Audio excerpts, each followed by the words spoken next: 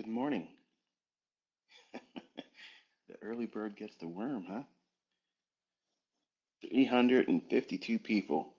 That's good enough to have a conversation. Usually I wait till around 1,000 people join in. But I know most of you are either hungover, sleeping in, or just trying not to do anything on a Saturday, which is fine. But if y'all could just take a second, if you would, and just post back to me that you can hear me okay. 5 by 5 would be adequate. Let me know. I should be okay. I'm sitting right next to the my house has these connection devices that allow the internet supposedly. My house has these connection devices that allow the internet supposedly to be bounced around better. So I should be okay today. If not, then that'll prove that they're trying to keep you from hearing me.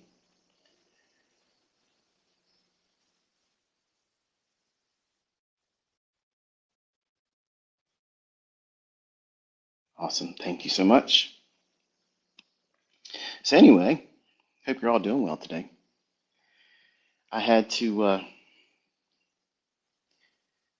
do some special navigation today to get in here before my wife commandeers my schedule for the weekend. As you know, we have in the United States, we celebrate Mother's Day tomorrow. So if you're listening, don't forget. I've made the mistake like once in my lifetime, and it never will happen again. So the title of this one here is Something New Under the Sun. And obviously it's a play on words, as I usually like to do, either somewhere in my presentation or in the title of the spaces. What prompted me with this one, because I had no intention of really doing one, but I got up this morning, I was going through the normal comedy strips that I look on X and listen to the people that think they know what they're talking about, or they think they know me, or they think they know what you're learning is rebranded this, that, and the other thing. And I saw, I replied to them, well, not them directly. One of their posts garnered the attention of the fanboys that love to sit around and circle jerk and say that they know everything about ICT and it's rebranded. And he said that Larry Williams is the real author of SMC.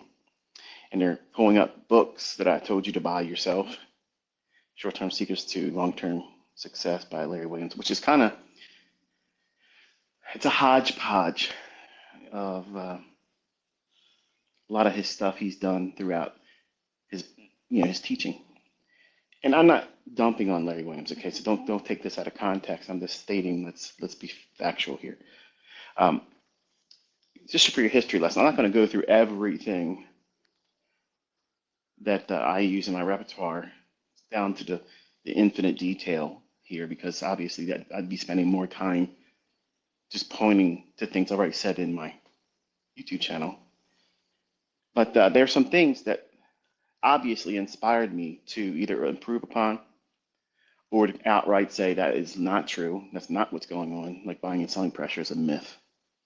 That's actually not what's going on in price action. I think you can clearly see that now. And anyone that's denying that is either selling a course which is wrapped around some bullshit, logic that retail, Ichimoku, supply and demand, Elliott Wave, Wyckoff, all those things. They're all gimmicks. They're gimmicks, folks. Okay. There's a verse in the Bible says, "There's nothing new under the sun," and people take that and they stretch it to bounds that encompass things that it didn't really mean. For instance, the world record is only the world record until it's broken. And guess what that becomes? A new world record. Hint, hint, nudge, nudge. The idea of technology increasing. Well, take trading, for example, since that's what we're here for, right? We used to trade with hand-drawn charts. I came from that generation. In fact, I was the last generation before electronic trading kicked in. A lot of you listening weren't even alive yet. Weren't even an itch in your daddy's jock yet. And guess what? You have no idea what it was like to be trading back then when margins were much more reasonable and commissions were exorbitant. Now you have extremely cheap commissions and you have everything at your fingertips, and yet you still cry like little babies because it isn't spoon fed to you. Not all of you, but you know the people in the community, not just my community, in FinTwit. You know who they are. So technology has changed. Something new under the sun. We have the ability to push a button and charts are populated on our charts in our phone, in our hand. Think about it. You have more power in your hand than the President of the United States had 30 years ago. That's wild. But you don't recognize it because the rate of technology is speeding up so fast, everything's obsolete 10 minutes ago. So the expression is, and this is what I draw your attention to today because it's just more or less for me to have fun today. Kind of like this set the record straight too. Just kind of inspire you to know that what you're learning is from the real McCoy himself, me. And what you're learning isn't anywhere else, despite someone showing you a chart in a book that I actually recommended you buy. So for the sake of completion here, if you so desire to collect certain trading books, I have over 2,000, and I don't literally believe that the majority of those, not even 2% of them, are worth even opening up. Most of it's regurgitating the same things. It's redundancy. It is almost ambiguous plagiarism, where they don't know what they're talking about, but they're all repeating one another. That's the whole collection of the pursuit of trying to learn how to trade buying books. See, I did all that stuff. But the few books that I do like, I've mentioned before, but I'll say it here, and I don't mean this to be a complete list, but Larry Williams, How He Made $1 Million Trading Commodities Last Year, 1970s book. Most of the stuff in that book was what you saw me come out on Baby Pips with and said, here it is. And over time, I've already told you that that was a graduated, this is where I started in this process, in this order of how I learned, what indicators I looked at, what indicators I'd done away with. That was actually directly right from journal entries of my own progress because I wanted to see if I could create another ICT 2.0. Given the focus on the things I was going in this order, using these concepts, these principles, these indicators, these things, will you abandon 99.9% of that stuff and see what I saw? And none of you did. Not one of you did. They would have been all over the place, popular and grown a huge following, and it didn't happen. So I was disappointed because I was hoping I was going to create like a Frankenstein monster in the same situation, but it didn't happen that way. But Larry Williams' book, Short-Term Secrets to Long-Term Success, that book is kind of like his version of Street Smarts.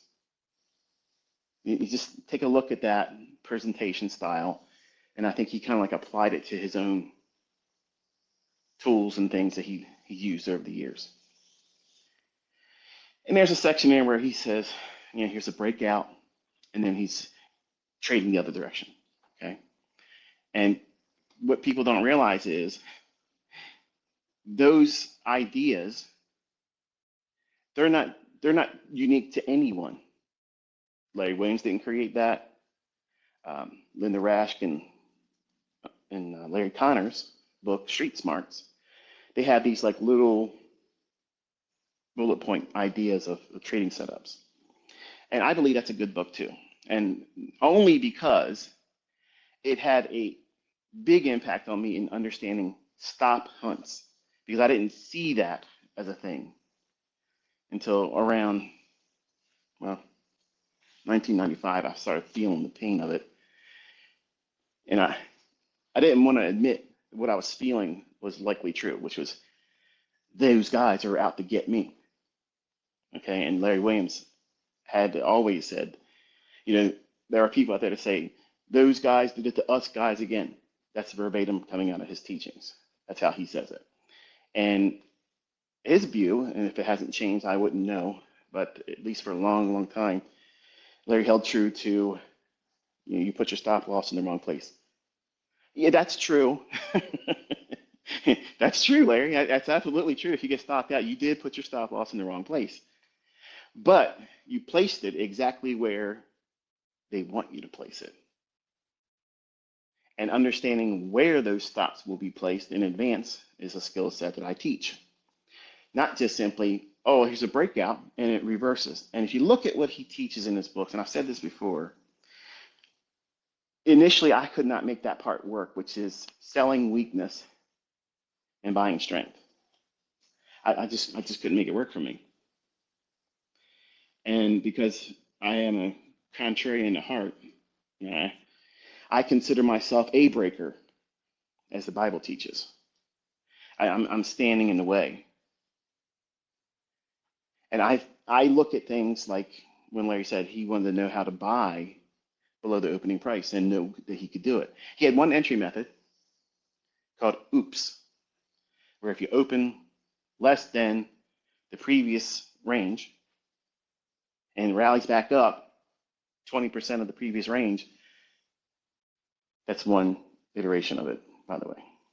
He's had several iterations of OOPS over the years, but the original, it's simply taking 20% of the previous range, and if it opens less than or below the low of the previous range, if it rallies back 20%, he'd be a buyer of that, and then use like a huge stop loss. That at the time, I couldn't weather that. Like I couldn't, at that time, I didn't have the money to be able to do that. And the guts, really. So I listened to what he said, where he admitted a weakness on his part and said he wished he knew the zip code of the traders that was buying below the opening price on large range days. So that was like, whoa. If I could figure that out, not only would I impress him, but I'd be able to do something he couldn't do, and that would feel like amazing, you know, feat. So that's what I set out to do. For years, I worked on the methodology of looking at examples of where it did this and where it did that over the years. And long and short of this is sometimes I felt like I was on the right path. Other times I felt like I was completely going in a circle and wasn't figuring anything out. And then finally it clicked. By having Street Smart's book, the simplicity of just watching that book outline how the turtles, who were really big deals back then when I first started, they were the secret society of traders that everybody wanted to delve into. What were they doing? How are they making these hundreds of millions of dollars, you know? And it came out that their strike rate was extremely low, you know, in the 30% likelihood that the trade they would take would be profitable. Now, would you be willing to take 70% plus losing trades and feel like you got a winning system? To me, it made no sense. So quickly, I was like, oh, well, they don't know anything. They're just getting lucky. But they're a long-term trend methodology. So these long-term trends allow them, afforded that type of trading to yield huge winners because it took a long time for trades to get stopped out. But they got stopped out a lot frequently. So Linda and Larry, not Larry Williams, but Larry Connors, co-authored a book, and they talked about this false breakout pattern of a 20-day high or a 21-day high breakout and then go short if it fails. And again, look at these examples in the book. Larry Williams, Short-Term Secrets to Long-Term Success book, which is wonderful. And look at Street Smart's books, okay?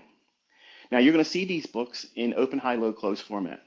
That's the language we used back then until we got comfortable with the idea that candlesticks are better on the eyes. It's easier to see what you're looking for instead of straining for the little dash for the opening price and a dash to the right of the bar for the closing price. And if you look real close, folks, you look real close, you'll see my fair value gap in their charts that they're not making any mention of. And they're going right to the consequent encroachment, and then the turn happens. But they're selling short on weakness way down below those levels, or buying way above it.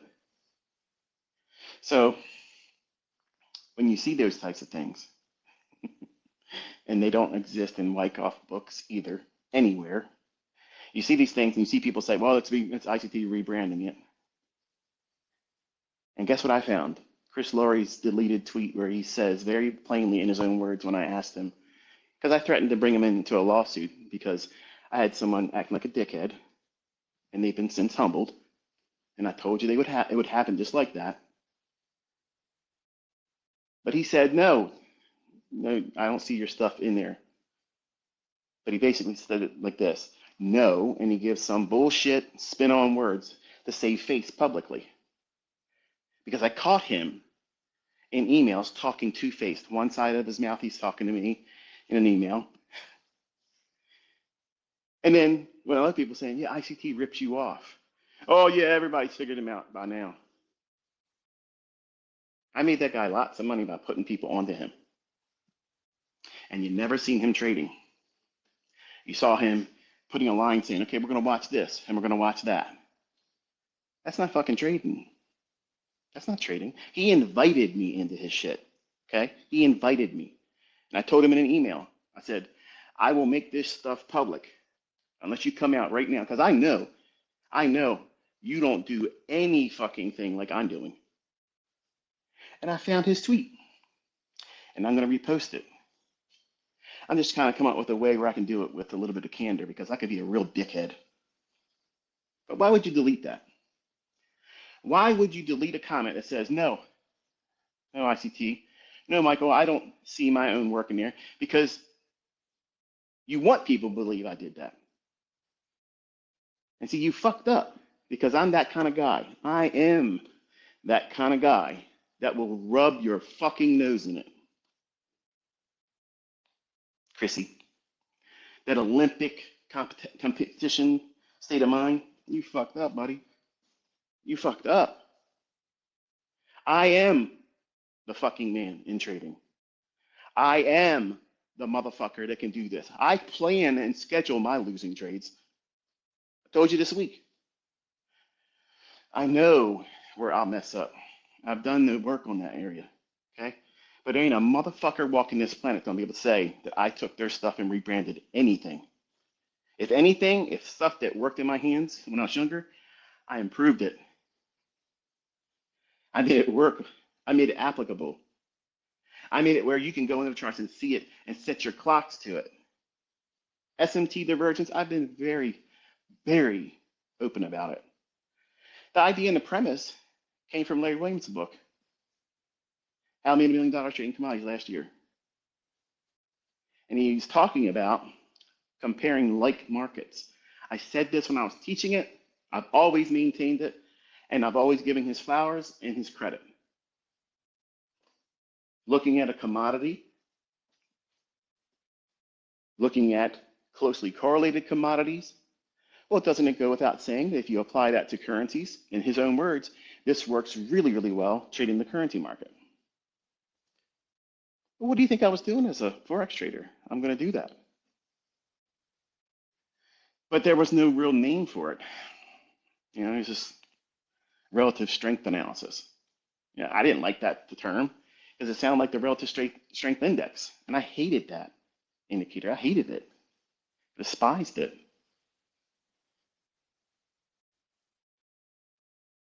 So I called it SMT. Smart money technique, smart money tool. To me, it's applicable. I didn't go around and trademark it and say, I put a trademark on it. You can't say it. It's so small. It's insignificant in what it is that I do. I don't need a chart, folks. Okay, I'm before the chart Before you see your chart, I already know it. I've proven this to you, but yet you deny it. And the people that are struggling, they can't stand it, they're going to tell you, or other people that are willing to listen to the bullshit and say, this is all rebranded. It's never been seen. It's always been seen like this. It's always been like this. No, it hasn't. No, it's not. You've never seen anybody calling it to the tick.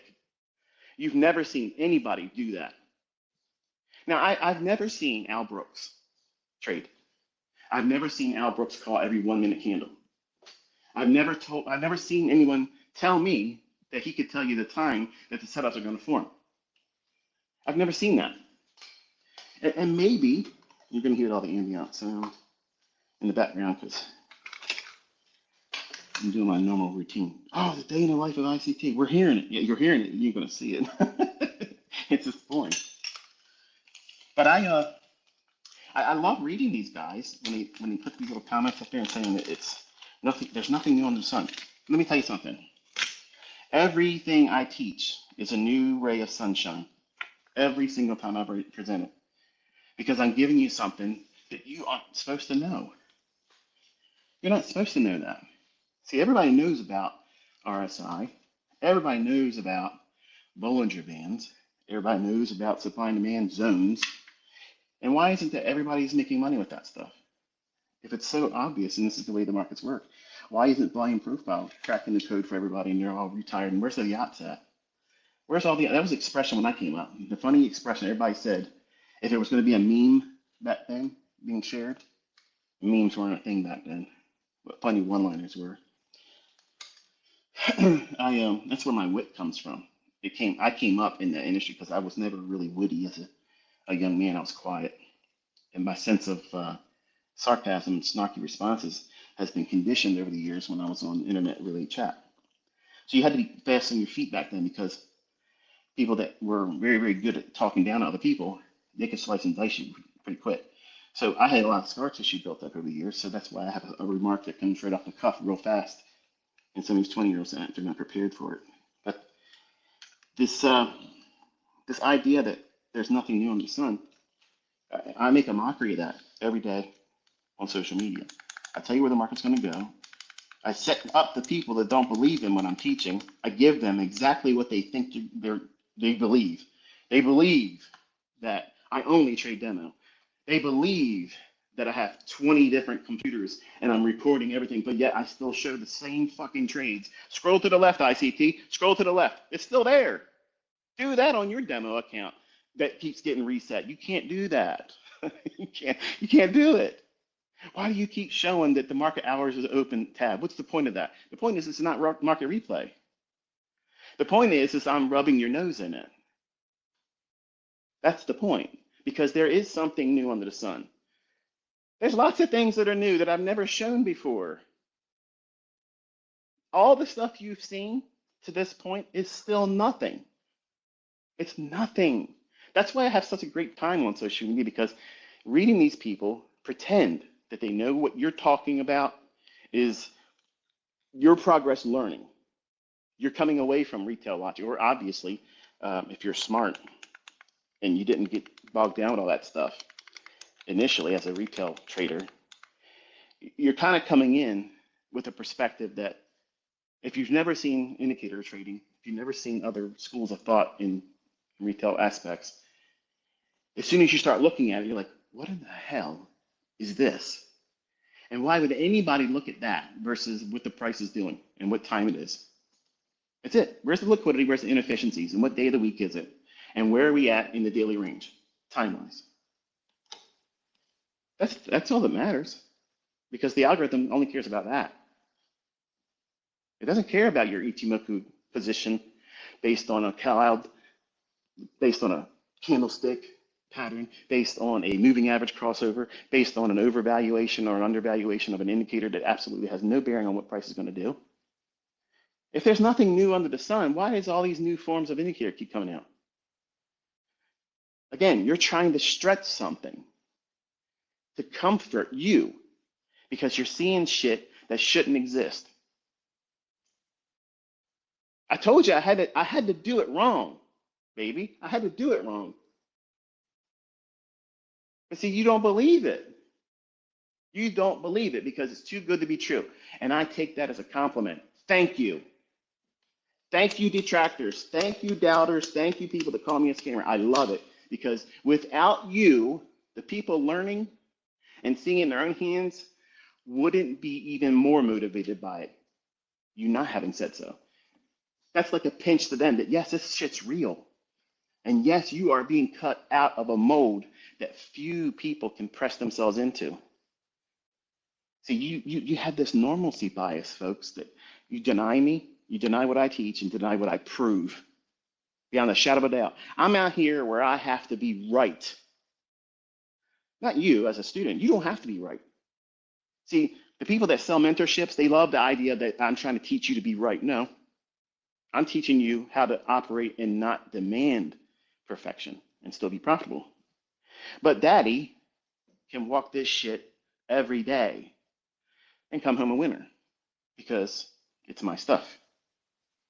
It's mine. I know when they're going to work and when they're not really going to work. I know that. What I don't know is when they're going to step in and intervene manually. And I have protocols and procedures for that. I know where I'm likely to fail. I know I know buying during a protraction where the market's going to reach down into a lower PD array for a discount, then go higher. Well, that makes a perfect scenario to go in there and do, I'm going to go long here and put a very, very small stop loss, extremely small, so that way it looks like I messed up. And the trolls get fever pitched and salivating. They can't wait. Oh, look at this guy. He invented the algorithm. He took a loss. And then I really shunned the waters. Oh, took another loss. Look at that. Look at that. And then it delivers. Then it delivers. It goes right where I said it was going to go. It went above it a little bit. Thursday's high. And then Friday's non-farm payroll Friday high last week. And that's about all we got in it. The daily fair value gap traded down into it, didn't close below it, and we stayed inside pretty much the range I outlined. But trading in the direction of that higher buy-side liquidity pool on NQ's daily chart. So that's we're not seeing nothing new under the sun. We're seeing something new under the sun. We're seeing proficiency. We're seeing consistency. We're seeing foresight. We're seeing precision-based ideas that are unrivaled in this industry. That's something new, folks. When I was coming up, we didn't have that. We didn't have one guy or one style of trading leading entirely all the time in first position all the time. But see, you're in that moment right now. You are in a Gann moment. You are in a Wyckoff moment. You are in a Jesse Livermore moment. You're listening to the person right now that all of those motherfuckers would be sitting in my classroom taking notes. And if that has a problem, it makes you all uncomfortable. This guy's arrogant. That's not arrogance. That's the absolute facts. That is absolute fact. Because you never seen them go out there and do that. You know, Gann wasn't even a profitable guy. Oop, weren't prepared for that. Jesse Livermore blew his brains out because he went bust. But these are the people that you all think I copied, and I don't have anything from them. Wonderful stories in terms of don't do this. But they would all be listening to this space right now if they were here. And they'd be looking at everything I ever put out there because what I'm teaching you never existed before. Just because you're looking at the same price charts and you're looking at shit after it's happened, that's easy to say. This resembles something. None of these people come forward and says, this is what this procedure, this is the methodology, calls for this, this, and this. And ICT is going to be able to say, this is going to line up. Have you ever seen anybody doing that? Because it's never fucking happened. I've challenged it. I've said it all the time. If my stuff is something else, save everybody time. Save them time.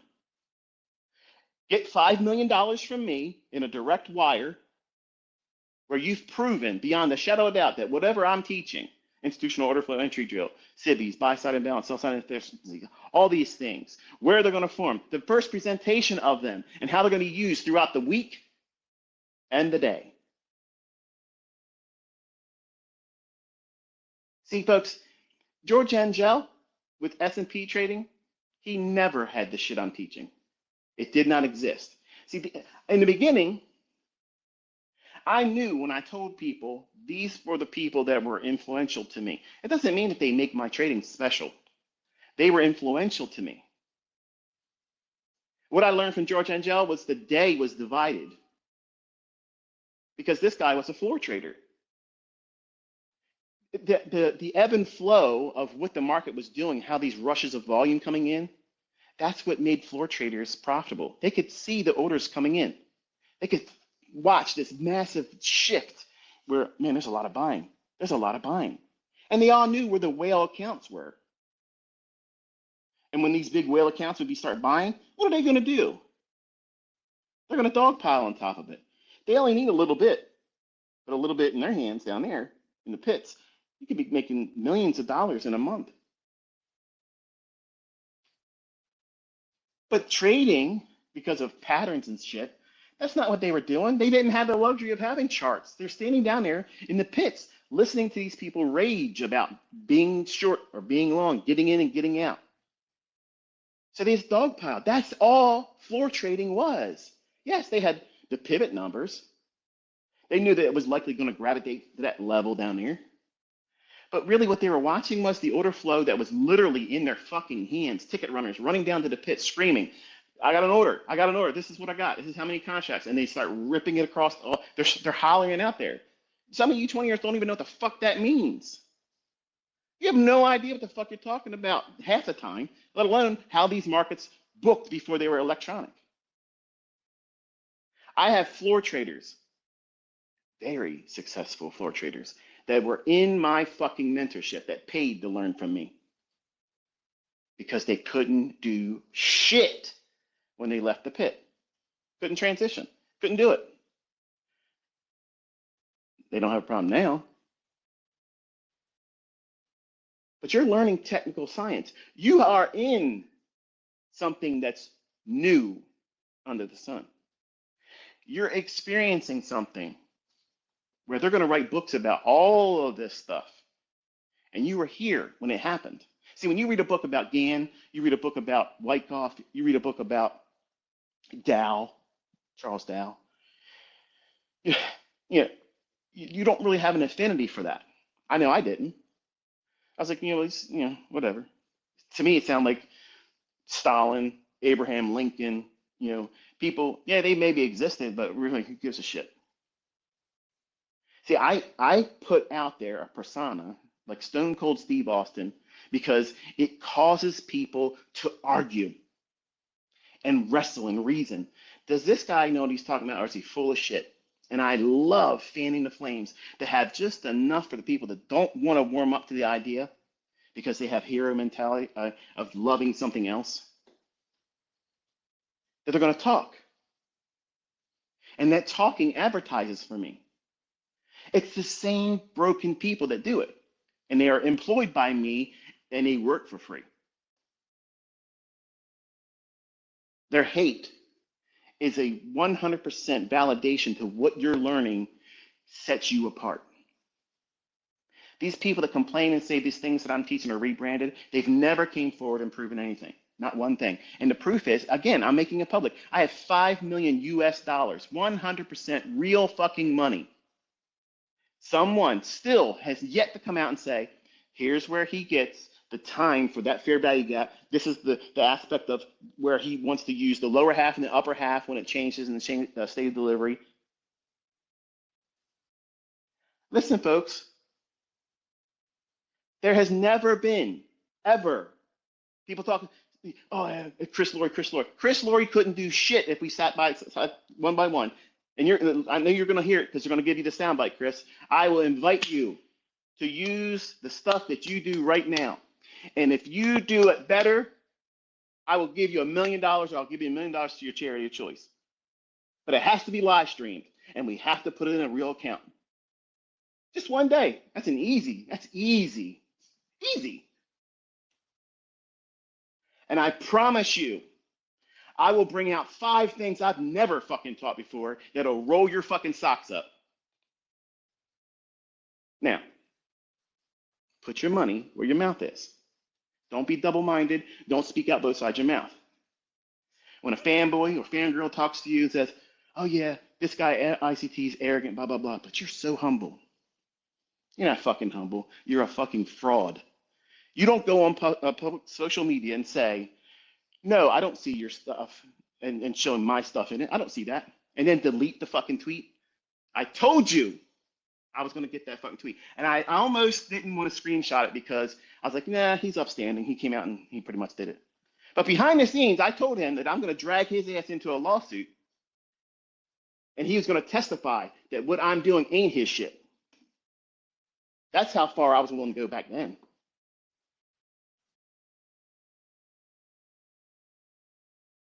So he came out and did it. And I thanked him for it. But then the tweets disappeared now. Tweet has been removed. Why would you want to do that? Because that helps promote the idea that you think that other people, and some people that are stupid, will really believe that I took Chris Lori's stuff. I've been trading longer than Chris Lori. I've been teaching longer than Chris Lori. Okay? I am absolutely 100% willing to do this against anyone. And I've shown all of you. Billy Big Bogs, what's his name? Lance. Mr. Couple $1 million here and there with other people's money. I told him, let's go. Crickets, ran away, keep frauding, keep scamming. I'm calling it before it happens. I'm telling you what's going to happen, and I'm fucking taking trades. And dumb shit. Open up a fucking AMP account, or someone with a live AMP account, okay? Put the fucking orders on your screen. Put the orders on your screen. And it's going to look the same fucking way. Come on. These people are stupid. They're fucking stupid. They can't accept what they're seeing is real. They can't. It's completely blowing their fucking minds. And I love that. I love that because I got a lot of new students in the last 2 years that hated my fucking guts. And they're like, you know what? Your presentation style really got under my skin, and I wanted to prove you wrong. But damn it, when I went in there, it was a bitter pill for me to swallow and say, you know what? He's right. He got me. Because I want you to hate me. I want you to not trust me. I want you to fucking go in there and say, you know what? I'm going to prove this son of a bitch a liar. And guess what happens? You're a fucking convert.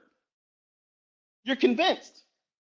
Because you can't escape it. When you do the real work, you can't escape. What I'm teaching you is the market. Because I am the fucking algo. I'm making it very plain and telling you right now, I am the fucking market maker. I am the motherfucker that runs your stop. I am the motherfucker that sets the daily high and low. I am the motherfucker that works out all this shit in advance. And if you can't see it, if you can't recognize it, if you don't know what the fuck I'm talking about, it went completely over your fucking head. And you deserve to be right where you're at because you're not trying to learn.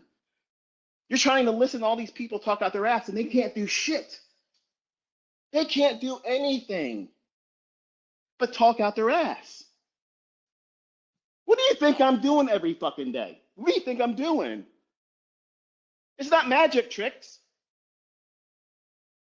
Price is only going to go where everybody sees it go. And it's going where I say it's going to go.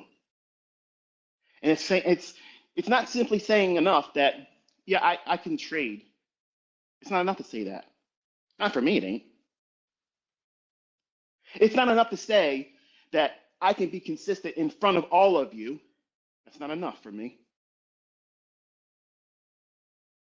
I want to fucking twist that dull edge over and over and over again for the people that have lied and talked shit. And they're silent. They can't say shit and have any meaning behind it. Look at all the people that are standing out in our industry right now. They're among you. They are your brethren. They have been in the same position you're in right now, listening to the same person talk to you right here, right now.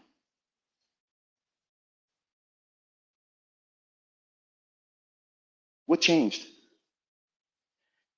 What changed? The two biggest paid out traders in the prop firm industry, and I'm only talking about the prop industry because it's a hot topic right now. But I have students that have quadrupled both Kyle and King in 1 year. But they don't give a fuck about your acceptance of them. They don't want to be hounded. What model do you use? What PDF do you use? What are you doing? Because that's exactly what everybody does. Well, how do you use an ICT? It doesn't matter what anybody else is doing. How are you using what I taught? That was the invitation. But both Kyle and Kane have been honest. They said they were fucking wrecks as traders. They were doing all kinds of stuff. They tried everything. They tried every fucking thing. But my life's work made them millionaires. Sure, absolutely. They had to condition themselves, and 90% of the work was done by them. Don't get it twisted. But how they think, how they talk, you can tell they're one of mine. And you're here, and you're in that process just like they are. Just like they went through. They're not at their peak right now. It's at their highest performance right now for them, but that's not their peak. I guarantee you, if you gave both of them the stage to speak exactly how they want to speak and dismiss the idea of arrogance, dismiss the idea of not appearing humble, just talk plainly, they know. They fucking know that they can walk out there and smash this shit when they want. But because now they've been recognized, I'm very interested to see how they handle it. Because as a 20-year-old on America Online, I was a fucking nut job. I was out there flashing everything. And I didn't have the skills I have right now. I was half-baked, not fully refined, but I knew I was on the right track of getting something that nobody could come close to. And when you do that, day after day after day after day after day, every fucking market you talk about, it does it. You think that doesn't go unnoticed? Because it got noticed.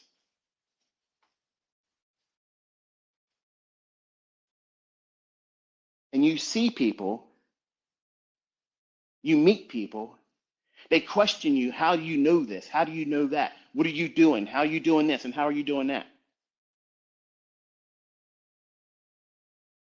You're set apart. There's something new under the sun. This aberration, this oddity, this fucking mutant, where did he come from? How is this guy able to do this?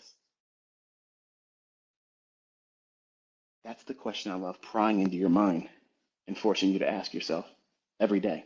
How am I able to do this if I'm not what I claim to be?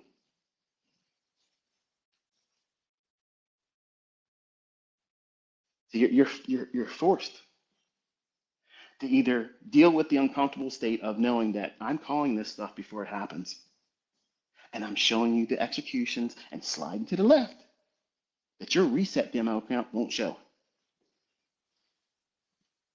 So where are you at with that, Virginia? Where are you at with that? You can waste a whole lot of time. You can waste a whole lot of time trying to make me out to be a liar. And 1/4 of the time that you put into that, just working with what I'm simply inviting you to test it and see if you don't see it. Test and see that you will not have any reliance on retail logic once you start looking at it this way. And it gives you visibility. It gives you clarity. And here's the number one rule here. What sets me apart? I know when not to do it. Your gurus, these authors, these other educators, even the big old-time giants, they can't tell you when not to trade because they tell you, my system's calling for this as a buy signal right now. Okay. I have PD arrays that if I don't know the fuck I'm doing, oh, it looks like a bullish order block. Well, let's go long when it trades down into it.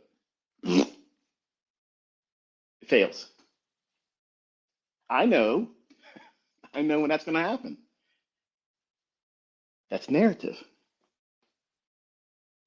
I gave you a narrative this week. Look how it panned out in your charts. What's above Thursday and Friday's highs? Buy side, buy stops. It reached primarily this week up there and only went down to that daily bullish yellow. If you go back and look at the analysis, it went down into that by 1 or 2 ticks below it, but didn't close below it. And I told you that it remains bullish until it closes below that daily fair value gap. That was in yellow. So we're trading inside of a predefined range with a predetermined bias, which was reaching for that higher daily buy-side liquidity pool, but narrowing our focus down to the low-hanging fruit objective for the week would be what? Thursday's high of last week, where it created that wick. And then Friday's non-farm payroll high. Look at your charts. Look at the first resistance to fair value gap on Monday. Look at Tuesday's first resistance to fair value gap. Wednesday's first resistance to fair value gap. Thursday's first resistance to fair value gap. From morning and PM session, and see what opportunities were available to you. The new week opening gaps over the last 5 weeks, how were they used? See, folks, there is absolutely something new under the sun. I have so many things to share. But the problem is, it doesn't satisfy you when you learn something that makes money, that forms every single fucking day. It's not good enough for you. Why? Because you're infected. You're a very specific type of person. You're ICT infected. You're ICT positive. You're becoming one of me. I'm a virus to this industry. That's why I'm here. And they don't want you knowing this stuff. And if nothing ever gets released from here, we have already disrupted the entire industry. They will be talking about you as a community for a long, long time.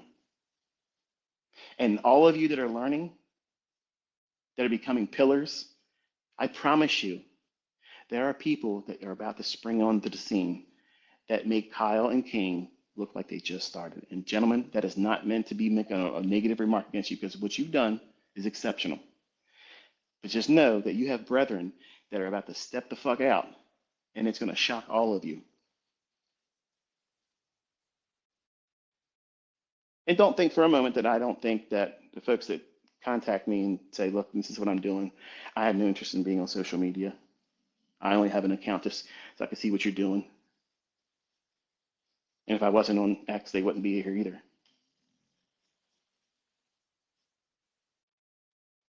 And they're smashing it day after day after day, week after week. They're pulling down with the highest leaderboard spot right now in Robbins is. They're doing that every month. Over and over and over again. Not in prop. Not in fake monetized demo accounts. They're doing it with live brokerage accounts. And to me, I have a lot of respect for that. The fact that they don't want to come out here and show off. They don't want to be seen as anything, because the ones that have been honest about it, they said, I can see how I could get sucked into this. And I got to feel like I got to live up to the last experience that I shared online. And that's what influencers have a problem with. I don't run out of yeast. I don't hit a wall in consistency. I don't get it wrong. I don't get it wrong. So they have to spend their time consoling themselves by consoling you by saying, trading is mostly sitting around waiting. Trading isn't a perfect scenario where you can avoid a lot of the losses, accept and warm up to the idea that you're going to lose a lot. I don't tell you that. I don't tell you those things. In the beginning, you will suffer that. You will go through that because that's where you discover who you are. You discover the very things that you self-destruct with. Performance anxiety, keeping up with the Joneses expressions in mine here, where you see people, like even myself, just shy of 150,000 just this week, and I didn't trade everything that's available. Bro, talking about, I've been doing this account for a month and a half, and look at what I'm doing. I did it in 3 fucking days and didn't even try. Again, there's a meme. There's this little cheetah. He's sitting in the Greyhound box right before the race starts, and the meme is implying that the race has started, and the cheetah's just chilling inside the box, like, you stupid fucks. Like, I don't need to run this race. I'm already at the finish line if I want to be. And this is not arrogance. I'm not bragging. I'm telling you that you're learning this craft and you're going to have this same skill. But how are you going to handle it once you get there? Because there is going to be something new under the sun for you. How are you going to deal with this success? How are you going to be able to wrestle the confidence and not allow it to become overconfidence and then you turn into a prick? See, a lot of you all want to be a Negan. You want to be a shit-talking ICT. You all like this part of me. But I only use this caricature to get your attention, hold you in place, to listen. Because I always come back around and bring you Mr. Rogers. Give you a little bit of Bob Ross. But I got to get your attention with the abrasive stuff. Because that's what sells wrestling. It ain't the bullshit they do inside that ring. It's the shit talking. It's the promos. It's the shooting. That's the stuff that I fell in love with as a young man. And the people I love to hate made me so mad. And the people that I looked at as a hero inspired me. Yeah. This one's going to do this and he's going to beat you up. And I tackle those very things in my presentation. And I capture your attention. And I hold your attention with that stuff. And I know there are people that have little dick energy. They don't like when I do this because they think, oh, look, he's bragging. He doesn't have a track record. Look at what I'm fucking putting down every day. These people that talk that shit, they never come here and wrestle me. They never stand side by side. Let's do it. Something happens always. Something always fucking happens. I'll tell you what it is. It's Velcro balls, okay? You can put them on and take them off. Mine are attached to me. And I'm dragging them behind me every fucking day on social media, asking someone to step on them. I dare you to step on them. But they won't do it. If everything out here is something better than what you're learning, why don't they come here? Why don't they show it? Why don't they prove it? Why don't they call it every candlestick? Why don't they tell you where the fucking daily high and low is going to be? Why don't they tell you beforehand? Because they can't. They won't. And that's all there is. Nobody talking shit about what you're learning can outperform it. Just remember that. That's what I'm trying to show you. When I do these types of things and I make these public stunts and stand out here and beat my chest, it's not because I need that. I do it as a reminder to the ones that are weak-hearted, that you're just easily influenced by other people. What do you think fucking matters more? Seriously. Anything that I could show over the last 33 plus years, which could be fabricated. I got a lot of fucking money, folks. I could pay people to do things that make everything I've ever done look like it's rainbows and fucking gumdrops. And a lot of you people would foolishly believe because it was presented in a well presented with a ribbon and all kinds of lights and spotlights on this and accolades here and talked about this and stuff. That's what used to be able to be employed on people to scam them. But you know what separates the people that are bullshit? The ones that won't come out there and tell you what's going to happen beforehand. The ones that won't put an execution on, that won't place a fucking stop loss and know that it won't be hit. I said that right. And know that it won't be hit. See, all these other educators out there, they don't know what the fuck they're doing. They're selling shit because they need that money. If I need to live on ad revenue, why the fuck am I not doing 20 fucking videos a week? Because I don't give a fuck. I don't need it. I don't need it. I'm talking to you right now, and there's no money. I'm not making money on this. All of you that make money by taking these presentations and put them on your YouTube, you're making the money. Think about that logic. How's that a fucking winning campaign? It doesn't make any sense. But people, they just ignore it. They ignore it. They ignore the fact that your captain in arms, okay, your fucking quarterback, that guy, that ICT guy, is out here and telling you what's going to happen. Focus here.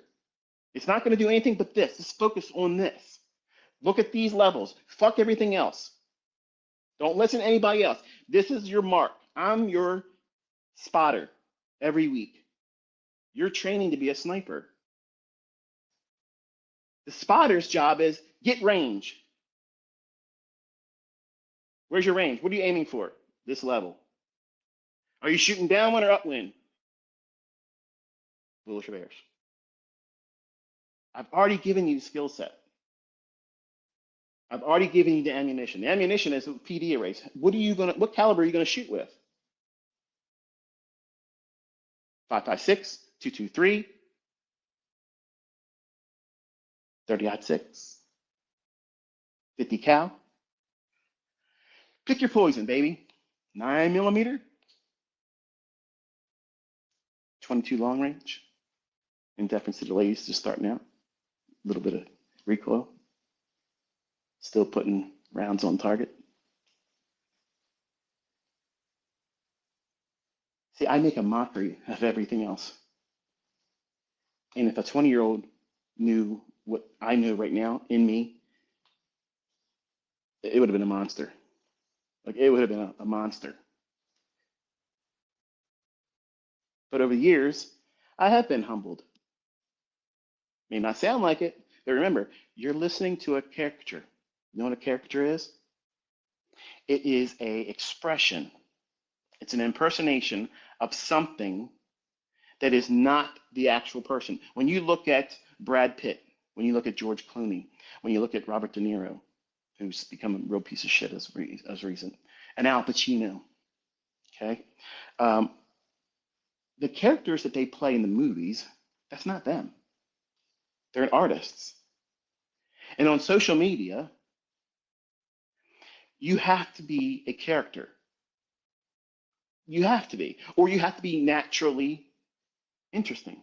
I'm not naturally interesting.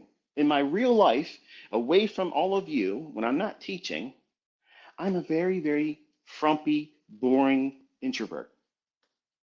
You would never hear me talk like this if we were in front of one another. But I have to put this persona on to hold your attention because you're not going to listen to the boring stuff. I've done it for a long time. I did it on Baby Pips and nobody was paying attention. But sure, they like the little intros and they like the little vignettes of me putting in sniper stuff. And I was trying to find my way to tap into the group that I wanted because men love to talk shit. We do. Women, not so much. The ones that should have been men, do. Or they pretend they're in. They do. Mona, hello. The idea of looking for this attention, this I need to get attention on myself. I'm giving that to you. I don't need this. But I know that that's what my listeners want to do in their own lives. They want to learn a skill set so they can step out there and do what they think I'm doing right now. But I'm doing it in a setting that's not monetized. They want to do it where they are monetized. And I'm not saying that's a bad thing. Get your ends met. But I don't have a naturally interesting persona. I don't. So I had to create Inner Circle Trader to draw an attention. I can draw a crowd. As a young man, I studied ninjutsu. And when I was learning about them, and I was like 10 years old when I first learned about them, I was like, wow, this is crazy. Stephen K. Hayes was the first American to learn under Hatsumi. He's a grandmaster of Budokan. And then his student, Shota Tanemura, he started off another thing, Genbukan. And I learned both, but it was really Bujinkan just revamped. And because he wanted to be grandmaster, and Takamatsu said, "You're not going to be." So he tapped Hatsumi, and that was it. Well, long story short, without losing you, the allure of the ninja was you had to be an actor. You had to be able to instill fear in your enemies or make them feel that you're weak when you're not. Sun Tzu, Art of War. Appear strong when you're weak. Appear weak when you're strong. The idea of selling these wrestling events, anybody that's ever got hooked up into that, you got hooked into buying those pay-per-views or going to those events because you like the character that these men and women portray. But that's not who they are. And the ones that do very, very well on social media stay in kayfabe. Kayfabe is where you don't break character. You're in it. Like you're always in it. You're always in character. Those are the people that get really hard to determine if that's really who they are. And for a long time, I allowed you to think that ICT is who I really am. But I'm a very, very fuddy-duddy, simple, stay in the house most of the time, introvert. I don't like to be around a lot of people, not because I'm afraid to be around them. Just most people just don't know how to act. And they don't have any candor. They don't have any, decency. You'll see when I'm down there in Florida, sitting across from Patrick Whelan, you're not going to see this ICT. You're going to see Mr. Rogers. You're going to see Dad. You're going to see just like my sons see. That's how it is. But I'll still beat his ass in that day when I'm trading, humbly, quietly, and politely. It's going to happen. You'll know my entry, and you'll know my stop, and you know where the market's going to go. But I just want to show you there's a contrast from what people say about what it is you're learning and who I am and what the reality is. The reality is that I could be the biggest jerk and most hated person on the internet, but I don't want that. I like staying right in the middle, and I go back and forth where I'll go just a little bit to the hero side when it starts to get sickeningly sugary sweet. Then I'll do something to cause people to be upset with me. And I learned this from a magician, Paul Harris. Guy invented a lot of tricks with cards and such. And a lot of the professional magicians, big guys, a lot of Korean magicians, which are phenomenal magicians, by the way, a lot of their work are his craft. Like he created those things, those illusions, but they never get the credit for it. And to look at the guy, he looks like he slept in his clothes for 2 weeks, never brushed his hair, probably homeless next to being homeless. And the logic he shared in one of his interviews when they were doing, I think it was for Genie magazine. He says, what do you find most interesting as a performer when you're doing shows? He goes, well, I'm not really impressed by the audience's reactions when I do something that I know is astonishing.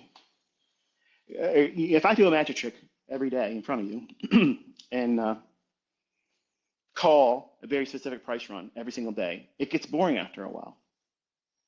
You know what it means to be bored by it now. You're not impressed anymore. It used to be like, wow, look at that. He did it again. I wonder how many times he could do it again. For the people doing it around for a long time, you're not impressed by that. That's exactly how you should be. But you see new people coming to our community all the time, and they watch me call a specific level, call a specific order block, specific fair value gap. It's going to go down here. It's going to get this stopped, and it's going to go here. And then it happens in your charts and in mine. Then you look back on the week and say, wow, he saw all this stuff before it happened. And it seems like magic to them. And that's why when I was a young man, I was infatuated with magic. David Copperfield to me was a hero. Like this guy was able to bend time and space and do crazy shit. I actually believed that he passed through the Great Wall of China. That was the moment of astonishment where that veil of reality was disrupted there. Even knowing that that's a magic trick, I was like, how did he do that? My young mind was fascinated with that. So I tap into that in my audience. See, a ninja had to be an actor, had to be a magician, a warrior, a strategist. And I employ those things. I did not read the book of Power. Okay, a lot of people say, "Oh, he's just doing this and doing this, do this." Nothing, bullshit. That book is nonsense, and it's written by a guy that says he can get you to get anybody to be seduced by him. Get the fuck out of here! You see this guy? He looks like a fucking overcooked potato. He's not attractive at all. And I'm not saying I am. I'm just saying that just know that I don't use this shit that guy writes about. But Sun Tzu, yep. And the lore of the ninja, that's what I use in my presentation. I am a kabuki actor in front of you. You see me as this samurai, this unbeatable samurai that wields his sword and everybody's head just falls the fuck off. But I wasn't that in the beginning. I was the guy that was afraid to do anything. Certainly never would talk this passionately or authoritative. But I hold authority. I hold authority. I can tell you what everybody else isn't going to be able to tell you, and I can do it consistently. I can tell you why. Before, all the other stuff out there that's available to you, it doesn't do that. It does not do that. And it doesn't matter how much it resembles something after it happens, because unless you saw it beforehand and put a trade on and took it home, it doesn't matter. It doesn't matter. And these people that are wrestling with what you are learning, and some of you are doing exceptionally well now. Some of you are doing so good, but you see things that I'm doing or other traders that are learning the same thing you're learning, and you feel like you're not doing good enough because, man, I just need to get a six-figure payout. I just need to get another big supercar so I can be part of the clique. No, you don't. I promise you, I am the richest motherfucker out here. I am the richest one. I am the most successful one. I am the one that will beat anybody else's ass in trading, period, nonstop, every single fucking day. I am telling you all right now, you can do it. Come out here right now. And I'm not out here buying cars and buying this and showing off what I got and how much I can spend. So why should you feel that way? I'm the high seat right now. I'm the highest stack in the fucking industry, and there ain't nobody close to me. And I don't do those things. You don't need to do it either. So why put pressure on yourself like that? Why do you feel like you have to purchase something to appear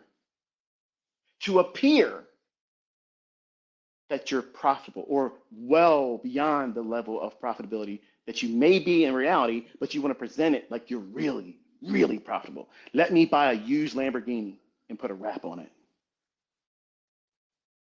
How about you don't even bring up what you drive and keep it about what you love to do as a trader? Because somebody that's got money like myself, that's more interesting.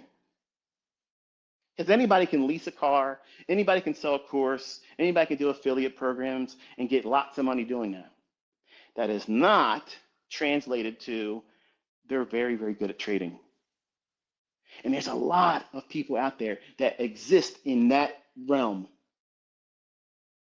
And they allow people to believe that they're greater than they really are. And very few people that are actually proven they can. And the ones that are doing that, deserve to be recognized, even if you don't like their character. Look at Patrick. A lot of you don't understand that presentation is a mode of engagement. As an influencer, you have to have a hook. You're either going to be a heel, that means you're out there to piss people off just for the sake of being an asshole, and knowing that it's going to get people's attention, or you're going to be everybody's superhero. You're one or the other. And anybody in the middle doesn't have a following worth shit. Nobody talks about them, and they're there. You've seen them once or twice before. People talk about them. They have students, but they just blend in. They don't really stand out. But only the heroes and the heels are the ones that do well on social media. And I knew this when my time on Internet Relay Chat, Merc back then. I was learning how people engaged other people. That's what made me successful as someone that, I mean, think about it. Until recently, in the last few years, you never saw a live account from me. You never saw it. It was always in a paper trading account, whether it was me teaching in Forex or when I transitioned away from Forex to back to where I started as a trader in 1992 as a commodity trader. How can anyone hold the attention of millions of people coming out and being publicly honest and saying, I'm going to teach you in a medium of a paper trading account? Right away, that sets the tone for who's really going to try to learn here and who can't wait to look at that and take shots at it. I told my children and my wife, I said, watch the response I get with this. Because number one, I'm going to be completely 100% legally compliant by saying I'm teaching in this demo account. That way I'm not inspiring you to take real trades. It's not a signal. I'm not acting as a certified trade advisor. I would never do the test to do that because you have to divulge what it is that you do. I had no interest in doing that. The fuck do I want to teach fair value gaps and overblocks to them for? Fuck that. I'm keeping it to myself. So I'm going to stand out here and put on a clown face for the people that want to see a clown. And I'll wear a kabuki mask to see a samurai warrior for the people that look past all that stuff and say, yeah, he was teaching with a demo account, but he called it to the tick in currencies and in futures. And I let you wrestle that. I let my audience stay divided that way. And I fanned both sides all the time. When the level was getting low on the hero side, pump it up. When I'm not getting enough traction, not enough people talking bad about me, do something to cause them to talk about it. I told you I was going to do it this week. I got to do something wrong. Got to give them something. It worked. They're back to saying, oh, this stuff's rebranded, blah, blah, blah. And that talking gets people reacting. And that one person's going to come in contact with 50 more people. And those 50 people are going to come in contact with 50 more people. And what happens? You grow. And never have to pay for advertising. I act like a pimp. And I hire these Sarahs and Sallys, and I put them on the corner, and they earn from me for free. Every time they talk shit about me, they're drawing attention to me, and they're doing it for free. At their job, they're talking about me. At home, when they wake up in the middle of the night, they come in and check on social media. Let me see what I can talk about. This is how you manage an audience. This is how you do it. And people get wrapped up in it, and they think, you're the biggest piece of shit. You're so arrogant, or you're this, you're a braggart. You don't have a track record. I'm telling you my track record every fucking day. And there ain't a motherfucker out there walking that's this accurate. Because if they were, they'd already been here. They would already showed the fuck up, and they ain't showing up, are they? They're not. But you don't see that. You don't recognize that. Because you're not trying to learn. You're not trying to see the value in what I'm doing. Because I could be making millions and fucking millions every week. Just doing what I'm doing right now. I don't need money, folks. I don't need it. And just like you think you need the materialistic aspects, sure, if you're not equipped as a trader that can be consistently profitable and know exactly what you're doing, when not to do it, then it makes sense to have all that materialism around you, because it's like, wow, that's fanfare. That seems like something new under the sun for someone that has lack, that doesn't have money, doesn't have luxury items around them. So they live vicariously through the caricature that you're presenting online.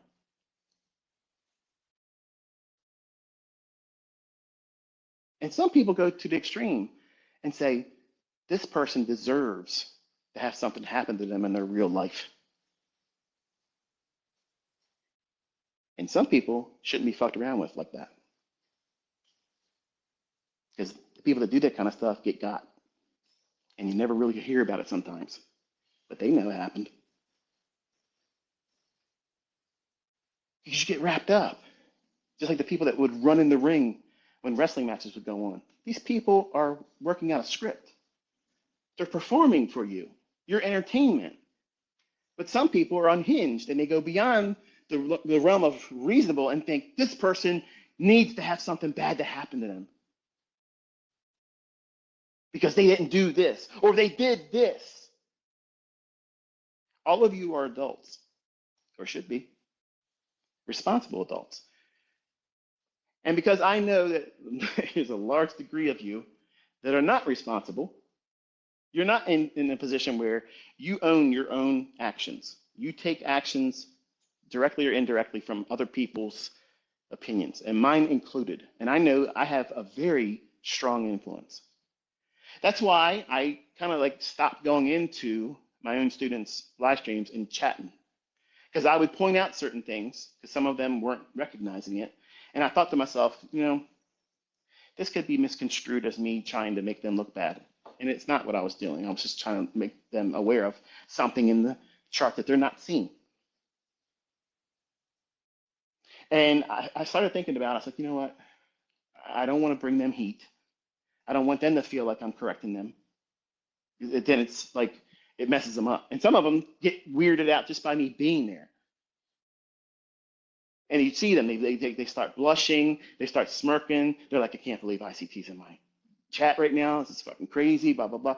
Like I'm something special, like I'm fucking Gandhi. I'm not Gandhi. I don't have that picture of myself where I'm up there. The problem is I want to be just like all of you, where I can go into a chat and just be part of the audience. But when I show up, something new on their son's there. The person that's doing the live stream, they fall to the back seat. Nobody gives a shit about what they're talking about or what they're doing, and they're asking me questions. And that's rude. And I miss that part of being online. Like I don't have that same ability just to go in and listen to somebody and just be a member of the audience and not get all the people in there talking about me, whether good or bad. And these people that do that, they have heroes or they see me as the villain.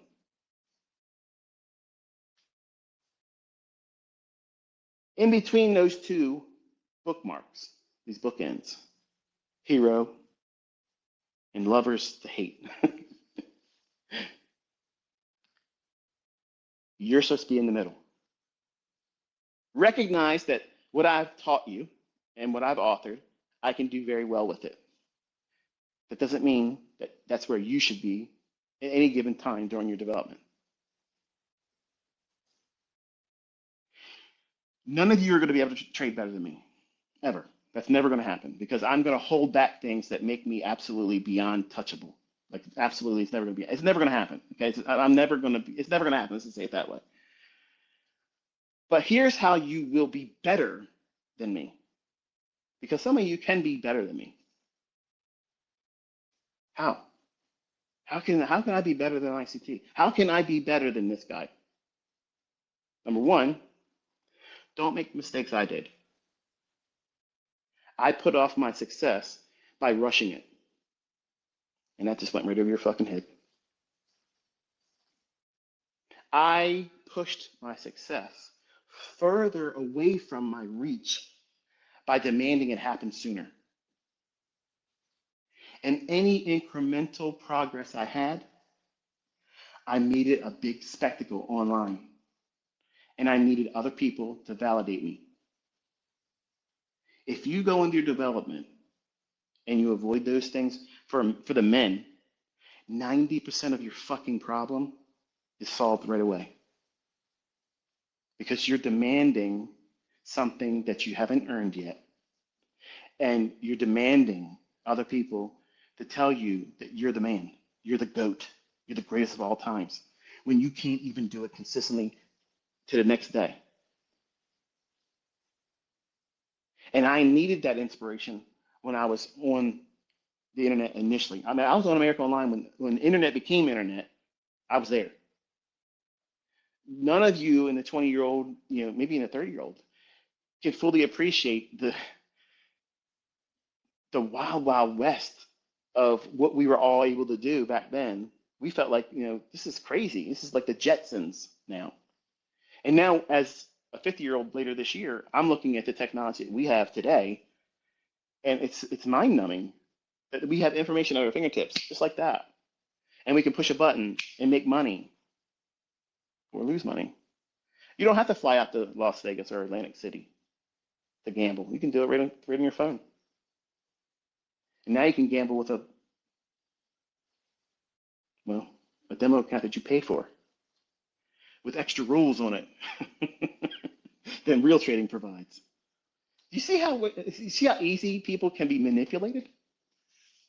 Like they're convincing you that it's a good idea for you to have all your hopes on making big payouts through prop firm. When all the rules are stacking against you endlessly, they keep creating more rules, can't do this, can't do that, you can't make more money. Why the fuck are we trading? Why did you start trading? Because you want to make money. Why have they allowed you to view not making more money as advantageous? You can't make more money than this, or you're not being consistent. How about I can make crazy fucking returns every single day, and that is the normal thing, and the prop firm makes allowance for that? Why? The answer's simple. They can't afford to have big winners. Big winners would bankrupt them or prove they won't pay out, and that's bad for business. But they sell the idea that gambling, you might get it. That's just like the lottery. You might be the winner of that $1 billion payout.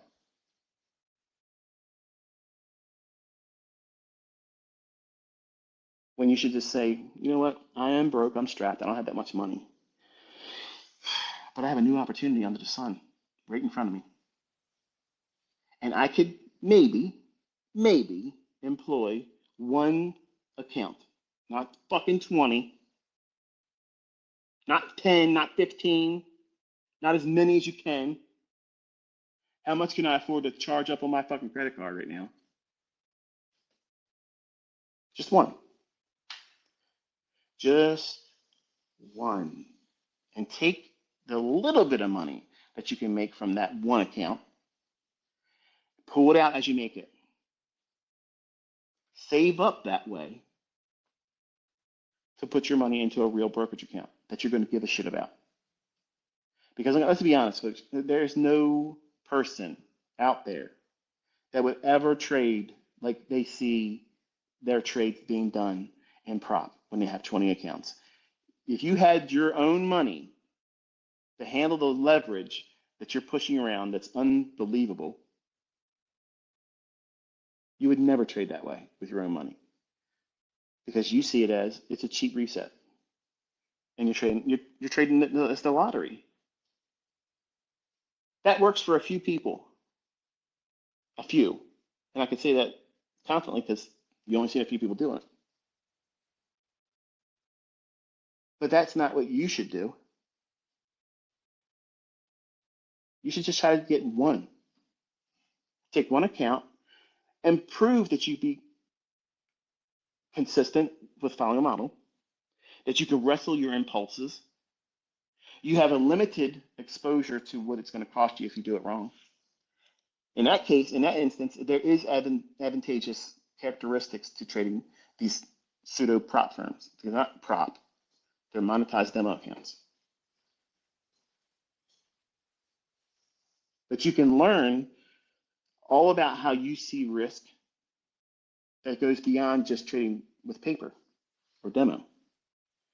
Because if you do it wrong there, you have to pay to reset that. Whereas you were trading a paper account, just click a button and you reset it to whatever you want it to say. But having a procedure of how you're going to grow and develop is important because it's easy to get caught up in the winds of social media. Who's hot, who's not? Who's everybody flaming right now? And who is everybody sucking up to right now? Who's got the hot hand? Who's doing really, really well? Who's dog shit right now? Who can't trade worth a shit right now? I don't keep up with that stuff. I only see that kind of stuff when people at me and they drag somebody else's name in. And these other people ain't doing what I'm doing. Sorry. So when you guys make all these lists and shit, let me allow my arrogance to pop out just for one time, because it hasn't been out one time today until right now. When you want to thank me. Don't add me to a list of other people that are my fucking students, okay? Because that irritates the shit out of me. That irritates the fucking shit out of me because they are parroting what I've said, period. Now, let's take it back to me. When you want to thank me, don't. Give God the praise. Now, how's that for humility? Because that's how it should be done. Don't add me to a list of other people that's learning just like you are from me. That's why I never like your posts. I never, ever add a little heart to that kind of stuff because I see that as glad handing. And I am not out here trying to promote you to be a caricature, a hero. Don't have hero worship. Don't look at me as a hero. Don't worship me. Don't do any of that kind of stuff. Learn from me. Take notes. Listen to what I'm telling you that you should focus on and ignore the things I tell you don't worry about these things. But a lot of you do it the opposite.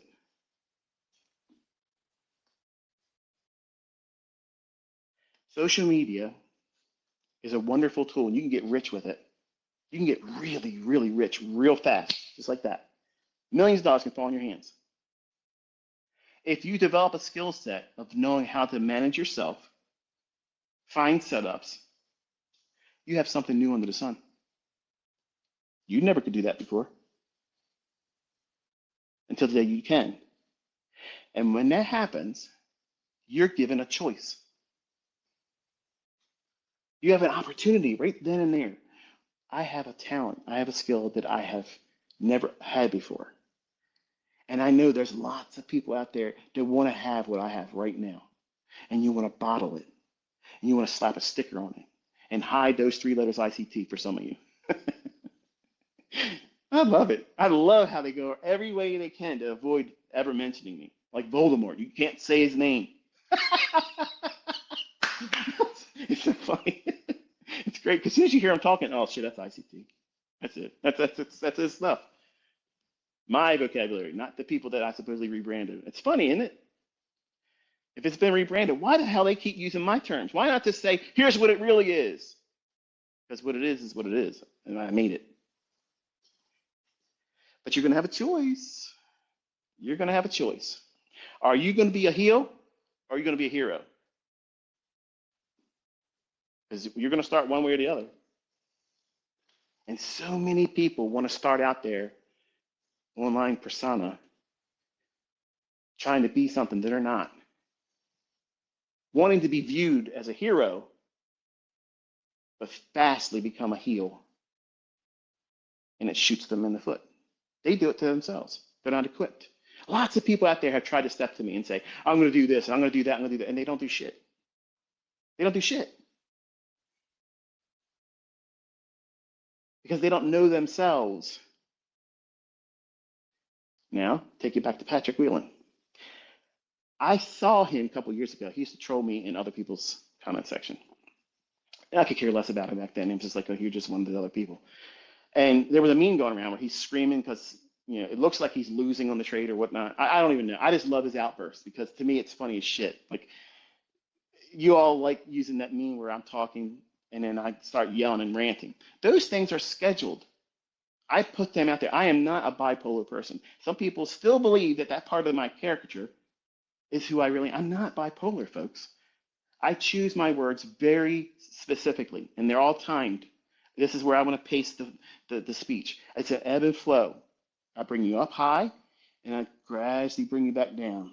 And then when you start feeling like, okay, well, I need him to really juice me up, I toss it in there. That allows you to listen because you think there's going to be something more profound because the element of energy just increased. It's audience management, folks. That's all it is. I learned that from reading. That's it. Reading, not trade-related books. How to speak. I would read the thesaurus just so I can get other words. Because when I was in school, they didn't teach you how to speak eloquently or be very articulate. And I was always fascinated with people that could speak well. I look to people. My best mentors are people that teach how to speak well, but they don't have a skill beyond teaching how to speak well. They're not known for anything except for teaching how to speak well. Give them material that they can study. They could stand up on a stage and talk like they know everything about it because they teach by speaking well. What makes me different than everybody else? I care about your success. How do I know that I can believe ICT just meant what he just said?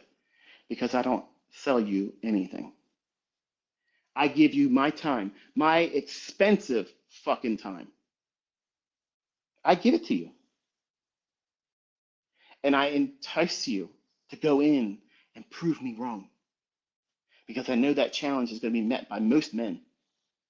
If you have a penis swinging between your legs, you're going to hear what I say and say, I'm going to show this guy he's wrong. I'm counting on you having that. And most of my students have came by that very challenge in the last 2 years because they've been seeing things that nobody else is producing. Which camp is all the big names coming out of? Ours. Our community. The one that everybody says is a cult. And damn it, we are a cult of winners. You know what the membership badge is to be a part of this cult?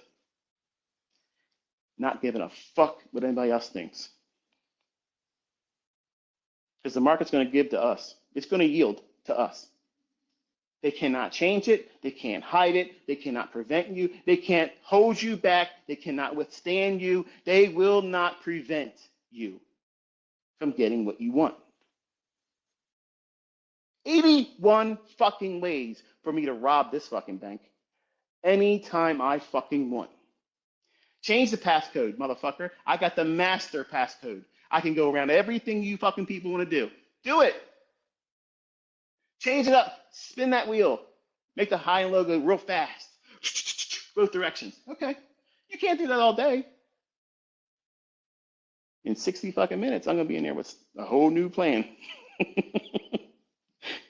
You can't stop me, which means you can't stop them. Who's them? All of you listening.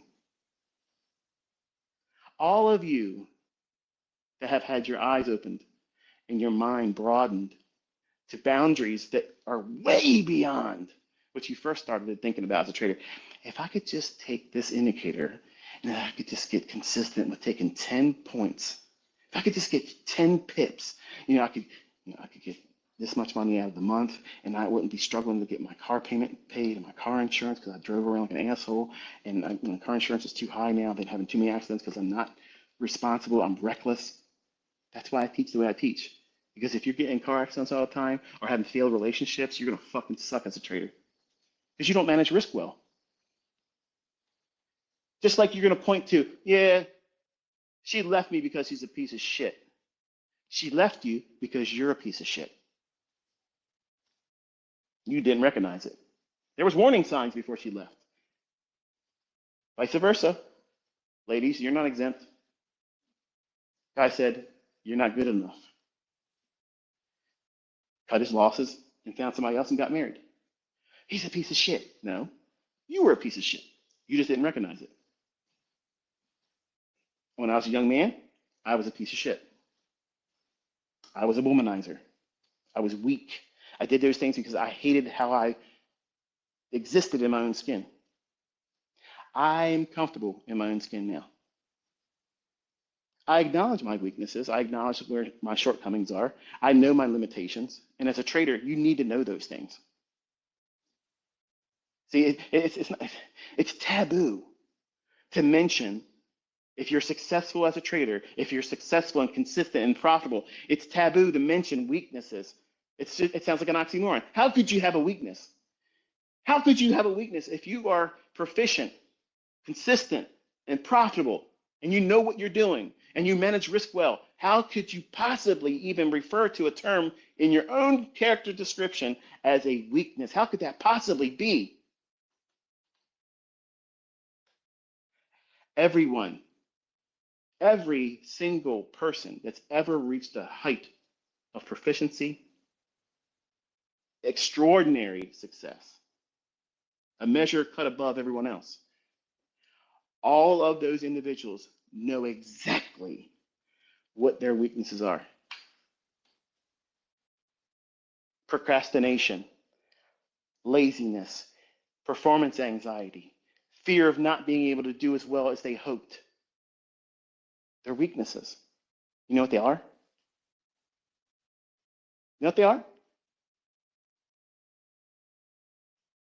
Things that are not real. You're afraid of the loss that you haven't incurred yet. You're afraid of the losing trade that you did not suffer yet because you took one losing trade, because you took 3 losing trades. You're afraid of that next losing trade. It didn't happen yet.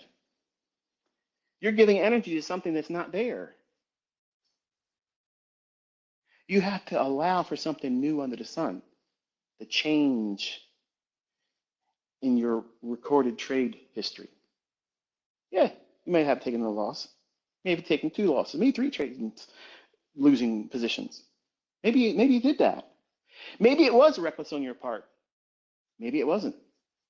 Maybe it was just a normal procedure that you followed. You trust the logic, and it didn't pan out because you did it wrong. You just didn't quite see everything there, but you trusted enough to push the button. It doesn't mean the model or the methodology is flawed or that you suck as a trader. It means that you just did it wrong at that time. That transaction, that engagement with price, you just simply did it wrong. You're not inflating it to be something where it causes the whole thing needs to be taken back to the drawing board, scrap everything. But that's exactly what you're doing. You're increasing the level of importance on the outcome of the next trade. When I teach you not to do that, what is it that you teach us, ICT? What is it that you're trying to do? Because I feel like that's what you're doing. You're hiding things from us. You know something, you're hiding it from us. You know, I'm teaching you. I'm teaching you. All of the major questions that's ever been asked of me, I've already answered and addressed. And now I'm out here singing and dancing in the rain in front of all of you. And you're asking questions that have already been answered. But you haven't done the work to get the answer for yourself. See, that's the difference. People that come to me and they understand that what I wield, what I hold in my hands is the market. It's inescapable. I don't give a fuck who you are, where you came from, what you did before, all that shit. It doesn't matter. It doesn't matter. All that stuff falls to the wayside. When you sit down with me and I'm explaining price to you, everybody has to stop and say, okay, what he's describing is absolutely the truth because it's happening right now. In my chart, we all have real-time data. We all have it. And I'm using a market that everybody has the same price for. And it's following my logic. It's doing what I'm telling it it's going to do. Why should you fear what has not happened yet versus being encouraged by seeing what you've been witnessing day after day after day and how frequently it happens? That's how you should be thinking. Find your own evidence. Don't look to the heroes that's in our community that are rising up by their own efforts, study, the time they put into it. They showed up every day. Even when they felt like it wasn't working out for them, they were like, oh, I just got to go one more time. Maybe he'll teach me something that's going to give me what I need to get over the hump. Why do I spoon feed and drip the content? Why do I do that? It's not because I'm being monetized here, because look at it. Most of my longest presentations are always on mediums that's not monetized by me. I'm not making any money off of my long-winded best education material. I do that so that way I'm disarming you. You have no weapon against me when I'm doing this. You can't argue and say I'm doing this to make money. I'm not. I'm giving the listeners the ability to make money off of it. You're all welcome to take my spaces and upload them on YouTube. You're welcome to do that. Monetize them. I don't give a shit. Get grocery money. I don't care. I don't care. What I care about is you understanding and not being distracted by the things that people try to say that I'm doing, that I'm leading people astray. I'm giving you far more than everybody that wants to use my name for marketing and say, are you an ICT trader and you want to finally become profitable? Isn't that fucking hilarious? Like, I'm every day profitable, every day in front of you, every day calling it out live. Hello.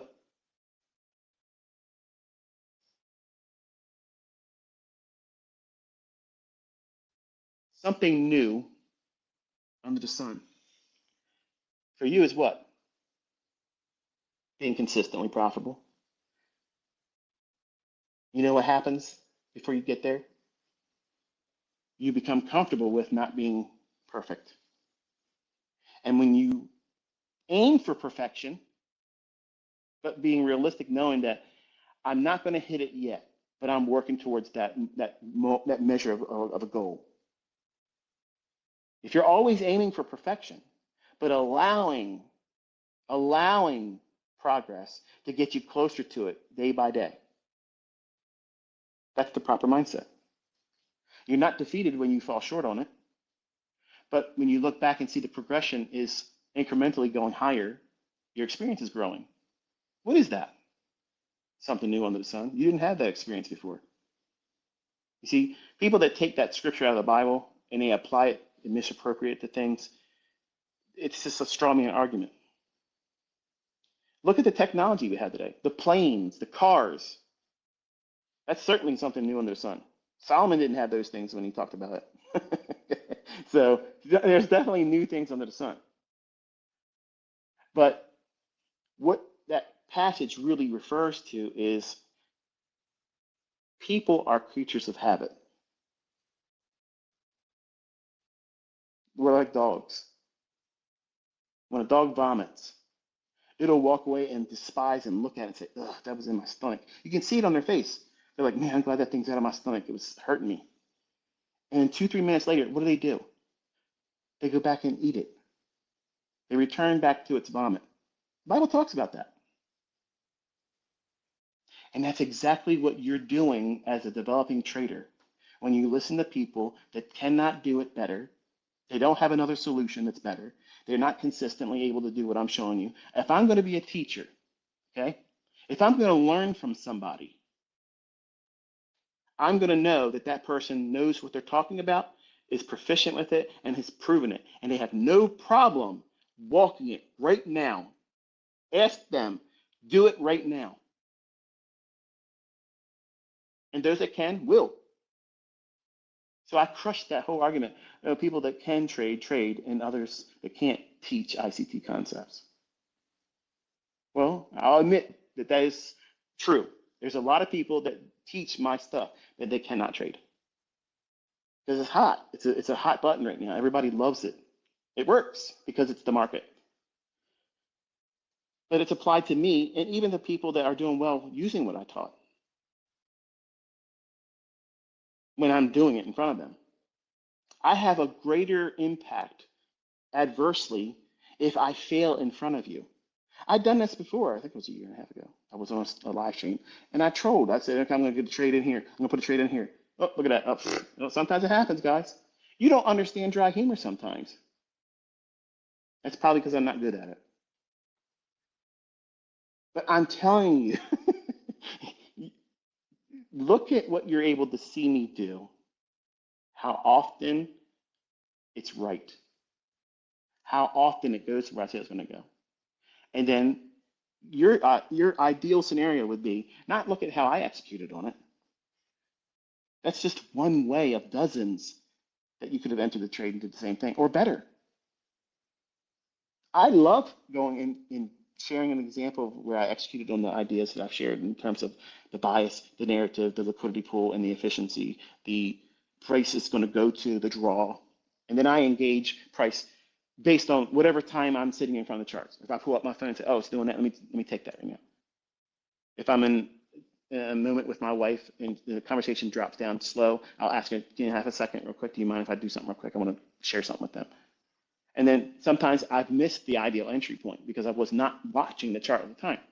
But I can get in there 81 different ways, okay?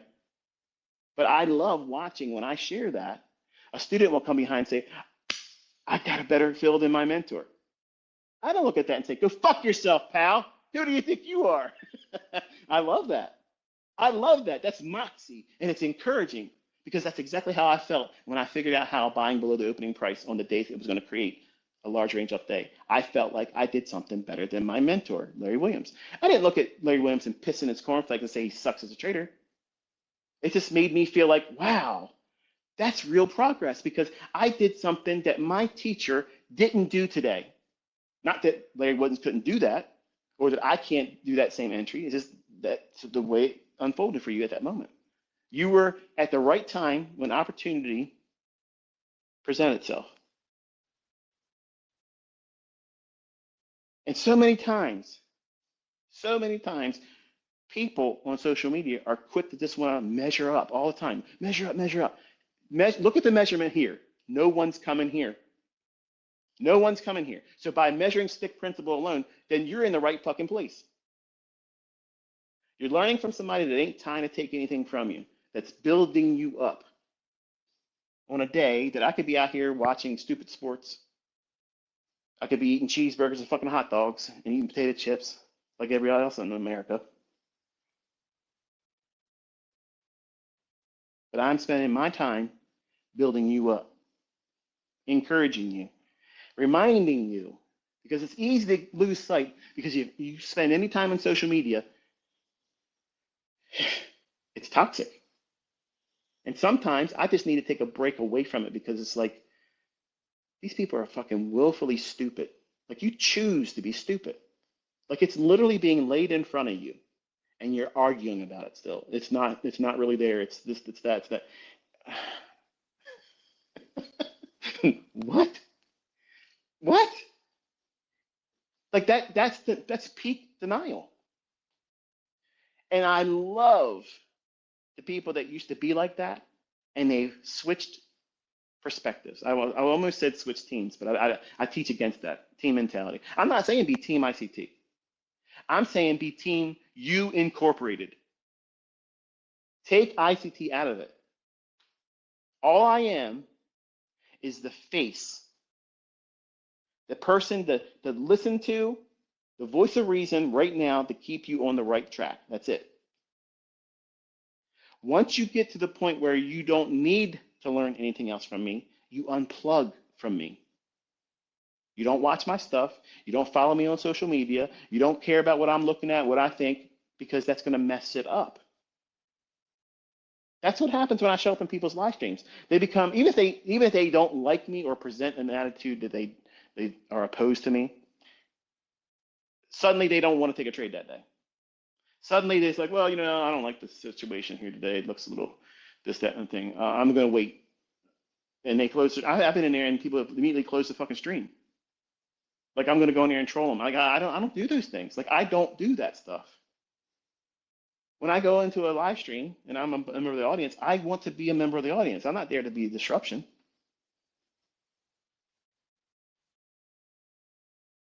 But I want you as a student to learn not to need me.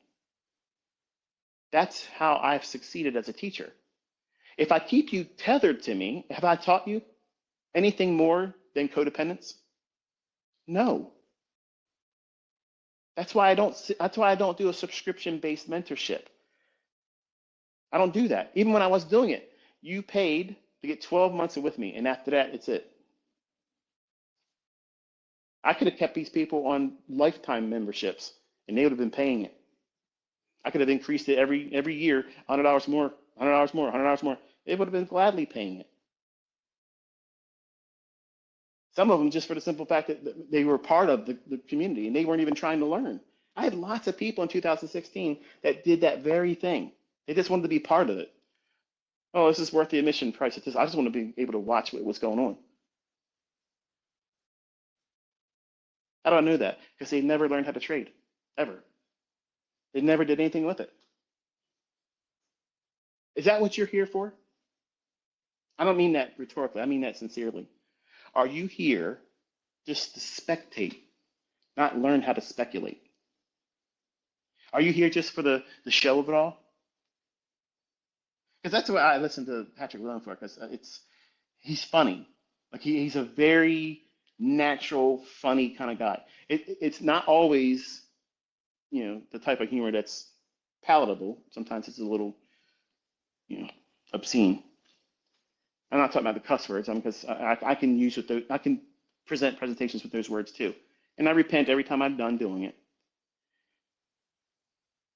But the sexual things and things like that, I don't think that they're necessarily useful. But his change in his character, where he'll be docile for a second and start screaming and dancing around and stomping around. I watch that thing every day now, where he's flipping out and doing push-ups and stuff. That's some funny shit right there. Like that's method acting. That's funny. I mean, I don't care where you come from. That's funny stuff to me. And the fact that he's willing to do it in front of the world is to me, it's astonishing, because it's nuts. Like it's literally nuts. But guess what? Guess what that means? He's got a character. That's his Ric Flair. When Ric Flair, he's the man. To be the man, you got to beat the man. And then when they beat him, they punch him really hard in the ring. He takes 3 steps and then falls right on his face. He's clowning. He's allowing the audience to feel like, yeah, you son of a bitch. I hope that hurts. And he didn't feel anything. He's laughing to the bank, because he's performing his role for you, holding your attention. So that way the person he's supposedly wrestling looks good.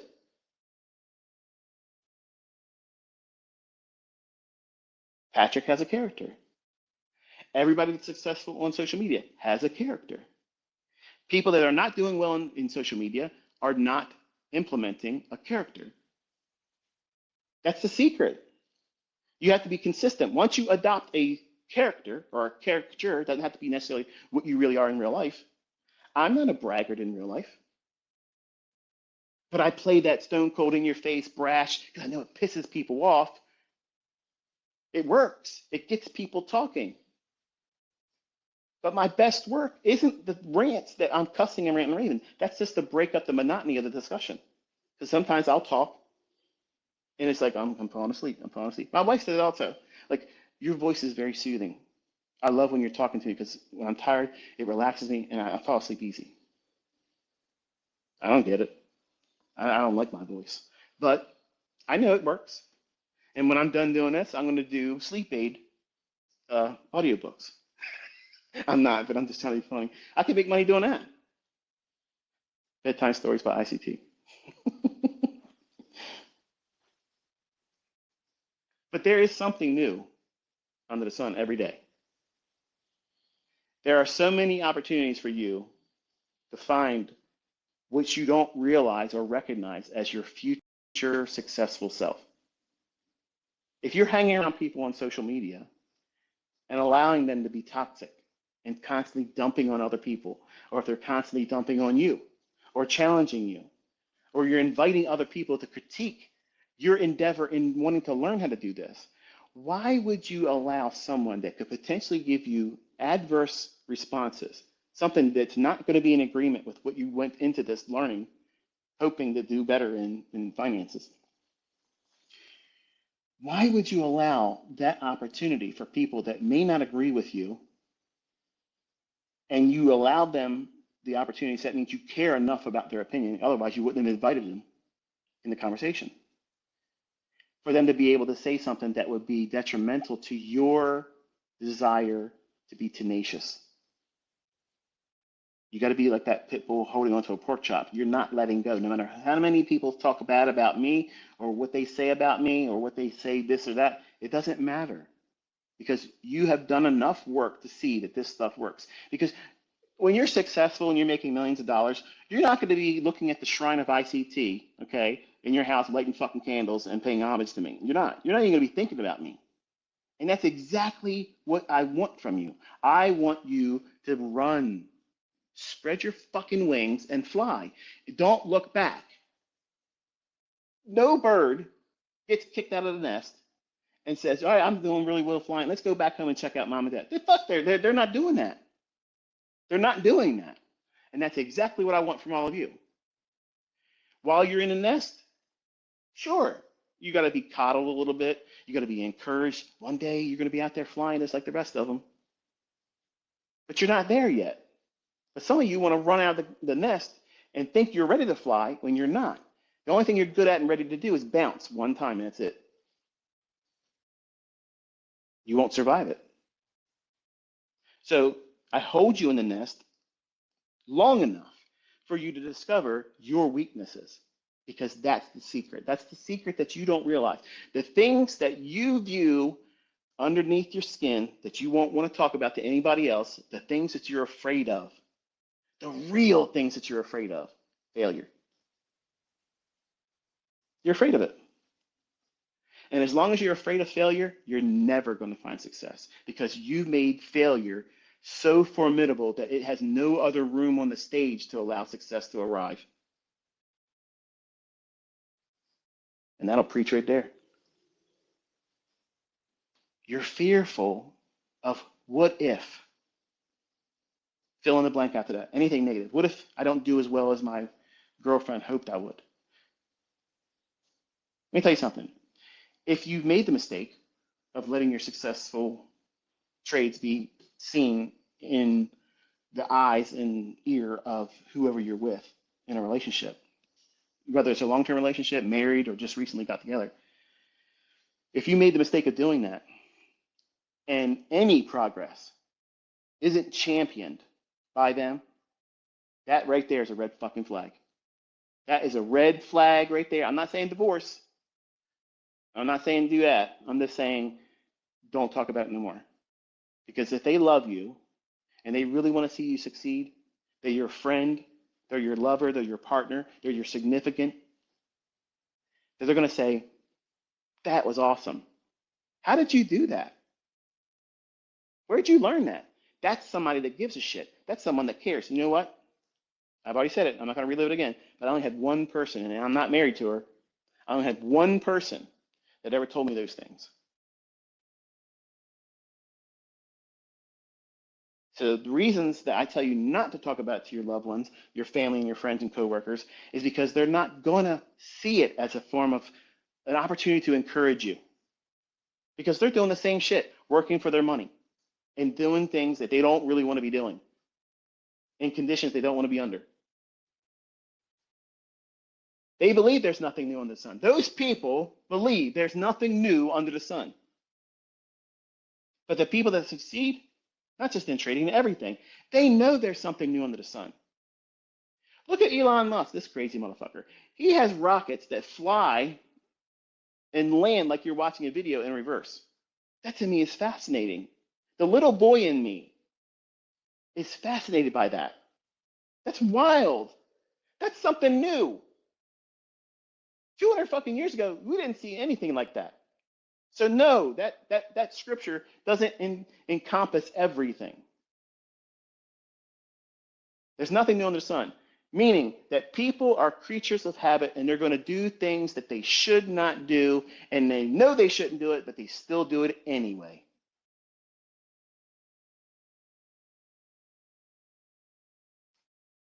That's living a loser's loop, doing the same things, expecting a different result. That's Einstein's definition of insanity. Here's a testimony of someone that's insane.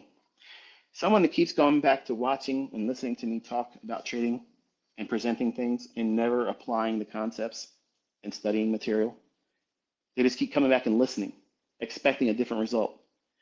Me talking about it, me showing you examples, even if I gave you the entries and the stops and the targets right as it was going to happen, and I did that every single day, it doesn't make you any better of a student or trader.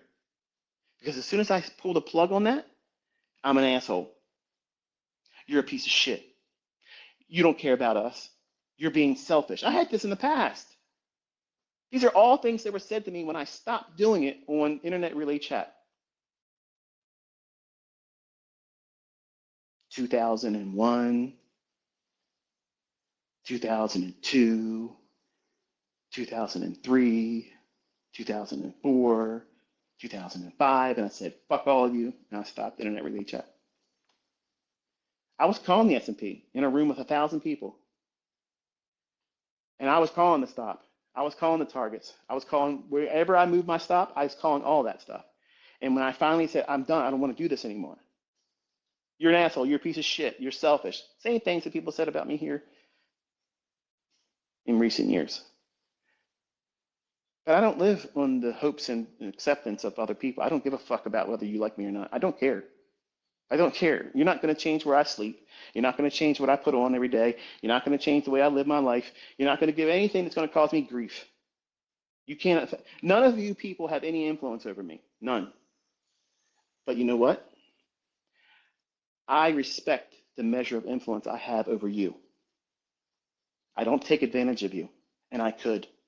If I was a piece of shit, I could be monetizing everything I do and putting price tags on it that none of you would have a problem with fucking paying because you want to be a part of it. That's how you know what I'm telling you is the truth, and you can trust it because I'm not twisting your arm to give me a credit card. I'm investing in you. I'm placing this information and experience into your hands with no upsell later on. You see all these guys, they do it all the time. They got Dean Gracio and what's the other guy? Kind of reminds me of Lurch from the Addams Family. What's this guy? What's his name? Tony Robbins. Tony Robbins.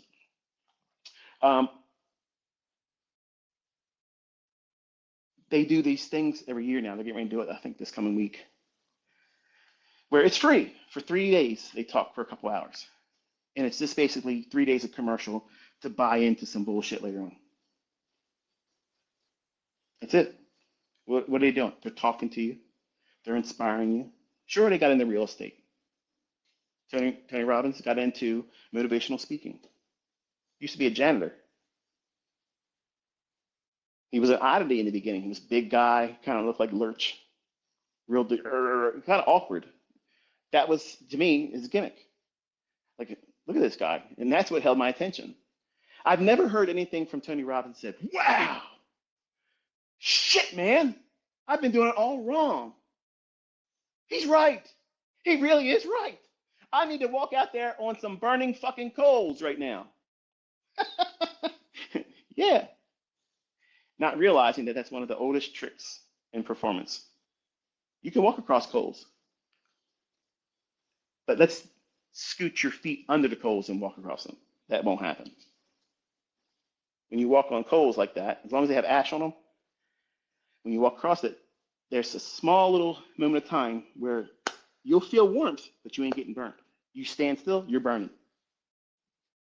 So that's like when you watch martial artists and they do a display where they take bricks and they stack them on top of each other, and they have a small little pencil or dowel rod in between them. All you have to do is break the top brick and keep the momentum going. When that brick breaks in the middle, that focused impact on the one beneath it keeps going, and it's a chain reaction that breaks all of them. As long as you keep the momentum going down, you have to be able to break that first one. Or a fraud way of breaking a brick, and these are all things I used to do. I used to go to expositions and tell my friend Sean, I said, look, see how he's holding this brick? He's holding this brick up a quarter of an inch above the edge of the brick it's resting on, and they karate chop it, right? Well, if you raise it up above the edge of the brick that you're using as a base, you're smacking and slapping the brick, and that corner creates the break. So even a child can break a brick like that. But put the brick flat and try to chop it, it won't break. So that you can be a fraud and look like a master, but you can't come out here and call yourself a master and not be able to do it in front of everybody. See, I create these internal wrestling matches in all of you as audience members. I chose that word specifically because not all of you are students, but you all are members of the audience. And I force the decision on you to decide whether or not, wow, this guy really has something that works. A lot of you now fall in love with ICT concepts because you see two men come out there and make a huge amount of money in a very small period of time. What's changed? You watch somebody else in the audience get off their ass and apply themselves and do it. I did not tell any of these individuals what to buy or sell. I didn't tell them when to get in, when to get out, what size contract to trade, period. They did it all by themselves. They used the same material that's exposed to you right now too. What's the difference? Something new under the sun for them, a desire to do it the right way, stop doing it the wrong way, stop believing it can't be for them. This world is going to tell you that you're never going to be successful. It's too hard. Don't even try. Just be thankful that you have a good job and you can pay your bills. Folks, that's getting real hard to do. That's getting real hard to do. And what kind of life is that? Is that passionate living? No. Do you wake up in the morning and say to yourself, oh, I'm awake now. Damn it, I got so many opportunities. Let's get out of this bed and let's get it going. Let's go. Chances are, hell the fuck no. I don't need to drink coffee. I don't drink coffee. That shit will cause brain damage, okay? Dementia is the result of what you're doing. Don't believe me. I don't want you to believe me. Do your own research. But coffee leads to onset dementia later on. You drink a lot of it, you're increasing it. You don't need to stimulate yourself like that. If you're passionate about what you're doing every day and you have a principally oriented life, why are you getting out of bed today?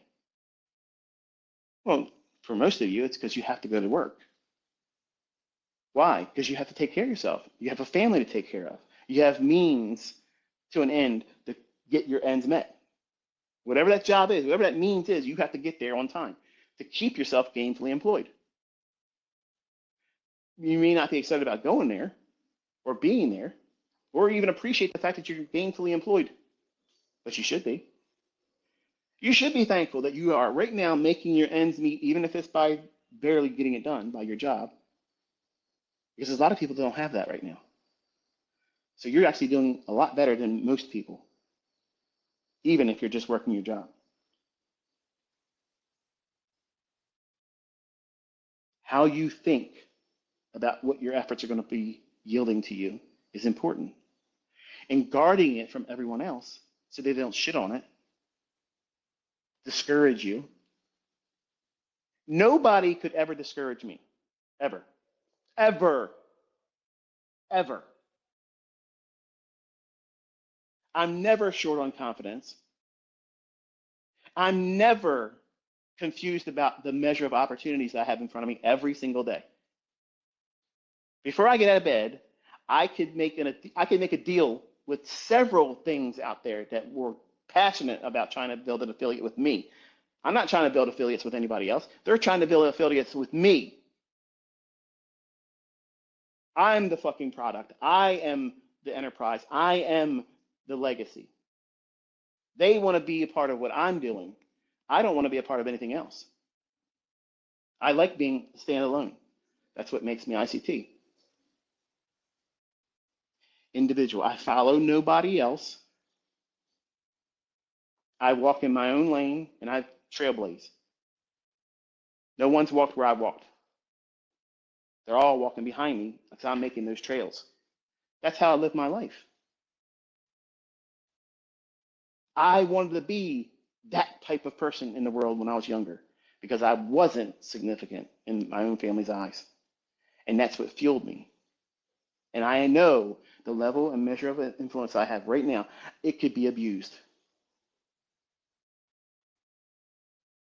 And when I stand in front of the Lord, I'm going to be able to say, I did not take advantage of them. I encouraged all of you. I showed you how to do it.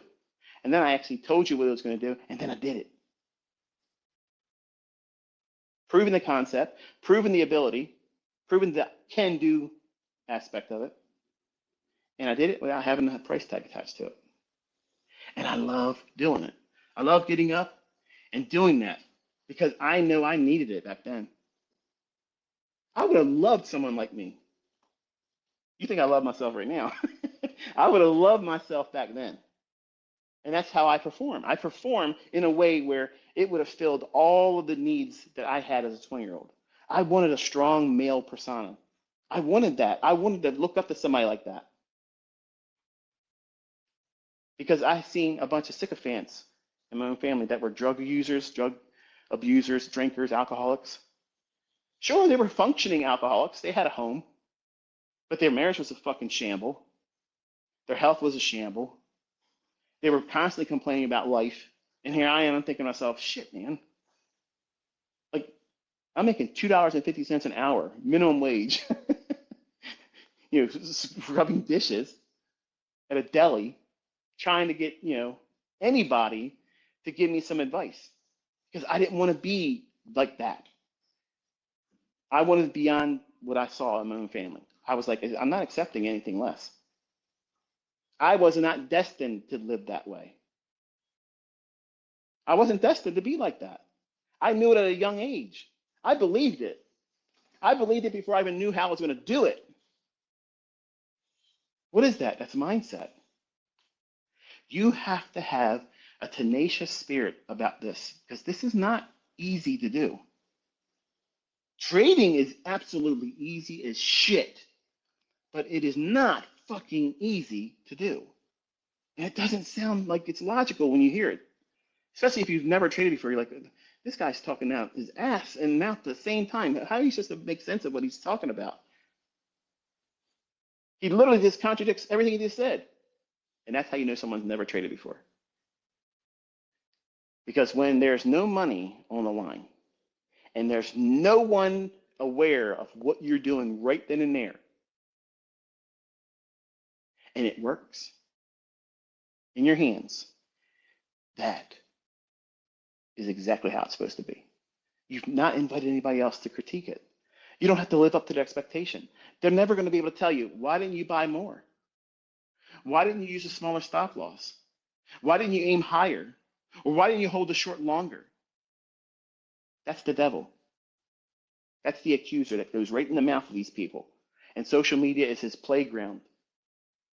And I, many times, like Elijah, I look at all of you false prophets of Baal, and I beg you all, come out here and build an altar, and let's see who knows what. And I slaughter all of you all the time. Some of you won't even take a step. I'm pretty good at trade, but let's just pretend that guy doesn't even exist. I got people blocking me that I've never even seen before because they're attached to something else that someone's talking about. I'm like, let me click on, and I'm blocked. I don't even know who the fuck these people are, but I'm blocked. I've never even mentioned them before, but I'm blocked. It's like the scene in Deadpool where all the mutants are in the study and they see Deadpool rolling down in the wheelchair and they're like, oh shit, let's just close the door, pretend he's not here. That's what it's like. It's amazing how that character lines up with what my whole life is like online. He's my spirit animal. But you have to have it in you to know that there's absolutely something new under the sun for you. And that might just be $1,000 a week. And that's all you ever get to. You know what that means? You've succeeded. But you won't look at it like that unless you're making 6 figures a month. Imagine just for a moment, if all you manage to do is find consistency where your comfort level with just managing risk and the frequency of trading only yields you $1,000 net every single week. What happens if that happens to you? For some of you, you're thinking, oh, that's failure, man. That's failure. It's not even worth doing. Really? Really? You're telling me that you walk out your house every fucking day, and on Friday morning, there's $1,000 sitting on the bottom step of your front porch. You're going to curse that? You're going to say, fuck this bullshit. I better not come back out here next Friday and find this $1,000. Somebody's ass is in a sling if I find another $1,000 out here next Friday. You hear me? But that's the equivalent of what you're doing. When you see progress that you see right now and you can't see beyond it. You can't see past that right now. This is the best that you've arrived at. It's a plateau. You can't get past it. Well, what happens if you never get past that? Is that a curse? Are you doing less by doing so? Fuck no. That's a blessing. That's your ends being met. That's grocery fucking money. Maybe even all the subscription shit that you signed up to every fucking month that you think it's only cheap, but you got 30 of them. And you're spending a fucking car payment and all these little services that you don't need. But you say you don't have money to trade. I blocked this woman. She's, oh, I got to GoFundMe. Come on, let's run it up, guys. If you care, help a G. Come on, man. Help me get an account. Fuck you. Fuck you, woman. Get yourself a fucking job. Get yourself a fucking job and then put your own fucking money in an account. Fucking panhandling people. Unbelievable level of entitlement. Get the fuck out of here. You lazy motherfuckers. You lazy motherfuckers. I got no patience and time for people like that. Get the fuck out of here. The people that are going to do it, they're going to do it with their own fucking effort, their own fucking money. They're going to fucking strap down and say, you know what? I got shit around my house I don't need. Let me fucking sell it. I got time on the weekend. I can deliver some fucking pizzas. I can fucking do that. It's not beneath me. I know that when I do this for 3 fucking months, yeah, somebody might see me. It might be fucking embarrassing. It might be a little fucking put down. Oh, look at this guy. I saw him delivering pizza. Haha. But if you got a model, if you got a fucking model that you've been working behind the scenes that nobody can critique you on, and you've seen the evidence that you can do it, and you're managing the risks, you're managing the expectations of just yourself, not everybody else's observed perspective of whether you should be good or not. What measurement of good are you at really in their eyes? Fuck their eyes. Fuck them. These people work. That's like an athlete that's fucking making millions of dollars on the fucking playing field, going up to the audience and saying, hey, listen, that last play I just did, we just won the Super Bowl, but what's your opinion? The fuck out of here. You got no opinion. You're a spectator. You paid to watch. I'm paid to fucking do. It doesn't matter what none of you fucking think about me. It doesn't matter what they think about you. It does not matter. They can't see past the right now. So your progress, the plateau you're on right here, right now, that's not it. That's not all there is. All that means is you have now got to dig your heels in and say, okay, what am I missing? I can't get past this $1,000 a week.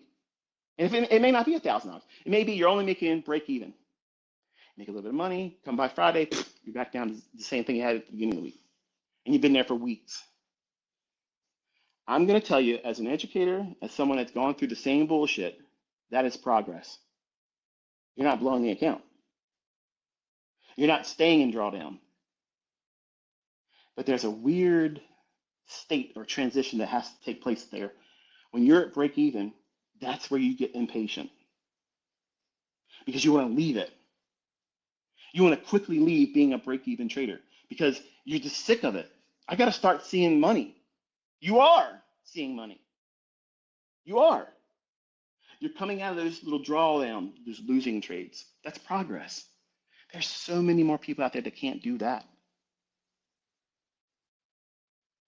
And you got to accept the fact that that's where you're at for right now until you grow out of it.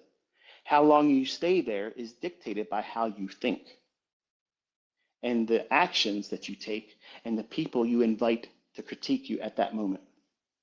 If you're at break even, the worst thing in the world is for you to go online and say you're a break even trader. What are you doing that for? The wrong reasons. You don't realize it, but you're doing it for the wrong fucking reasons. Nobody's going to come to you and coddle you and hold you by the shoulders and say, honey, listen, Daddy thinks you're going to do so much better than you think right now. Just keep working hard at it, okay? Everything's going to be fine. It's going to be fine. No, I'm not going to tell you that. I'm going to tell you, well done. That's progress because that's good. It's good that you're not blowing the account. But I'm not going to sugar talk and blow smoke up your ass and say, honey, everything's going to be great. You're going to be rich. Because a lot of people are going to stay in that break-even state and then fall victim to impatience because they want to make money real fast. They want to be able to prove to themselves and, more importantly, everybody outside of themselves that they can do this. They've made it a comeback story, like a fucking movie plot. You're the main character. I've done all that stuff before. And every time, instead of the Rocky outcome of Rocky 2, it was Rocky 1. Sure, he didn't get knocked out by Apollo. He got fucked up by Apollo.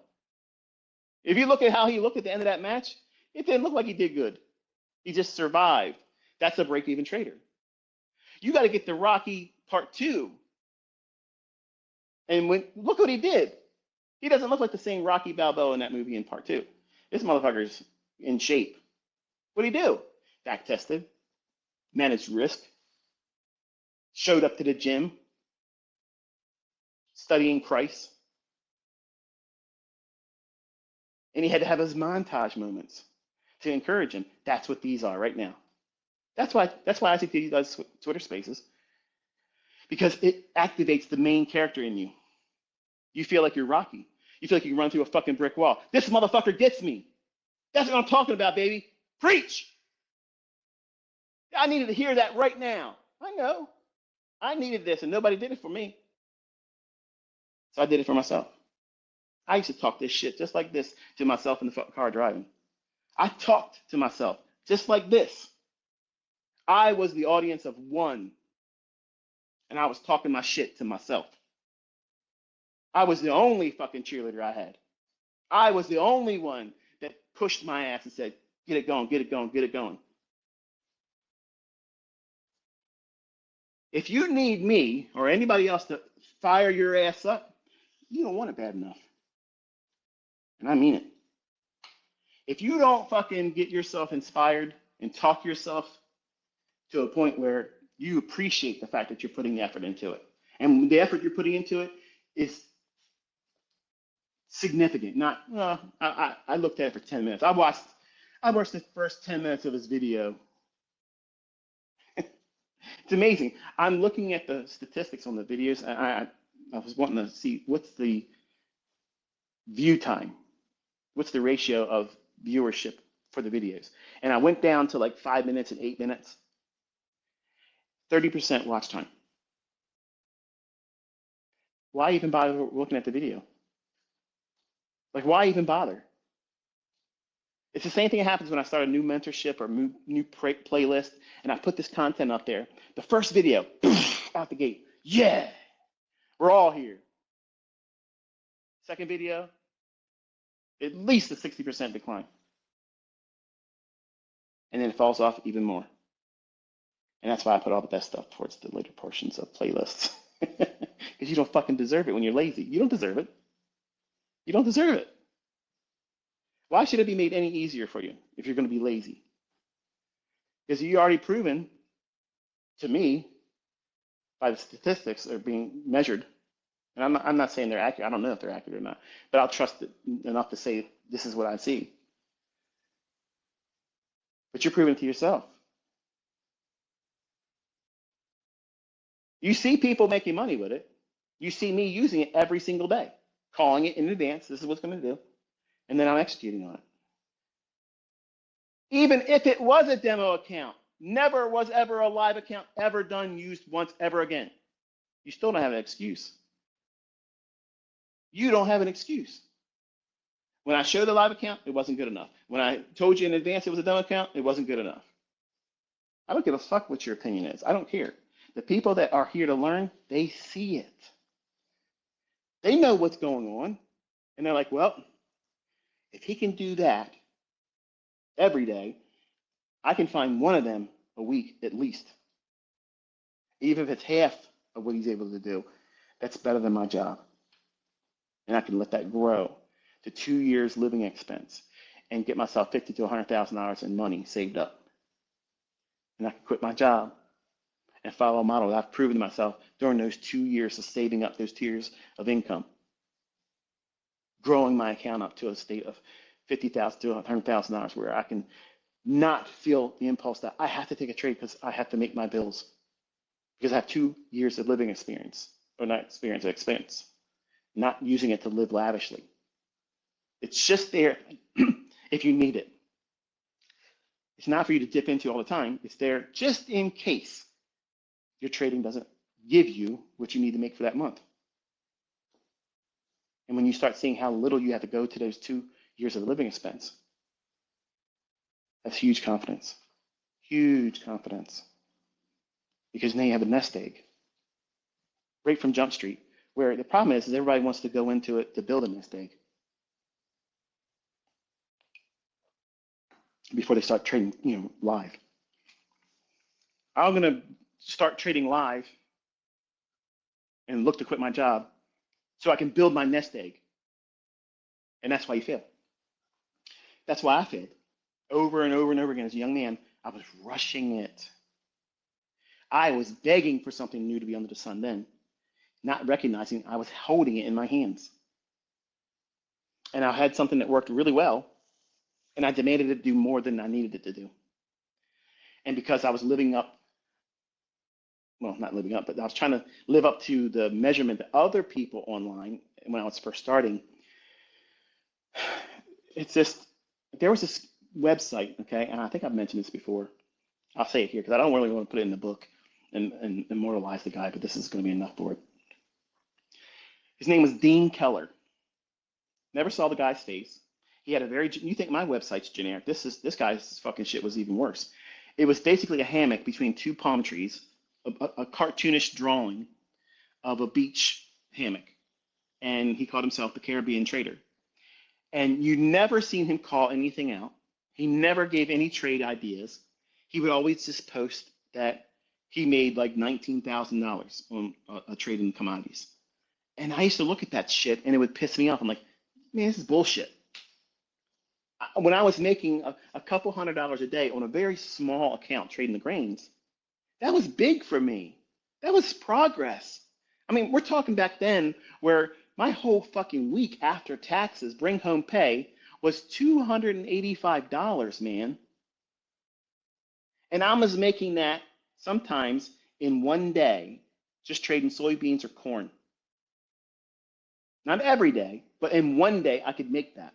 And that's huge fucking progress. But when I would read this guy's billboard post or his website post, he would always talk about what he did. And it pissed me off. I'm like, this motherfucker never shows a losing trade. He's always making like annual salaries in his trades. And I couldn't stop going back to watch it, like a dog returning back to its vomit. And it bothered me. This motherfucker, faceless piece of shit that never proved he could fucking trade, had that much influence of me as a 20-year-old. And that's why I love the fact that I had that influence over people that love to hate me. They don't even have a valid reason to even hate me, but they do. So I fuck with them all the time. I give them a little bit of bait and let them run their mouth, and then I come up here with a sledgehammer and smash their fucking head in. Hello. Every week is the same fucking show here. The outcome is predetermined. I know what's going to happen. I know what's going to be able to be used by me as a trader. And I know where I'm not going to want to take a trade in. I don't want to take a trade in certain conditions. I teach enough of that to keep you out of the majority of the trouble, but I'm not going to teach you everything about that because then that's me teaching what I'm holding for my kids. There are times when an owner block won't be there. There are times when a fair value gap will fucking fail. It will. It will do that. I know when they're going to be likely to see that happen. That's why you see I'm very selective when I'm telling you I'm going to be participating in front of you. And when I participate in front of you, I'm batting 1,000. And that's the track record that matters. Knowing in advance before it happens, and then I'm telling you it's going to do it, and then I do it. You can't fake that, folks. You cannot fucking fake it. When you scroll left and it's the same fucking account, you can't fake that. Sorry if it hurts your fucking feelings. Not sorry. But you have to find a way to motivate yourself beyond me. Because I'm getting old, folks. And I'm going to be real honest with you. It's very hard for me to be inspired to make these fucking videos. Like, I just don't want to do it. I don't want to do it. You know, I look at my family, how my youngest, he's graduated homeschooling now. Like, if I wasn't raising my niece, I'm close to being an empty nester. And all the decisions I made to be ICT are really coming home to roost right now because I look at all the time that I wasted not being dad. If you're not careful, you can do a lot of things living a lifestyle where you think you're entertaining yourself, and you might be, but you're doing things that are going to pale in value when you look back and you say, you know, if I could go back in time, would I have done it the same way? No. Nope. My biggest life lessons I can share with you as someone that's been doing this for 33 years, my best advice, and I mean this so heartedly, is to not live online. Don't make your wishes, your pursuits known to anybody else. You just do it. Never allow someone to be able to critique what your life's passions are and what you're doing while building it up. Think about it in the corporate world. When they have a new idea, remember there's something that's nothing new under the sun, but there's always some new gadget, new thing that everybody wants to buy. So again, that scripture has been misappropriated to many things. It teaches that everybody does the same things by habit, and there's nothing new under the sun. We fall victim to our own selves. And then when you realize that you're doing the same things wrong, and you don't make changes, there's nothing new under the sun then. You're going to constantly go right back to where you started and feel like you're living a self-defeated life. When your perspective needs to be changed, like a corporate perspective, when they have a new product or a new service, in the board, when they're all talking about how they're going to do it, how they're going to bring it to market, it's hush hush. You cannot talk about it. But sometimes it gets leaked to other companies, and then all of a sudden you see another company spit out their version of it beforehand so they can get ahead of it. Kind of like what all you assholes are doing on Amazon trying to write your books. You're going to look real fucking stupid when mine drop. It's going to fucking be fun. But anyway, the point is, there's always going to be somebody out there that's going to come up with a new way of doing something. It doesn't necessarily mean it's the right way for you. It doesn't mean it's the right way at all. It just means that they're marketing it as such. And in corporate world, it's a hush hush. You need to do the same thing because you incorporated, you, the person, whatever your name is, incorporated. That's your enterprise. Why the fuck are you taking boardroom planning and strategizing and bringing it to the public eye before it's even brought to market yet? You haven't arrived yet. That successful image of who you are as a trader that makes money consistently, you can shit in anybody's fucking palm that says you ain't nothing.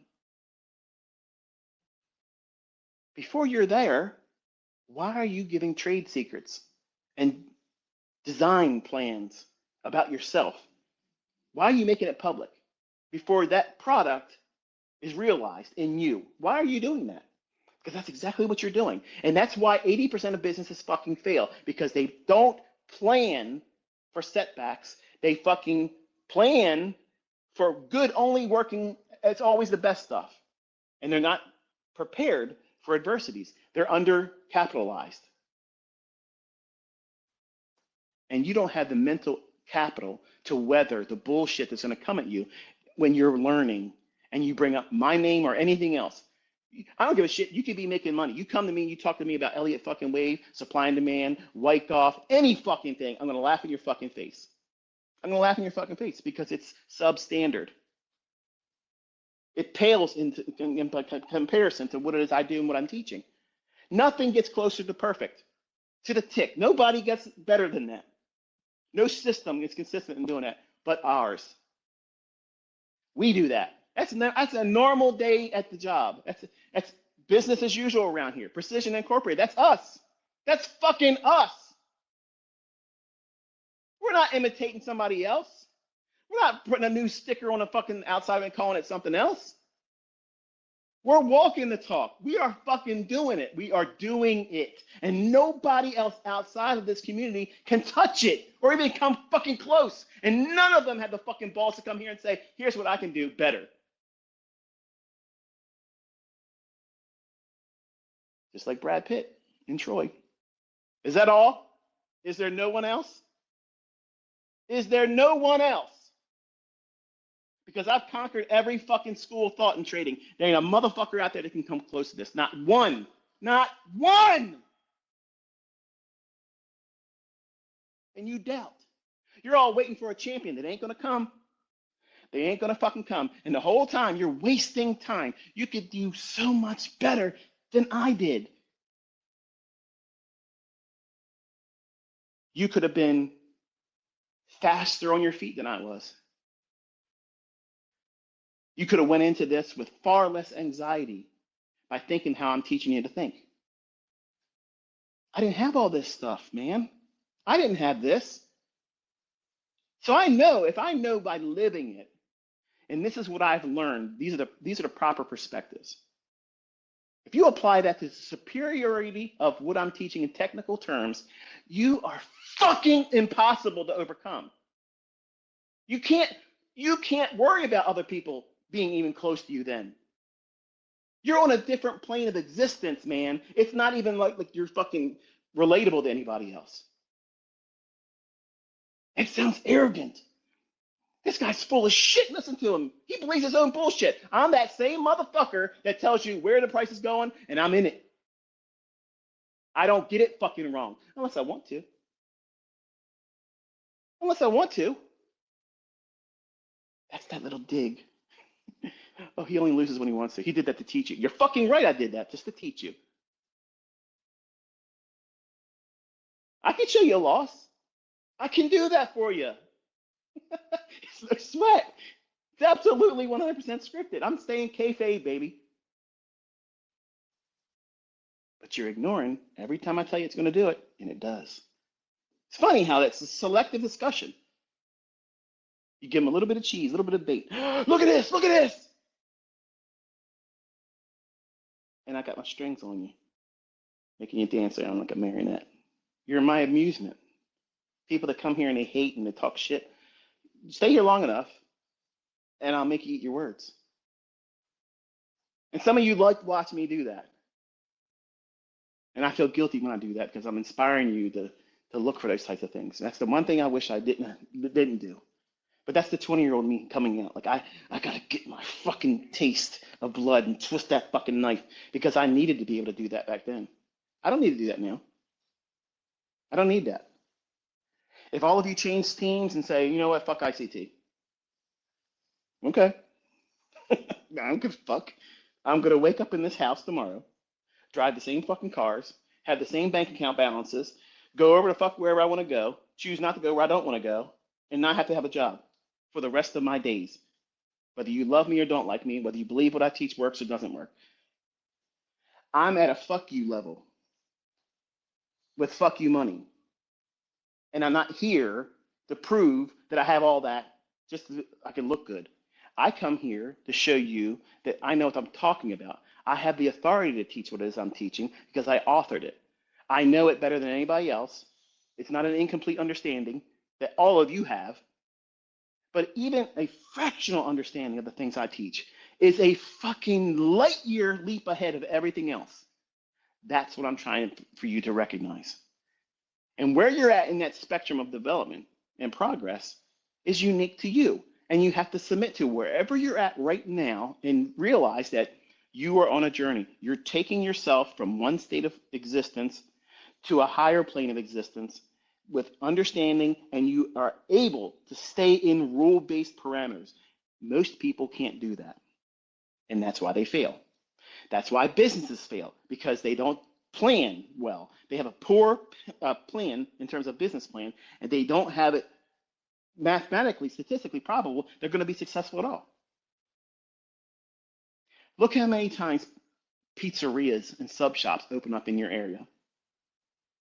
I guarantee you, they are the fastest startups and closings than you'll ever notice in your neighborhood, in your communities. I worked those types of jobs when I was a teenager. I delivered food for them. I made the cheesesteaks, and a motherfucker walking around here that can't make a better cheesesteak than me. People from Philadelphia come down here and eat from my fucking shit. I used to be fucking good at it. I was a good grill man.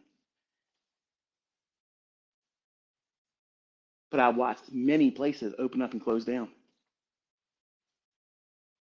because they don't plan well, and they also go into a saturated market. Supply and demand is the secret sauce to trading. Okay, why does everybody have a different supply and demand zone? Why ain't they all seeing the same fucking supply and demand zone on that very time frame? They're all looking at that one time frame, but they see something else. But then you come into our community, there's only one fucking breaker. There's only one first presented fair value gap. It's already fucking not even a competition. It's already completely insane comparing itself to it. I mean, you gotta really talk to yourself. Next time you're driving home from work, tell yourself, you know what?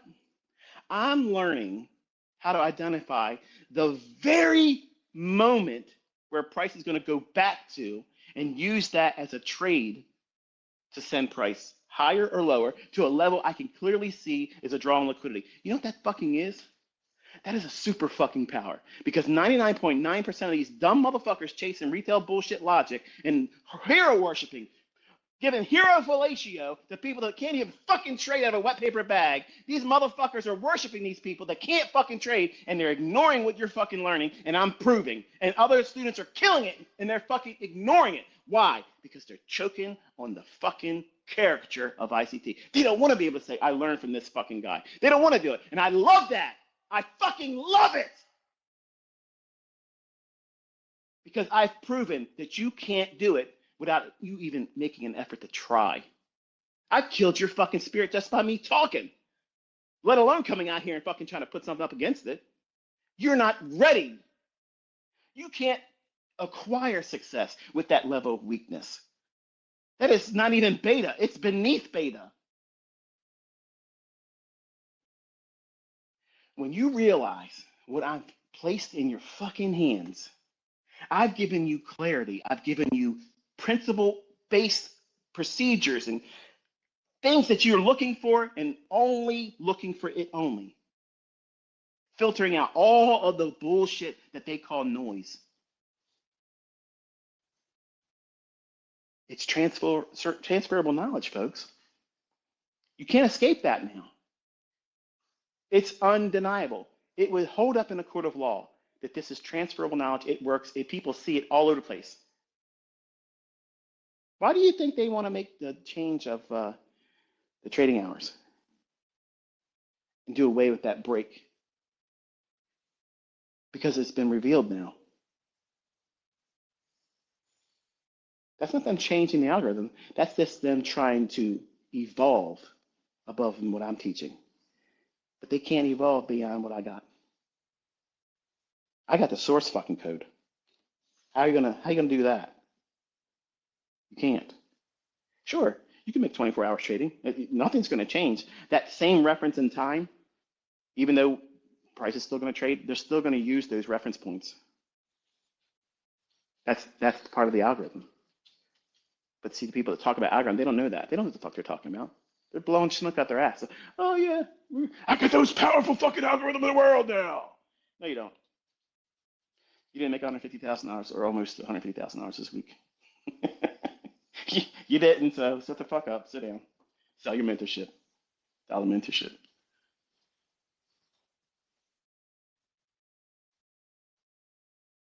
Instead of saying, what if this doesn't work in my hands? You need to be talking to yourself and say, you know what? What's it going to be like when I wake up and I know that it isn't a dream? I know what I'm doing and I've been consistent and I don't have any fear of it not working in the future, even if I have a couple losing trades in the future. How are you going to react to that? Have you spent any time considering what it's going to feel like for you when you know that you have been doing it the same way consistently and it keeps yielding itself to you? I guarantee you haven't thought about it like that. I guarantee you have not thought like that.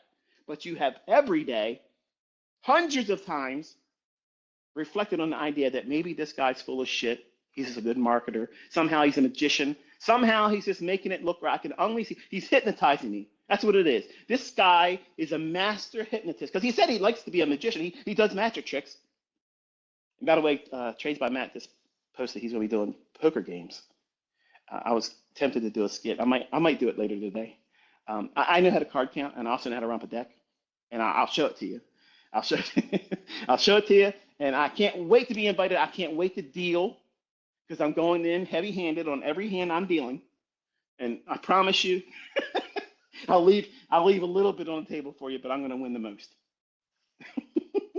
It's hard for me to get a card game. People that know me, they don't want to play cards with me. And you'll see fucking why. You'll see why. But I view trading the same way. I learned how to be a card counter. I learned how to stack the fucking deck in my fucking favor.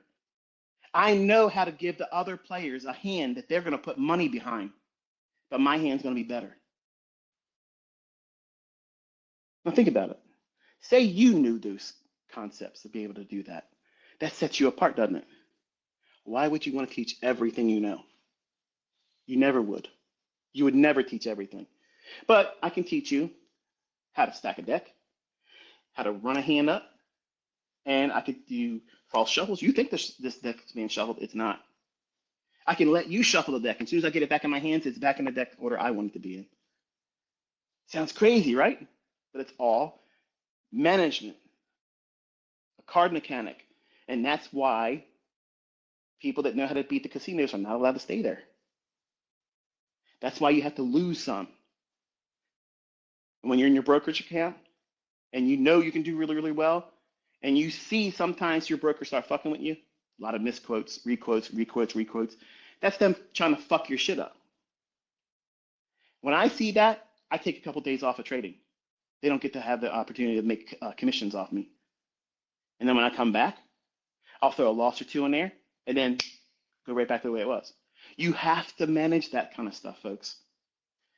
I know it sounds like, look, this guy just said he loses on purpose to trick his broker. You don't trade the same as I do. None of you fucking people do. None of you people do what I do. None of you. So when you get fucked with, you have to compensate. Hurt them a little bit. I see what you're doing, and you're making commissions off of what I'm doing. So I'll slow the fucking roll down. Done. You remind them that they are a middleman, that you could pick another middleman. You don't have to clear your trades to any one particular broker. And all of them suck. You always ask me, can you recommend a broker? No, because they're all fucking thieves, they're assholes, and they're pieces of shit. And when they can, they will fuck you deep and long. How's that work for you? So all the brokerage firms that always come out to me, and they always say, hey, look, I could pay. I could be making the most fucking money right now just from some of the deals that have been offered to me. I'm not going to do those things. I'm not going to do it. As soon as you see anything affiliate next to my name, I've lost all credibility. That means I'm not rich. That means I need people's money. That means I need an affiliate deal. It means I have to have this partnership or I can't exist. And that also means that my opinion about something, specifically that item or service, is paid for. So how could you trust it? You can't. So I'm organic as there is, and there ain't nobody like me. You can't pay for my fucking testimonial. You can't buy my way out of a bad opinion of your service. If I like it, I like it. If I like what you're doing, I mean it. If I don't like something, I don't like something. And that's an opportunity for you to improve your service. That's how I would interpret it. But you spend more time worrying about staying in this loop of losing. You stay in this loop of never seeing progress. And if you don't journal, you're never going to recognize progress. You're never going. How about that for insanity? If you are not measuring your KPIs, key performance indicators, what are you doing every day consistently, and how are the results yielding itself to you? Are you measuring anything like that? I'm not talking about, oh, I demo. What the fuck are you doing just pushing buttons? That doesn't mean shit. What are you doing at a very specific time with a very specific candle? How much time have you spent with the first presenter for everybody got? How many times did you look back over old data in the Dow? I don't trade a Dow. You said the Dow sucks. Right. Go back through it anyway. Go back through the S&P.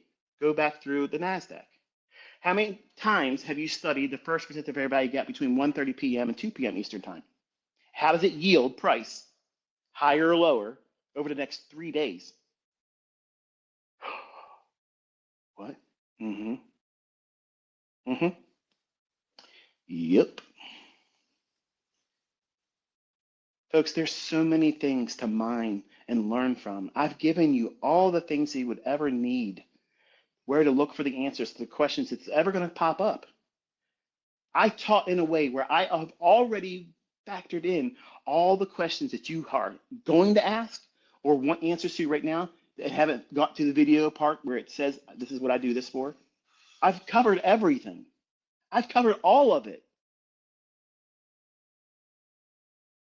But you're not patient enough to go through the content. You want a straightforward here. Save me some time and get me this answer. And as soon as you get that answer, it's going to open up more questions, and you're going to be like, find me a shortcut to get the answers to all these other things. Who's doing the work there? Not you. So you're not going to appreciate the epiphany, that moment where you're like, oh, wow, that happened in my own hands. That's why I teach like that magician you thought I was talking about earlier, Paul Harris. Like, you brought him up, and what the hell was all that about? His interview, when the guy was interviewing him, he said, what is the thing you love most about performing? And he goes, I love dividing my audience. Like, you see all the magicians and they all want to wow their respective audience. It's like, whoa, what the fuck? Oh man, my mind's screwed up. Mind freak. Are you ready? He got bored with that. Because I was obviously a world-class magician. You know sleight of hands, and you can do some wonderful things and make the audience suspend their belief about the reality they just observed in your hands or in their own hands. So he started playfully working with his audience, and he would sometimes look to offend at minimum half of them. And then it was like his job, the entertainment factor for him was if he can win them back over as supportive audience members by the end of the show. And to me, it didn't make any sense. When I first heard it, I'm like, what a dick. Like, what a real asshole. If I paid to go watch this guy, and I only liked half the show, and the other half of the show left me pissed off, and I didn't like him, I thought he was an asshole, I'll be like, this is a terrible experience. Sure, he's a good magician, but he's an asshole. I adopted that as ICT. I openly welcome the idea that at least half of you are going to hate my persona. You're going to hate the fucking character that I'm presenting. That's not me, but it's part of the marketing strategy I use to get you talking. Because if you're talking, even if you're complaining and you're never here to learn, you worked for me. You brought people's curiosity here, and I never had to pay an advertisement for that. And I'm the most followed person in mentoring. I'm the most person, well, not most person, I'm the person that's most willing to give you free time, teachings, and I walk it. I don't talk it. I walk it, talk it, teach it, predict it, deliver it. And nothing comes close. There's nothing comes close to what we do. Not one fucking thing comes close to this. So what I've done over the years is I take my audience, and when they get comfortable, I cause discomfort. and it keeps things fresh. I challenge your perspective of what it is you've witnessed and what you've done in your own hands. I've watched people flip-flop. They come here, yeah, this is the greatest thing in the fucking world. They can't make money with it. Or they see me do something or not do something. They're like, fuck this guy, he's a piece of shit. You know, blah, blah, blah, blah, blah. But they're still teaching or talking about everything I've taught. And then all of a sudden I do something, I present a new playlist. Or I come out and I start calling the market live. And then I'm like, whoa, he's the fucking Superman again. What do you know? It's ICT. ICT doing ICT things. I see you when you do that. And that's beta level bullshit. You're a fair weather student. That means you're swayed by public perspective and opinion. You're not where you should be. You shouldn't even be following me. If you know what you're doing, you're trading, you shouldn't even be looking at my fucking posts. You shouldn't be looking at my fucking videos. You shouldn't be listening to me. I'm talking to an audience that's finding their way still. Once you arrive, once you follow the logic that gets you where you need to be at, you're not watching my shit no more. Doesn't mean I'm not teaching stuff that doesn't work. It just means that you have arrived. You ain't got time for ICT. I ain't got time for him, man. He can talk and talk and talk. I got shit to do. I got opportunities in front of me. I'm taking advantage of them. If I sit around and listen to this fucking guy all the time, I'm missing shit. That's the right mentality. That's the right attitude. And some of you think that that's somebody shitting on me because they don't mention my fucking name every time they make money in the future because they figured out what it is for themselves. They don't need to thank me every fucking day. Like, I'm not a deity. What the fuck is wrong with you people? Like, I did my job. I provided for them. I taught them. I coached them. They found their fucking way. They thanked me. They went on and they did their own fucking thing. That's exactly what you're supposed to be fucking doing here. It's not fucking betrayal. It's not, oh, you're a piece of shit. You're not respectful of the mentor. The mentor. That's fucking weird, man. That is some weird shit. The mentor. Like I'm the the Ayatolla of smart money concepts. Like there's no higher than me, right? It's weird, man. Your only job is to come here, endure the bullshit I put you through, because that's exactly what trading is going to be like. That's exactly what it's like. You're going to have all this hopes and dreams about how you're going to take this winning trade today, and you got to watch all this bullshit price action. And then finally, you've waited, and the money shot comes.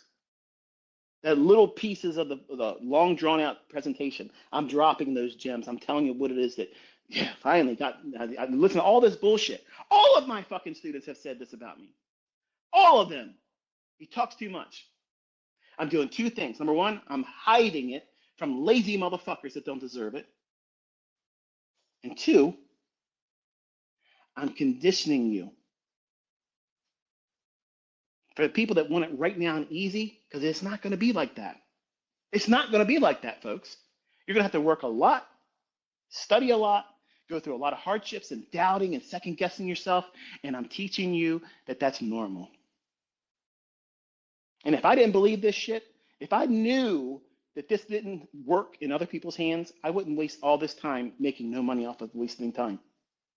Why am I here? Why am I here right now? Why am I here on Saturdays when I show up and do this kind of stuff? Don't I have better things to fucking do? You're damn right I do. But I know these discussions are going to be playing through your earphones in the gym during your lunch break. Some of you doing worse things like smoke breaks at work. And you're going to be listening to this stuff. And there's going to be a moment where you're listening to that and it's going to kick you in the ass and say, you know what? Fuck, he just nailed me right there. That's me. He's talking to me about me right now. And I'm going to do what he said. I'm going to change things right here. I'm going to change the way I think about my own actions, my own fears. I got to shut down anything about fear. Shut it down. If you're going through the proper procedure like I've outlined, which is you back test. See if there's any validity to the things I say are existing in price action. Then what you do is you tape read. That means you're just watching. That's all you're doing. You're not pushing a demo account. You're just watching and observing and taking data that you're feeling, not just clearly the open, high, low, and close and how the price moves, but more specifically how you are internalizing at that moment. You'll be astonished at how you feel anxiety when something that you don't have any vested real interest in terms of risk. but the outcome means something. You're like, this better work. If this doesn't work over the next 10 times I do this, if it doesn't work at least 7 fucking times, I am not doing any more of this bullshit ICT stuff. Some of you I just nailed right there. Damn it, he's fucking good. Get out of my fucking head, ICT. I was the same person. Trust me, I was the same fucking thing. Calling Larry's 900 number about S&P. All right, the last 3 times I did not do what he said to do. And yeah, his stop loss weathered that move. He was able to see the profit. I couldn't. But if this one doesn't happen right now, I'm never going to call it again. I still called it. You put yourself through all these, it better do this or I'm going to, come on, man. Like you're opening yourself up to the universe and the universe is going to, okay, I'm going to reveal the proper decisions based on the outcome of these next 4 or 5 things. That's nonsense. That's crazy. That's crazy level of superstition. And if you got the faith to put things like that to task in outcomes, why don't you put the real work of saying, okay, I'm going to go back and look at a specific thing like the first presenter everybody got. And then I'm going to tape read it for a couple weeks and press no demo account. And then if I see some progress there where it seems like it means that there's an opportunity here, I'm going to test it with a demo account. Now, mind you, you haven't placed any money at risk at all yet. You're still discovering what you're feeling when you take these engagements in price action. That's the secret recipe, folks, because when you get this moment of euphoria, that means that you're probably going to be more likely to rush into opening up an account with real money, and you're going to think you're prepared before you really are. That's the trap for that. The other one is where you don't think it's going to work, and then when you do have a live account, you're afraid to take the trade because you place the emphasis so much on the outcome having to be profitable. So you're wrestling fear and greed. Those 2 enemies are always there. They're always going to be there. They never go away. How are you able to hold on to these trades and this number of contracts? And why are you able to do this? And what experience? I've desensitized myself to it. When you first start out, you're scared of everything. You're scared of your own shadow. And it's normal. That's why you never invite other people to critique your measure of fear. Because the only thing they're going to deposit into you is more reasons to self-doubt. That's all it is. They're not going to encourage you. So don't ask for my encouragement publicly because you're going to get 15 other people come behind and say, well, this is the right way of doing it. And these people aren't making money. They've never traded live profitably, and they don't even know what the fuck they're talking about. But everybody's got a PhD in psychology, and they want to help you out. And I'm sorry, unless you're making millions of fucking dollars a year, you're not telling me anything. Sorry. And nobody's telling me anything in trading. I'm unteachable. I'm unteachable. They have an expression where you need to be unemployable. I'm unteachable. When it comes to trading, you can't teach me anything else. I know the open, high, low, and close. I know what the fuck's going to happen. I know what time it's going to do it. So I don't need to have a conversation with anybody else about how they can improve upon me on that. But I am interested in other people and how they found success and their adversities. I could care less how they trade. That's the least important thing to me ever. But what they endure is important to me because that teaches a whole lot more about a person's tenacity and desire to overcome, which is an ingrained natural tenet to all consistently profitable traders. If you don't have that trait in you or can't develop it, you're doomed. It doesn't matter if you trade my shit or anybody else's. It does not fucking matter. You have to have that characteristic within you. And I teach you in a manner that helps cultivate that. And it's not an overnight progress. It's not a transition from the lowest, meekest, self-doubting person to all of a sudden now you're the fucking conqueror of the world. Kroll the conqueror. It's going to be a whole lot of fighting with yourself internally. You're going to wrestle with things. Why do I keep doing that? Why do I think that? Why am I afraid of those things? Why am I allowing this person's opinion about what it is I'm doing have any impact over me? Why did I second guess myself? You're going to spend more time thinking like that than saying, what happens if this stuff works I follow all the rules and I put it off for too long? I'm going to wish I would have started sooner. That's a good problem to have. That's a good problem to have because that means, number one, that by saying that, it's really emphasizing the measure of strength of the thing that you now know how to do. If you have a regret that you should have started sooner with me, thinking this way about the marketplace, that's the surest cheerleading moment you could ever give yourself. Because what that is testifying is there's nothing better. There's nothing better than that. You're not going to chase some new strategy. You're not going to chase some new goober, new mentor, no nothing. You found home. Home is your model. You don't need to leave home to be happy. Home is where the heart is. And all the things you care about most are in home. Your loved ones, your prized possessions, your treasures. You need to treat your trading the same way. Guard it. Don't let everybody fucking on the internet have a fucking say about what you do and what you shouldn't do. Fuck these people. There ain't nobody out there doing better than me. Not one motherfucker doing better than me. And Pat, listen to this one. Any of you motherfuckers would take the least bank account balance I got and trade all the shit for that. So I'm the king of the fucking hill, okay? I'm the king of the hill, and I'm talking to you in terms that mean shit, okay? This is stuff that I wish I would have been told when I was younger because it would have had a lasting impression on me, and I would have saved myself misery. I would have saved myself self-loathing, self-hate, depression, anguish, and lots of motherfucking money.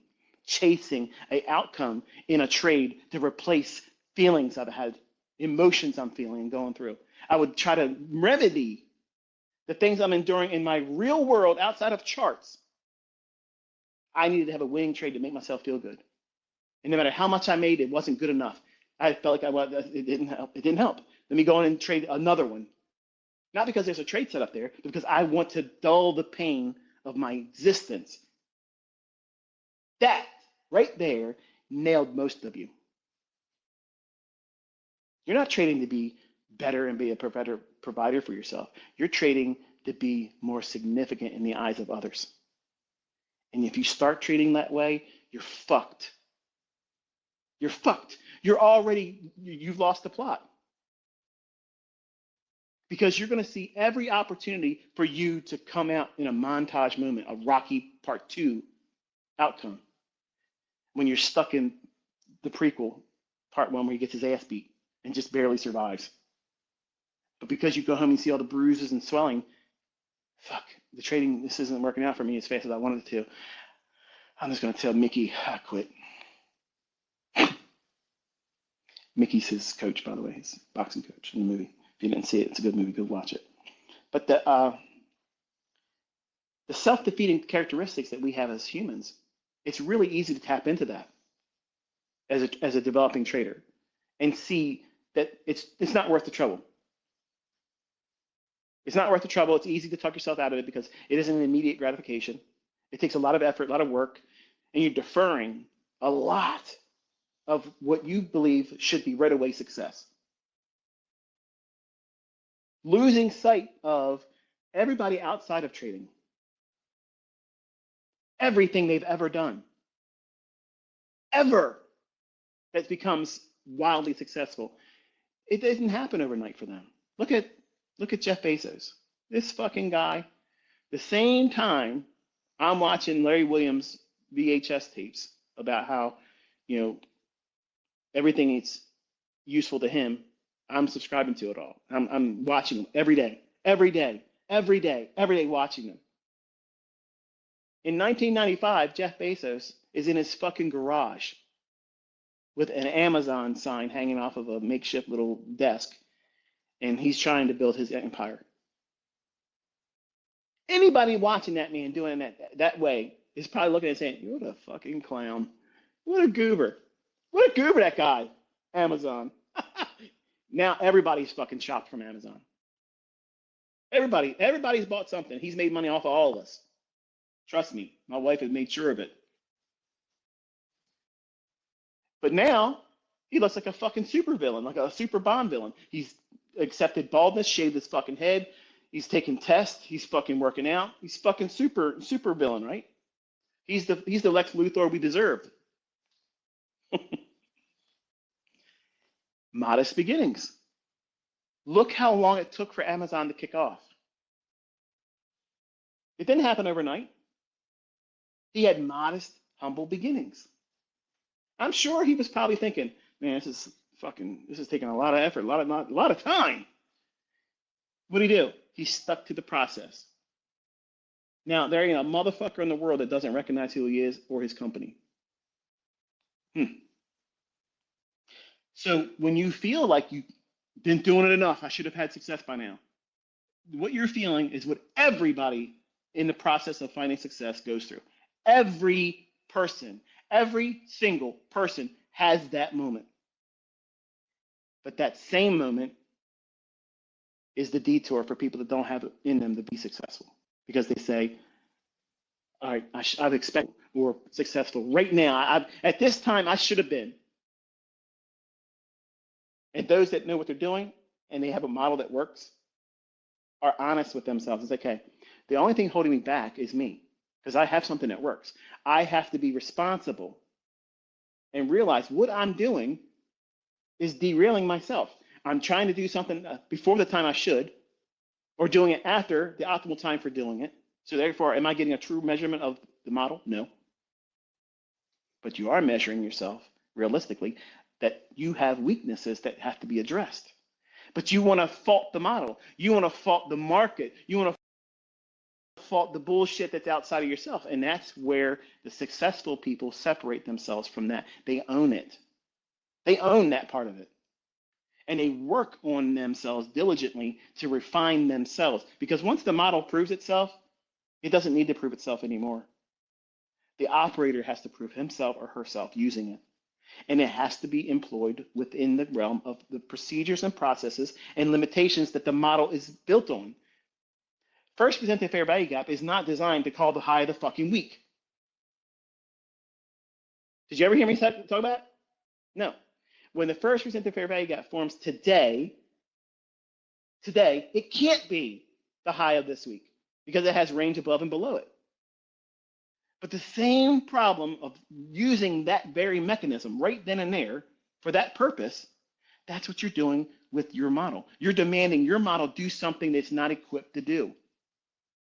And you're not going to recognize what I mean by saying that until you've done some time studying it. But once you find that model that you see, this is what you see doing or what you should be doing in price and how price is behaving, it keeps popping off the chart. You say, I don't know, I'm trying to learn this silver bullet shit. I'm trying to learn this Model 22. I'm looking at all these other playlists and shit.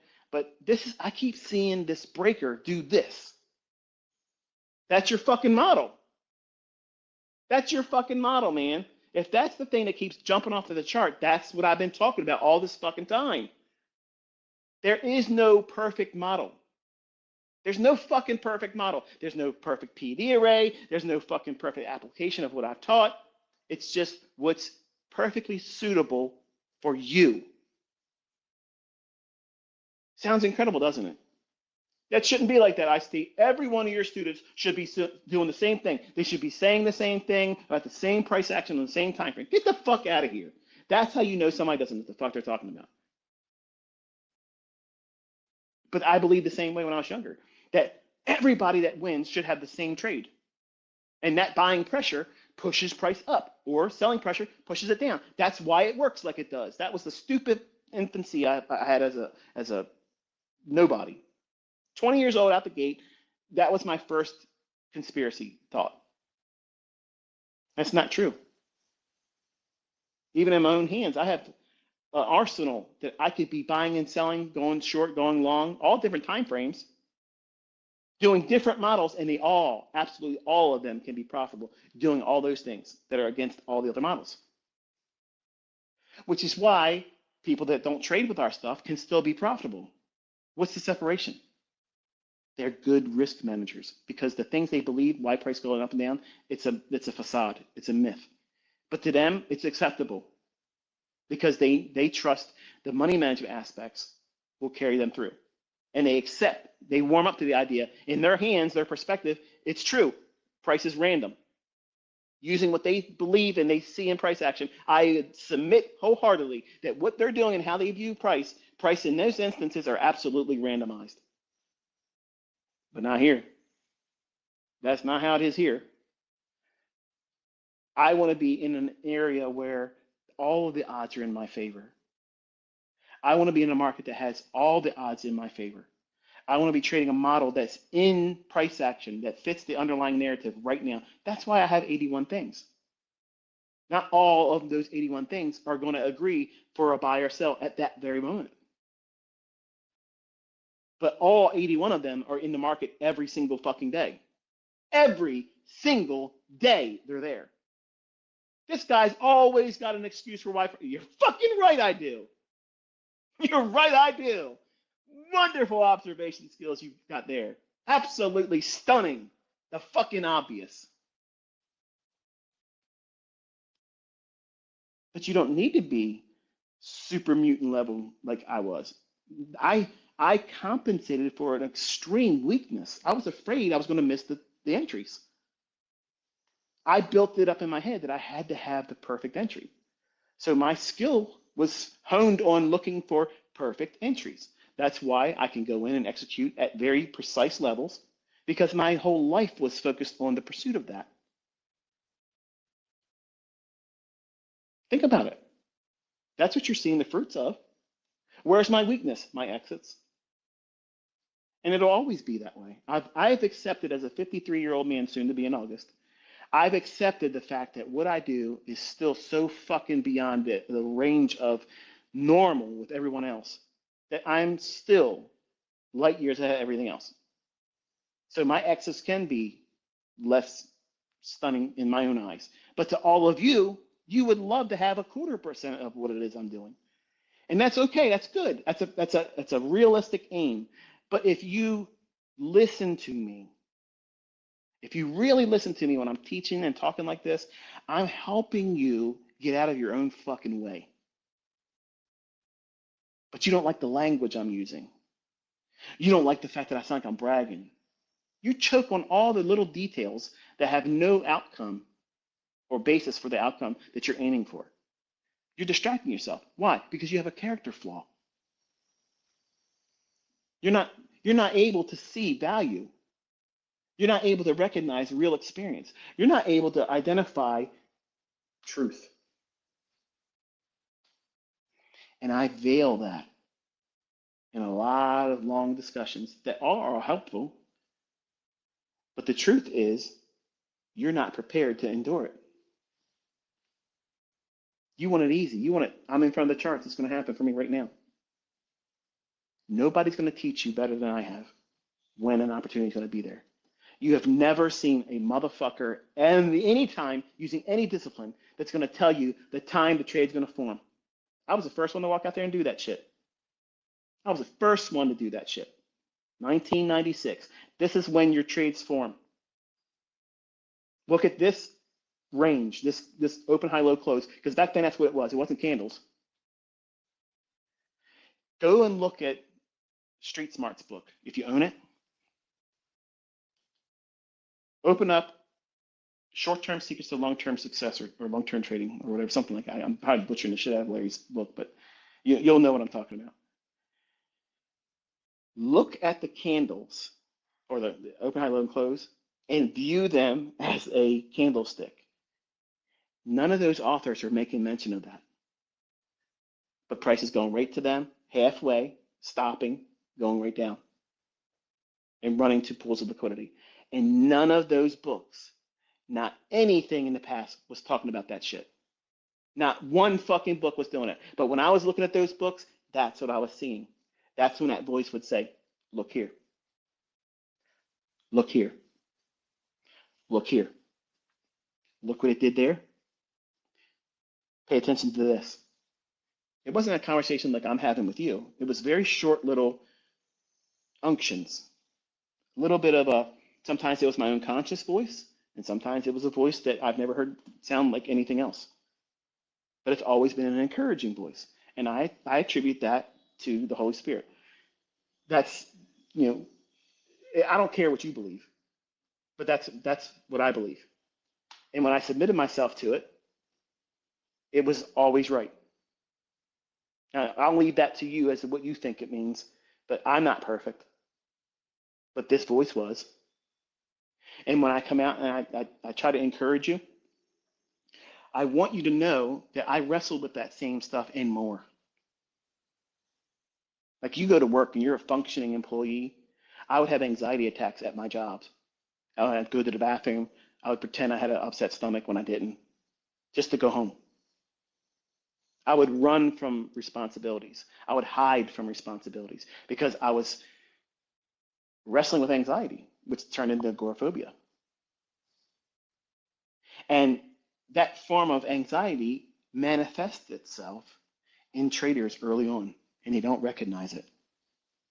They hide it by resetting their account or resetting their funded account challenges, talking nothing about what they just endured, but making no effort to change what they just endured. They're the problem. I was my problem. How I thought was my core problem. I thought the things I was fearful of and obsessively thinking about what I needed to have right now, or I'm not successful, or finding success, or progressing in the right direction. I allowed those thoughts, those self-defeating thoughts, those questionable outcomes, the what if thinking, and it's always negative. I let that stuff dictate how I live my life. And I invited fear to grip me and hold me in a death grip and choke me out every single day. And to the point, my whole existence was my bedroom. And I got fearful of even looking at the markets or charts. I had anxiety attacks about putting on what we know as CNBC now. I didn't want to hear what the price was doing. I was having anxiety attacks, and I wasn't even in trades anymore. In between accounts that were blown, I'm having an anxiety attack about a trade I'm not even in. What if it goes up there and I was right the whole time and I didn't do anything about it? That's next level misery. Let's call it what it is. Like that's misery. And if you don't correct that, even when you do find success, success isn't enough.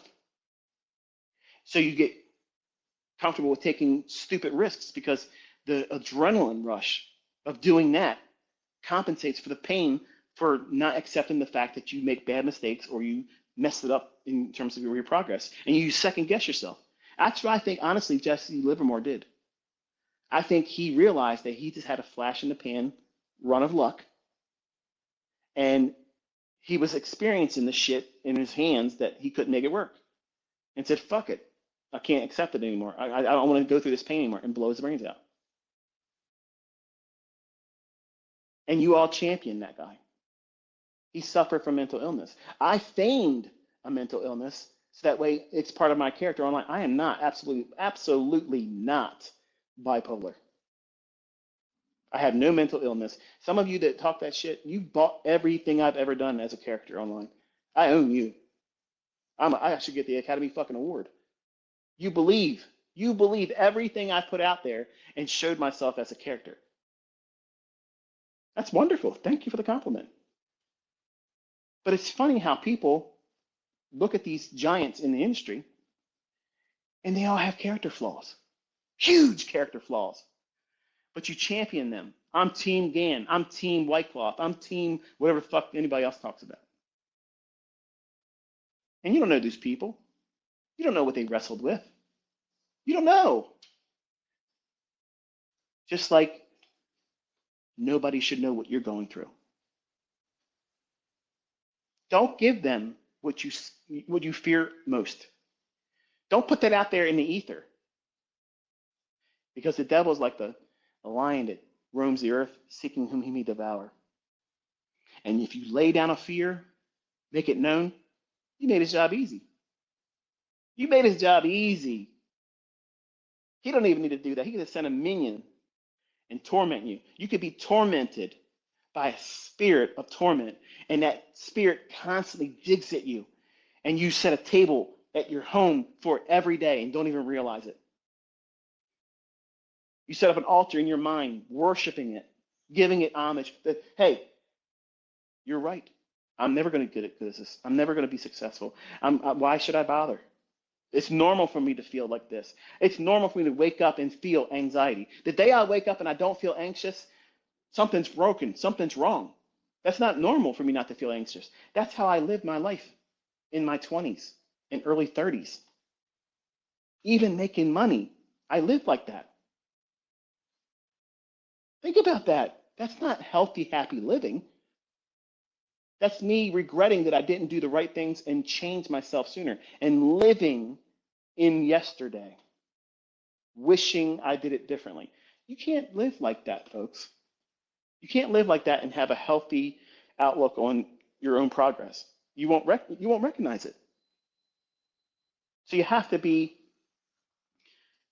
your best cheerleader. You have to guard yourself from anybody else's influence. Look what the devil does. That's his job. He's the accuser. And you're literally going on social media among devils, hateful people that hate their life. They don't want to see anybody succeed. And you're literally putting out there your weaknesses, the things that you struggle with. And you're wondering why things get worse. You regret, oh, I wish I never would have said that. Right. If you just would have listened to me. All of us have fears and what of thinking. Can I be honest with you and share some of them with you about my own? Can I do that? Would you be interested in hearing that? Would you be interested in knowing what I'm fearful of? Here's my fear, okay? And it's not a soul-crushing fear. It's just, it is what it is. I'll tell you. I spent thousands of hours making the content that I've made to pretty much guarantee if God chose to take me out before the rapture, before I think I'm going to reach a specific age, and he just says, it's time for you to go. You're done and you're coming home. If I didn't lay down this compendium of perspective, teaching, logic, not just in the charts, but how you're supposed to think, my fear is that my children will never arrive at what I know they can be. I have what I am is I'm enigma. I am it. I'm the algorithm. I am it. When you look at price, you're looking at me. And that one cut deep, didn't it? My fear is that none of my kids will fully apply themselves to be more than I am. That's my fear. That I have been given this. I've had the luxuries and the pleasures of living off of it, employing it, being the author and face of it all. But that's it. None of my children will do anything with it. That's the only fear I have as it relates to trading. And if they never do, well, I mean, it doesn't change how I live, but it is a regretful thing for me because I pour myself into these lectures because, again, I'm picturing them at their job, but you think I'm picturing you at your job. I'm picturing them looking at how expensive things are. And even though dad helps them out here and there and buys a couple of things extra for their pantry to get them through for the week of the month, I'm wanting them to feel that discomfort. Sure, they can trust dad ain't gonna let them go hungry, but I'm letting them feel that discomfort. What if the day comes when dad's not here? That's what I want them to think. I want them to think, I have all of the advantages right now that all of you would love to have time with me. You would love to be able to sit down with me and just pick my brain and say, what do you think about this? And what do you think about that? And just really just deep dive into whatever you can ask of me. And these are my own children. Do you know not one of my kids ever do that? Now, I'll get texts all the time. Dad, what's it mean when the Bible says this? Or they'll send me a video. Is this person right about this and that? Which I'm thankful for. I mean, and really, in terms of priority, I think that's the best. I mean, my opinion about the word is better than what I think about trading. That's first. They're seeking the kingdom first, and then everything else will be added unto them. But as a dad, as Daddy ICT, in the truest form, it's my children I'm speaking to, and all of this work has been laid down for them to be able to tap into all the time. But my fear is I won't ever see them be who I know they can be. Way better than me. Way better. Because they didn't fall victim to the problems that I put myself through. And they have all the advantages of being my children, and I'm not going to hold back anything from them. Ask yourself why they don't take advantage of it, because I tried to figure it out myself. I don't know. I like to believe because they're four boys. Each of them have been wanting it for free, where no work has been given to them. They all have had this look in their eye, like they know that dad's just going to break off millions and millions of dollars, and just here it is. You don't have to work, you don't have to do anything. And I told them. And my oldest told me I was a piece of shit dad, and I'm the worst dad in the world. When I first told him I wasn't just going to lay it in his hands like that, because I saw the efforts of me doing things like that younger, and he went a different direction. He now doesn't think that way, and he's appreciative of it. And he actually does really good in his own efforts. He's not super rich, but he's successful at what he does, and he loves what he's doing. So he has a little bit of an entrepreneurial spirit. He wants me to give him signals. I'm not going to do that. Sorry, Cody, you're going to have to do real work. But all of them had, even my daughter, she's like, do we have a will set up? So just like a woman, right? Going after the money. I know, ladies, that was just a joke. Don't come at me. But they all have this expectation that dad's just going to leave this for them. And I have been spending my entire life laying down breadcrumbs. And maybe it won't be my kids. Maybe it'll be one of my grandkids that may or may not be ever known by me. So if you're listening to this in the future,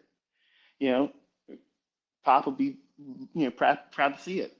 But that's the only fear I have. I don't have any other fear. Not related to the markets or trading or the perceptions of others. Now, I could very easily, and I have honestly entertained this idea a few times with Caleb and Cameron. I was like, look, I could have a lot of fun with this, and you could make a lot of money if you step out there, okay? I'm sitting next to you. You're doing what I'm doing, but you're going to call it like you're doing it. Let me tell you something. A lot of you smart motherfuckers would have figured it out right away if I did that. It's just dad doing it. But you won't want to say it because then it proves that I know what I'm talking about. So it kind of cancels the whole argument against ICT because his son now doing it. He's doing what ICT wouldn't do. So he's better. He's given the stop loss and the target and everything. And all of you would flock to his channel or whatever service he would be offering, whatever the fuck would happen. You all would pour in your attention there and blow smoke up his ass and build a pedestal to place him on, and he'd be a fucking hero. And I'd say, look, see how easy it is? And I could entice them to do that. And both of those boys were willing to do it. So what did that teach dad? They want the shortcut. And that broke my heart. Because I wanted them to say, no, dad. I want to do this on my own. I don't want you doing it for me behind the scenes. Because I could do that for them just like that and give them a false image if I was a con artist, if I was a piece of shit.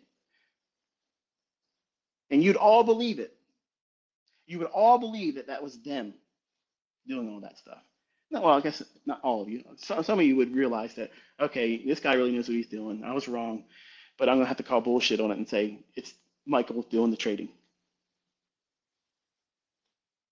I had to fix Cameron when he did his Top Step stuff just to get his money out of it. And I told him, I said, I'm not getting you profits. I'm just getting your money out. And I told him what to do, and he got out of it. That's the only reason why you saw his name on the leaderboard up there. It was me fixing it for him because he was trying to do straight shortcuts, not doing it the right way, not wanting to learn. He wanted dad to do it. If that's all there was, I could just simply say, hey, here, look, let me put an account together, set up a family management company, LLC, and the profits that come from the trading, all of you draw a salary from, and you don't have to have a job. That's easy. And all of you can do that too once you learn how to do this. You can set it up for your children. If you decide to do that, if you don't think about it the same way I think about it, you'll be like, I don't give a shit. They're my kids. I'm going to give them everything they want. Treat them like Kardashians. Sure, you can do that. Let them draw a salary from it. It's called a family management LLC. Talk to your accountants. They'll help you with that if they know what they're talking about. And you can set that up through your trading. You can run a trading account as an LLC that they draw a salary from. So some other opportunities right there too. But you you sell yourself short because you think the short-term adversities right now, not realizing what is laid in front of you as opportunities. What happens? What happens if you never really get good at trading? You're marginally profitable, but you are a welcomed spirit for live streaming, and you only make your money from affiliate marketing. Is that bad? No. I don't have a problem with that. There's a lot of people that have yet to really proven themselves as good traders, but they have a very encouraging spirit. Very encouraging, fun to be around. It's like the guy you go hang out with at the bar. You see him all the time. He's friendly. He never gives you any bullshit. It's just fun to talk to. You don't expect a guy to make $1 million a year. You don't expect him to smoke up your ass. You just know he's a good person to talk to, and you feel good hanging out. You don't feel like you're being talked down to, and you don't feel like you're not good enough. There's a lot of personalities in the world right now that are live streamers that way right now, and they just get by on that basis alone. And some of these people I like. I think they're generally nice people. Are they superstars in trading? No. Do they claim to be superstars in trading? No. So they stay in their lane. So it doesn't bring any kind of real drama to them. But what happens if you find yourself in this and you fix all of the core tenets that make you a terrible fucking person? Because all of us have those traits. I don't give a shit what you say. We all fall short. We all mess up. We all have character flaws. It doesn't matter how good you are at hiding them or pretending they don't exist. We all have them. But what happens if you use this as a medium to fix all that? And then all these opportunities open up to you where hey, look, you don't think you have the personality to be a podcaster. You don't think you have the personality to be a live streamer. You don't think you have the potential to be a teacher or a mentor that can prove they can do it, so therefore they have the authority to be teaching at all. The doors open up, the floodgates open up, and the money can come flowing in like you've never imagined.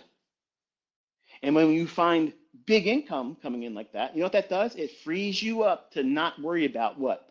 Your trade's panning out profitably. So then what does it do? What does it do? It gives you objectivity that you'd never had before, because you don't have the fear of your trades failing on the basis of defining your success.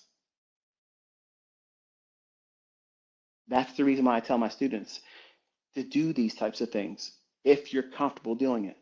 Because what it'll unlock in you is a level of confidence. I'll tap into Patrick Wheeling once more. I've said these things publicly, and I've also said them in private. I don't talk to him in email anymore since he sent me the picture of those balls. I've blocked his email address. I don't want to ever see anything like that ever again. But the point is this. I've said openly that if he makes certain changes and he pursues this direction or that direction and uses these types of things, it will help him be a better trader. And you have watched him find himself. He wasn't trading as well as you see him doing a couple years ago. That's a progress. And I love the fact that he comes out and sometimes and says, look, I messed it up. And he makes no excuse and just says, it was my mistake. I own it, and it is what it is. And some of you assholes love to throw gasoline on the fire. And I see him take it to heart. It bothers him. That's a weakness. But that's a weakness that can be capitalized on, because that doesn't go away. That doesn't matter how much money you make, that stuff doesn't go away. He has a deep-rooted desire to prove something. Not to us, not to him. There's somebody in his head that he's proving every single day. He's doing this something that he's doing every day, this pursuit of success, the amount of money he makes, what he can buy, what he's able to do, who he's with, how long he's having sex, and how many times a day he's having sex. All these things are to prove something to some particular person in his head. We may never know who that is, but he knows what I'm saying right now, I'm nailing it. I'm over the target right now.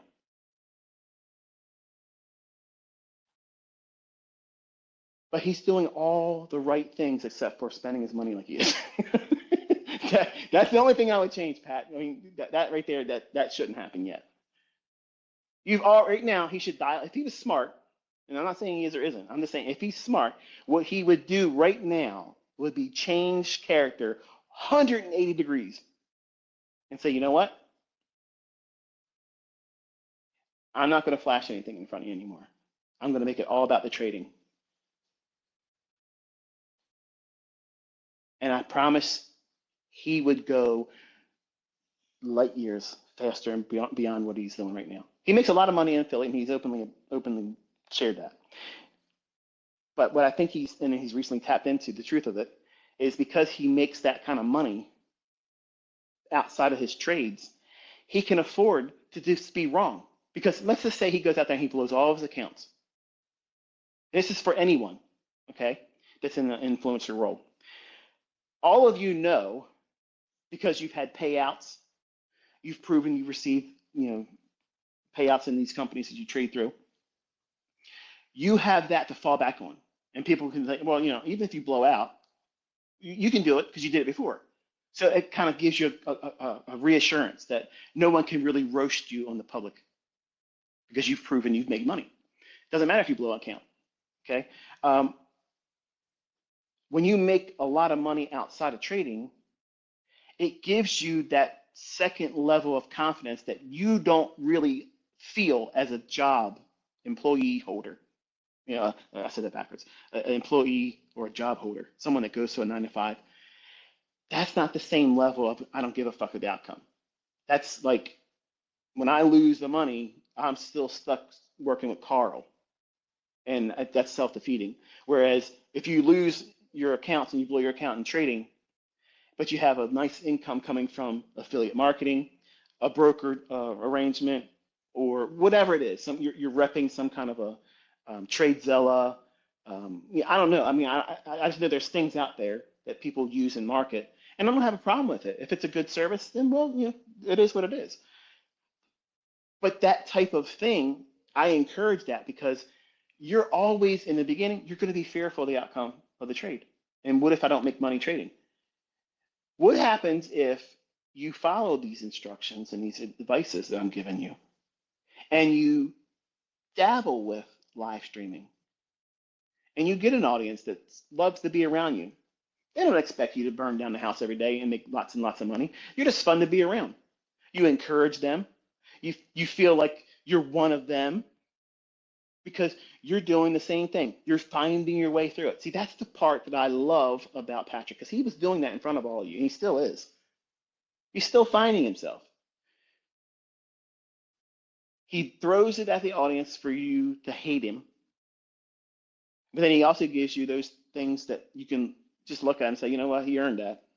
He earned it. You can say what the fuck you want to say, but he earned that there. His presentation needs to be refined a little bit, but he has enough character in him that he's a one-man show. He doesn't need all the other stuff he's got going on. I think he's actually spending too much money uselessly. The whole BDH thing, he can put a whole lot of money into that, and I don't think it's going to yield what he wants it to do. He's having fun with it, but I don't think it's going to yield anything beyond his personal. I enjoy doing this part of it, having people come down here, and that's great.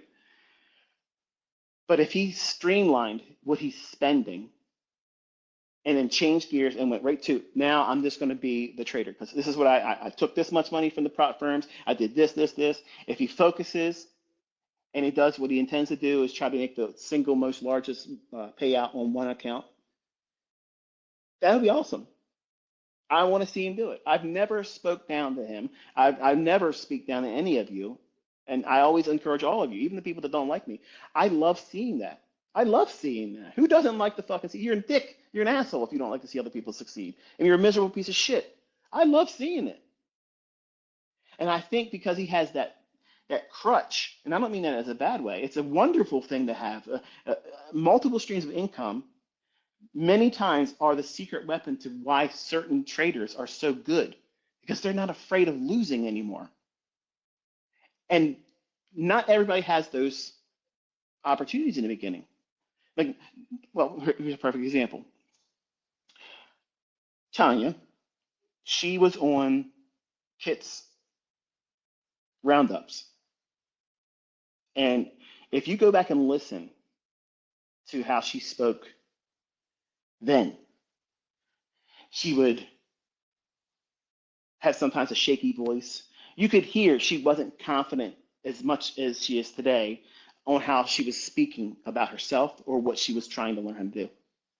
And when she would admit that it was hard and she was going through some stuff, just like all of us. And then you look at her today, and she's still finding herself, but she's out there. You could see her when she did her face reveal. I was like, what in the hell? That's my daughter. And for the people that think that that's my daughter, she's not biologically my daughter, but she reminds me so much of her. And if you saw a picture, you would think like, what the hell? That's crazy. But long story short, she has a very welcoming spirit, even if she didn't trade. She's disarming. She doesn't make you feel like, oh shit, she's trying to talk down to me. And she's pleasant to listen to. She refines that a little bit more. She'll be one of those, yeah, she knows exactly what she's doing. She'll be like a Linda Raschke. You don't see a Linda Raschke as like bombastic, like a Patrick Whelan or an ICT or something crazy that's over the top. It's a steady edge of this is what you're going to get from them, and they're consistent. That's what I see in Tanya. She has fun with her audience and does some stuff every now and then, but I see that in her. I have people that are students that are coming up that are really, really well versed in trading. They know exactly what they're doing, and they're trying to be something that they're not. And I'm not going to be the one to tell them that. They'll know for themselves when they start trying to do these things. But when you step out there, once you have the skill, you can get money from live streaming. You don't have to call the trades, just trade. Just trade, let the audience watch, and there it is. Put your disclaimers up in the beginning and periodically throughout the presentation. Remind them that there's real risk and not to copy you, and just do what you do. And people will flock to you. They'll watch you. You don't need to have the comment section open. You don't need to have the chat window open. None of that stuff. If you know what you're doing, people are going to come there. And the money you make from that will help offset the need for your trades to be profitable in the beginning. Even if you're putting yourself out there as I'm trying to discover myself. Dozens of you tried to do that over the last year. Some of you haven't really found your rhythm yet. Some of you have grown. And you're finding that, hey, wow, this helps me. This helps me pay a little bit of bills around my house. So that means I don't fear losing this account now because I have a little bit of income coming in from this little marginal stream of income that's done by live streaming. And I would be doing this stuff anyway. And that becomes another stream of income. And while you're improving, and then when you get better, people that have watched you come up, figure them like we watched you develop in the public eye. And now look at what you're able to do now. And they have a proverbial blank check then. Anything they tap into is going to make them money. Everybody will want to go and link up with them. They will offer them affiliates. They won't ask for affiliates. It will be offered to them. I turn down advertisements for people broadcasting dumb shit. How much will you let us do for a 60-second ad? How much would you charge for a 30-second ad? How much would you charge for a 15-second ad? How much would you charge us to let us put our company logo just in the corner of your video? I get this shit every week. Every week. I could be making money just like that and never even do anything beyond that. I get requests constantly to go on teaching circuits globally, statewide, I'm not a globetrotter. I'm not going to get on an airplane, all right? So that kills that deal real quick. And two, I don't want I don't want to be in that. I don't want to do that. If I wanted to do that, I would do that myself. I would do my own teaching circuits and go around in public and do that. I don't have the personality to do that. I don't have that personality. You think I have that personality because I'm so extroverted in the presentations like this, but personally, side by side, I'm an introvert. You'll see it in October. I'm not like this. I'm not like this at all. And some of you are going to be visually shocked in what I look like physically, because what you think I look like, it ain't like that. Fat boys are here. So I want you to think about how there's absolutely something new under the sun. Every day, you're presented an opportunity proving that very thing. And there's a lot of things around you that are distractions. They're going to tell you this isn't for you. It isn't what it really is. It's a lie. It's a facade. This person's a fake. This person isn't really doing anything. This person doesn't have a verified record. This person doesn't do that. What are you seeing? Cancel all that noise for just a couple seconds and think, what are you witnessing here? Are you seeing something outlined before it happened? Is it sporadic when it comes to fruition, or is it happening consistently? Is it following the logic that these concepts outline? If you're going to be honest, it's the latter. There's nothing fake about this. It's absolutely 100% grade A perfection. No bullshit here. I stripped it down, took you right into the charts this year, said, here it is, boom, boom, boom, boom, boom, boom. How much am I talking in Telegram? It's just, here it is, there it is, done. I could always have been doing it that way, but I wanted you to earn it. I want you to work for it. I know that my stuff's the best. I had always known that. I could come out here and make a pamphlet in a PDF format and tell you, do this, do this, do this, don't do this, do this, do this, don't do that, do this, do this, do that. At this time, look for this. If it doesn't do it by this time, don't do anything at all. This is what you do. This is where your stop loss is. This is where your target is, and do this only. And you're quitting your fucking job in 90 days. I can do that. But that same recipe would be on fucking Amazon. It would be in the #1 bestsellers list on the New York bestsellers list by other people that don't mention my name. I won't do that.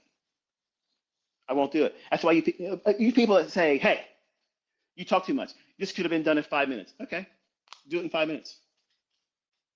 You're never learning anything from that. It's demonstrating toys. There was a meme my wife showed me. Or not my wife, Caleb was over here last week. He goes, look at this. This Asian lady. She's opening stuff up, showing it real flashed up, and then goes to the next thing. I said, what the fuck is that? Oh, she's getting paid to market these items. I'm like, she's getting paid to do that? The fuck? You need to pay me for looking at this shit. Like, I need to get paid to look at this. What the hell is she even doing? How? There's nothing I can't even remember what the hell I saw, let alone when I buy it. That's the equivalent of, I watched every ICT video in existence, so that way you don't have to. And I'm going to show you every ICT concept in 20 minutes. And you leave not knowing shit. They demonstrate hindsight.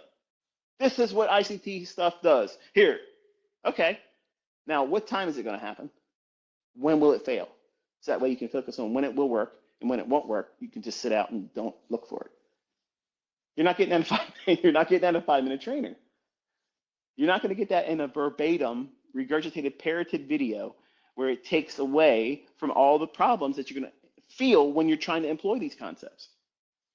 That's why the presentations like these are long, because I'm taking 3 decades of experience and answering the questions that you want a very simple 1, 2, 3 ABC response to questions that require leaning on experience. I have seen enough times where a fair value gap, even if it's the first weekly fair value gap of the day, it should be going into it. It should be used as something that's bullish. some kind of a discount array, and it fucking doesn't do it. It just goes the other direction. Well, that's manual intervention. I don't know when that's going to happen all the time. That's where I'm going to be a victim, just like you will. But I'm not going to throw everything out the window and say, fuck this. It's all useless now. I take a break. I wait an hour. And then what I do is I look for, does everything get back in line after 60 minutes? And if it's still fucking goofy, then I take another 60 minutes away. And if it leads me into the lunch hours, then I'm going to look for a run against what just took place. I'm not surprised, man. I'm not surprised. I'm not scared. I'm not worried about them doing something to fuck me up, okay? I can lose money on a seek and destroy day, but then come back. I teach you, once you recognize it, you stop. And then tape read the rest of the day and see how good it was for you to avoid the further losses. And develop discipline over yourself. Be responsible, because that money, the broker's not going to feel sorry for you and say, you know what, we knew you should have stopped 16 trades ago, but we didn't have it on our heart to tell you, but now we do. 30 trades into the day. You're just going in here, going on tilt, and let's just look. We're going to do a reset, and we're just going to keep the commissions, but we're going to give you all of the realized losses back because you deserve it. You're a nice guy. You've been with us for longer than 60 days. You beat all the statistics right now, so we're rooting for you, buddy. Here, we're going to make it all better for you. It doesn't work like that. And then when you see these prop firms, well, we're going to do a reset. We're going to fix everything. That's not realistic. Just like the rules that they place on you trying to find profitability are realistic. They're not. They're making it more harder than it needs to be. Which means what? You're going to feel even more adversity, more fear, more hardship. More so than it would be if you were just placing your own money, even if it's a small amount of money, into a live account and trade one micro lot. It only costs $30 or thereabouts to do one micro, to have that in your account to do one micro. I'm not saying that that's all you should have, but there's better ways to do this, folks, than these prop firm companies. There's absolutely better ways to do it. And you will be so much better for doing it that way. Don't be afraid or ashamed that you're starting with a shoestring budget. But don't even start with a shoestring budget unless you have done copious amounts of backtesting, tape reading, and then demo trading using the same procedures and logic. It doesn't mean we throw everything out the window because now we're trading with a real account. Yeah, this trade is only supposed to be 25 handles for me because that's my model, but I'm going to go in and trade 3 micro contracts because I can afford to do so, and I want a bigger payout. I want to be able to make more, and so I'm going to try to aim for the entire morning range, not just where it makes sense getting in here and getting out the first pool of liquidity or inefficiency, which is the low-hanging fruit objective I try to teach you. You have to be able to do that consistently. If you can't hit consistently every fucking day, the lowest hanging fruit objective in liquidity, if you can't do that consistently every single day, you have no reason for ever going above 1 micro lot. And if you didn't pay attention, go back and listen to it again.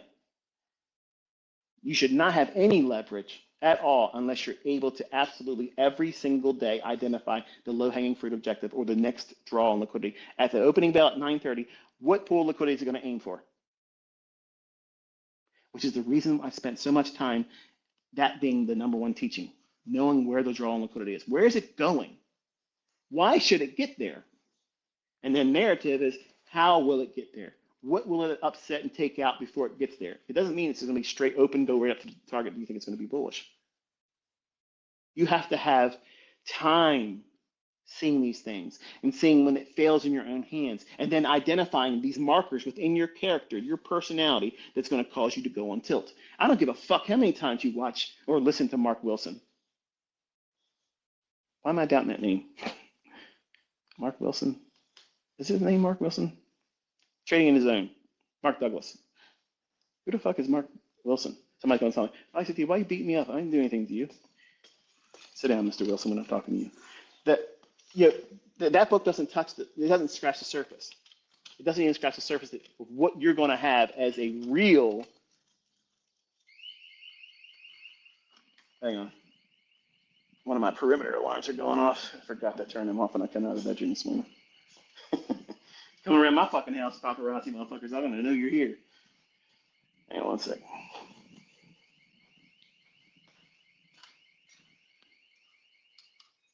There you go. The that's something I would have edited it out if it was on YouTube though. Your journal, your history, your progress, your development. You want to pour every aspect of detailing everything you go through, how you think, how you feel. What were your greatest achievements for today, for this week, for this past month? What do you hope to aspire to reach as a target? What's your goal? And they have to be measurable. Not, I want to make $10,000 this month. That's not enough. How are you trying to make that $10,000? Are you trying to do it with 5 trades a day? Are you trying to do 5 trades per week? It has to be defined and detailed. It can't be willy-nilly, whatever and how it comes. No. That's the same people that tell you, well, when you're trading, your job is not to predict price. Your job is to react to price. No, that's bullshit. That's bullshit, Virginia. That's what the reason, number one, all these people fail because they go into it like that. Your job is not to predict price. It's to react to it. If you're always reacting to price, you're chasing price. You're a victim to manipulation. You can't see anything happening before it happens. See, when your trade is accurate and you hold that mentality, what are you attributing its success to? Because the target you reached for, weren't you fucking trying to predict it going there anyway? Do you see the bullshit that comes out of these people's minds? Like, they literally talk out their ass, and none of the stuff that they say makes any bit of fucking sense. You have to react to price, and your job is not predicting price. Then how the fuck are you supposed to know where you're aiming for and manage the risk? You're not going to enter a long position unless you fucking believe it's going to go higher. If you're not doing it that way, what the fuck are you doing? What is that? That's fucking insanity. Yeah, I'm going to try to make money going down. I think it's going to go up there, but I'm going to go short. The fuck is that? That's the equivalent of basically what they're saying. They don't believe in predicting price. And you know what that gives them? And anyone that subscribes to that view, you know what it does? And I'm going to call it's all bullshit. All the bullshit stops here. They're making an allowance for them sucking as a fucking trader. They're making a wonderful allowance, a perfect excuse clause for why they can't accurately tell you where the market's going to go. Because if they're a public figure, that's the bar that's been leveled up to. Now, you have to be able to call a market. You got to be able to be consistently tell us where it's going, or don't talk to us. Don't talk to me unless you know what the fuck you're talking about. As soon as you start talking about price is random, or our job is to react to price and it's not to predict price, you have already completely lost me. Not because you lost me in the logic and now you're proving superiority. You're proving that you have fucking no idea what you're doing. You have no idea what you're doing if you subscribe to that view. Because when we walk out here and we look at the same price charts, we know exactly what the fuck's going on. There's relative equal lows when the market's long-term bearish. Time of day, wait for the first one to the fair value gap, wait for it to trade down through it, come back up. If it respects the upper half, doesn't go back into it, take the first fair value gap on a lower time frame, sub 1 minute. Write it into that pool of liquidity. You have right there, just like that. Just like that. You can write that on the back of a business card. That's your entire fucking model. Never risk more than 1%, and you're quitting your fucking job. If you save money, don't act stupid. You're quitting your job far sooner than anything else. You'll never need to look for anything else that I ever teach on. That's easy. That's always there every fucking day. That's there every day. An everyday model. You see, they're talking about forever model. This is my forever model. How about give me my every hour model? This is my every fucking 60-minute model. I just gave it to you. I just gave it to you.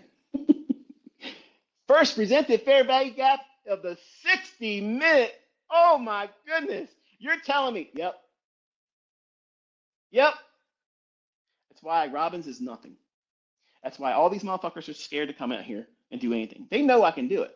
They don't want to. They don't want to suffer the embarrassment of the demo baller showing them up. But they think I'm going to buy into this bullshit and feel like, what am I going to do? Nobody's going to believe me unless I do this. When everything I've ever done gets fucking largely ignored by the same group. So I don't need to listen to this bullshit. I just find it funny that nobody can prove anything better. Nobody can call it better. Nobody can execute better. Nobody can get in and out as good and as consistent. But they all have words to talk about why you shouldn't learn, why you shouldn't be here. You don't see that as the enemy? Like, you don't see that?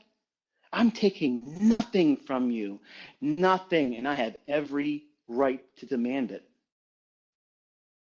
I don't have to give you my time for free. I could be behind a paywall and saying, you're only going to hear me if you paid for it, or you pay the person that's leaking it for $5. Yeah, but I'm not, because I'm giving you no excuse. You can't come back to me later on and say, man, you didn't give me a fair chance at this. You hid it from me. No, I didn't. I gave it to the whole public for free. And I find it still fascinating that such a large degree of people still fight it. They ignore it. They say no. And when you sit down with them, they don't show you that they put any real effort into it, because they expected it to be a very short video that explains how to make a peanut butter and jelly sandwich.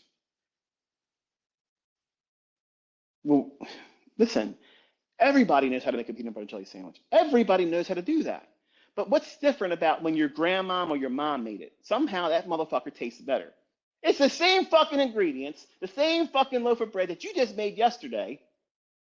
But you're like, I'm so sick and tired of peanut butter and jelly with the shit. But let grandmom or your wife, girlfriend, boyfriend, whatever, let them slap that shit on them 2 pieces of bread. Throw it on a fucking paper plate, and if you're lucky, get a paper towel. And when you're eating that, you're like, what the hell is going on here? What did you do to this? Like, this is fucking remarkable. You did something to this. What did you do? They cared. They cared.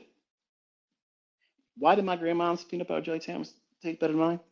Because when she spread the peanut butter and the jelly, she made sure every bit of the surface of the bread was covered. When you make a peanut butter and jelly sandwich, you're making a peanut butter and jelly sandwich because you're fucking hungry and you ain't got time to be making anything else.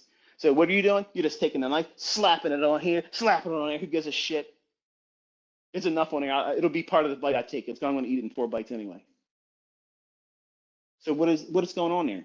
She cared about you getting the very best from what she had to work with. That's love. You, using the same ingredients, same fucking recipe, nothing's different, same butter knife, same paper plate, same expiration date on the peanut butter and the jelly, which are bullshit. They last longer than that. You slap it on real quick just so you can give yourself immediate gratification. Hunger pains, make them go away. Well, that's what you're expecting of me. You're expecting me to give you a peanut butter jelly sandwich in a trading model like you give yourself every day. Give it to me right now. Give it to me right now. This is how I do things in my world. Yeah. Ass backwards, rushing it, expecting everybody to bow to your fucking whim. But I'm making it like grandmom. I'm making it like grandmom, Doug. I'm spreading it out perfectly, making sure all the nooks and crannies get the even distribution of the peanut butter and jelly. That's why it tastes good when I'm teaching it. And everybody else is like, listen, man, I came here with high hopes that you're going to try to make it easier and faster, but I'm just not getting it, bro. And you come back and you're leaving comments in my section. I've been trying other people, man. Right. They're just selling you an engagement. I'm teaching you. Because the expectation is my children are listening to these conversations and I want them to succeed. You think I'm going to give my kids some bullshit? I'm not going to give them false logic. I'm not going to give them bullshit that ain't going to make money. But even my concepts with the wrong mentality placed around them won't yield the results that they would want. You have to think about things differently. You have to see how our character flaws, our immediate gratification desires, this pursuit of give me what I want and want right now. And it's already 2 weeks late. Whatever it is, whether it be trading profits, success, understanding what to do, our job promotions, recognition among our peers. The girl I've been putting so much effort into, she should have been wanting to go out with me by now, or vice versa. We have unrealistic expectations. And if you try to bring that into trading or your development as a trader, you're going to be frustrated. And that frustration will manifest itself. And the only thing that usually occurs in that regard is that we end up trying to trade more frequently with larger leverage in opportunities that really aren't there because we're seeking comfort outside of the discomfort that we're experiencing. It has nothing to do with trading. That me, because I worked through a long period of that. And I'm thankful the Lord took that away from me. I'm thankful that he took that part that I struggled with away, where I no longer looked to impress people that did not really care. And the last thing they wanted to see was me to succeed. And when I identified that, when I saw that, I no longer cared to pursue everything I was doing as the outcome to prove that point to them. And I realized that my anxiety that I was going through was because I was trying to live up to everybody else's expectation of me. And they didn't give a shit about me. They were all holding me back. And I don't think they all understood that they were doing it, but they were doing it. They didn't want to see me succeed. They didn't want to see me retire at 40. They didn't want to see me drive in exotic cars, go on vacations at the drop of a hat, wherever I wanted to go, and I didn't look at price tags. They didn't want to see me throw away $600 shoes, $300 shoes because I got dirt on them. Just buy another pair. Just buy another pair. We're talking about 1990s, not just recently. I was spending that kind of money on shoes back then. And my uncle gave me some shit about it. You threw those shoes away just because you got dirt on? You could have got them clean. Yeah, I could have. But it's easier just to just buy another pair. The look on his face, that I'll never forget it. Like, what a fucking waste.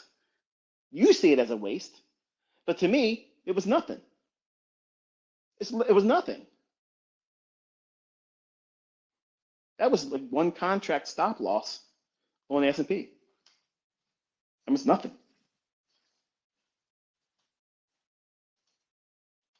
All of you have the ability to be better than me sooner than I was. All of you have that. All of you have that advantage. You all have the luxuries of me explaining how I fucked around and made it longer than it had to be. But you don't want to listen to those lessons.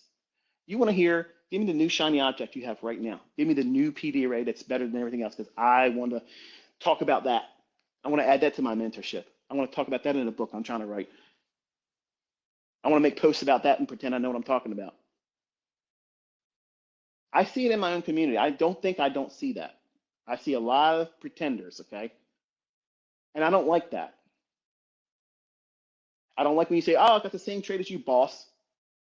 Unless you show the execution, you didn't have the same trade. So why even say that? Because you want to feel a connection between us. And I'm not going to fake that by giving you a like or a high five because I'm rewarding your bullshit.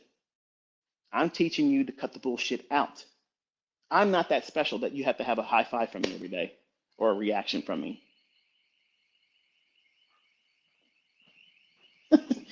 Yeah, they went in the other area. I got to turn that one off. You probably can't hear it, but it's a perimeter alarm again. These are the times I wish my house was small. It takes a little bit of time. Here. Hold on. Listen to this guy. This guy's full of shit, man. He's so arrogant.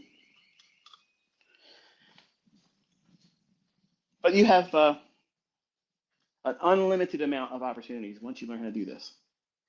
You could be an analyst and never take any trades if you prove yourself strong. You can literally be picked up by a real prop firm, a real brokerage firm, a large institutional firm. I've had requests from large firms that you would know very, very easily if I would coach a lot of those individuals that are already there in those positions. Make that make sense. Make that make sense. Yeah. They've watched how I handle myself over the years. They see that I don't name drop. And a lot of big names are in my group. You would know them readily, but I don't name drop. There was a privacy notice. I can't tell you who's in there until they make themselves public. Once they make themselves public, they say they're an ICT charter member, then it is what it is. I usually screenshot it and capture the link of wherever they made that reference, and then if I ever talk about them, I have that to fall back on. But I have never violated anybody's privacy at all. I meant it. I wouldn't want it done to me. But you have so many opportunities once you pick this skill up. Let's say you learn how to do this really, really well. And you don't want to be a live streamer, but you're very, very consistent. You can do a signal service. That is the fastest money you have ever seen. That's immediate right now money. That is, I'm broke, I need shit to change real fast right now, and there's an opportunity for me to buy this house. I don't have the funds to meet that. Well, if you have this skill, you can open up shop in 30 days, have 6 figures falling in your hands real fast, real fucking fast. With this skill, you're not afraid to show it. When you know how to do this in your own hands, you don't need any ICT plugins. No attaboys, no here ICT's told me this, so I'm gonna feel confident. See, that's what you're gonna feel in June. You're gonna feel that void of, man, I don't feel confident. When ICT talks about it, I'm confident. It's like, oh shit, this is no brainer. If you're not in trades that are linked to that draw on liquidity, you're gonna feel like, I second guess everything. But then in the last few months, you're part of trades that you feel confident because I've come out publicly and said, this is where the market's going to go. And normal instances where I haven't mentioned it in the public eye, where I think the market's going to go, you may have taken that same trade, but every fluctuation that moves against you feels like it's going to run on you, doesn't it? If you're honest right now, post to me a number 1. There's no shame in that. If you've ever felt when I didn't call the market, when I didn't call where the market's going to go, and you got in that trade, you feel every little fluctuation that's moving against you feels like it's probably going to run against me. It's going to be a losing trade, and you overanalyze every individual candlestick. But the ones I've come out publicly, and you're trading in those, you're never worrying about the little drawdowns. You're thinking, oh well, ICT called that, so now it's just going back down to that order block. That's exactly why I proved to you by being your spotter. That is what you're supposed to do. You self-talk. The only thing that's changed is because I've placed my reputation in front of everybody saying, this is what I believe the market's going to do. And if there were 2 million people following me, and I say that number because all the comments that are left predominantly are people that are not following me. So add up what's following me plus that, I got over 2 million followers. This way of teaching gives you that perspective where you have to self-reflect. You have to encourage yourself. And if you feed yourself with, man, it's going to stop me. Shit, I know it's going to stop me. I should have never moved my stop. I shouldn't have moved my stop. Shouldn't have moved my stop. This is bullshit. They're going to stop me out. And what are you doing? You're not trading your setup. You're not even following order flow anymore.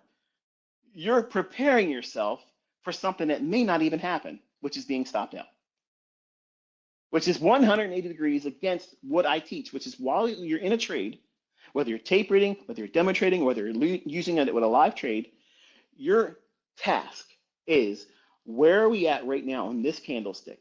And how does it relate to what has already happened? Is it still following the logic that would present the likelihood of this trade going to where you said it was going to go? If it's going down, where's the short-term low that it could take stops out? And then as soon as it does it quickly run away, or does it spend time below that low if you're long? That's probably more of a reason to get out of the trade or cut some of the trade off. But if it goes down below a short-term low, that doesn't mean shit, except for it's probably a time where we can add to it.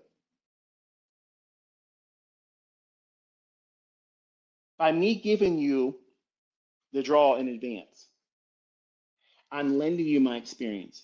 But there's a great deal of effort that's required beyond that in your own hands. And a lot of you don't want to go through that. You're doing everything to avoid that. And there's going to be a time while you're doing it initially, you're going to feel like you're floundering. It's going to feel like you don't know what you're doing. It feels like it's not going to work in your hands until it starts. What's the separator? What's the divider there? The aspect of showing up every day and desensitizing yourself, saying, okay, yeah, I felt like that yesterday, but I don't feel it that way today. And look, it worked in my hands. And you're going to go in the next day feeling like, see, I have a good perspective. I have a good outlook on this, and then it's not going to work well in your hands again. And you're going to lean on the previous day because you journaled it. You came into the day believing that this model is going to yield itself to you. You're going to follow the rules, and it gave it to you. And then the next day you went in and tried to do it again. It didn't yield it to you. So you encourage yourself with, it worked the day before. This is the day I did something wrong. I don't know exactly what it is. I'll wait till the day closes, and I'll have the benefit of hindsight to see what it is I missed. You see how liberating that is? But some of you simply want to avoid that aspect of growth, which is required. You can't escape that. There is nobody out there that's going to help you get around that. There is no one. I promise you. I swear to God Almighty, if there was somebody that could do that, I would say gladly. This person teaches you how to get around that and circumvent that whole aspect and requirement that I tell you is there. But they beat the system. They did it better. And even if they charge a lot of money, do it. Go through that because they've done it. There's nobody that's going to ever take that away. That's experience. There's no shortcut to that. You can't buy experience. You can't borrow it and refer to it as your own. You can borrow it and be comforted by having more experience lent to you by someone that's been doing it longer than you. But even then, in the reality is you're just going along for the ride. And I don't do a lot of that stuff because I don't want you codependent.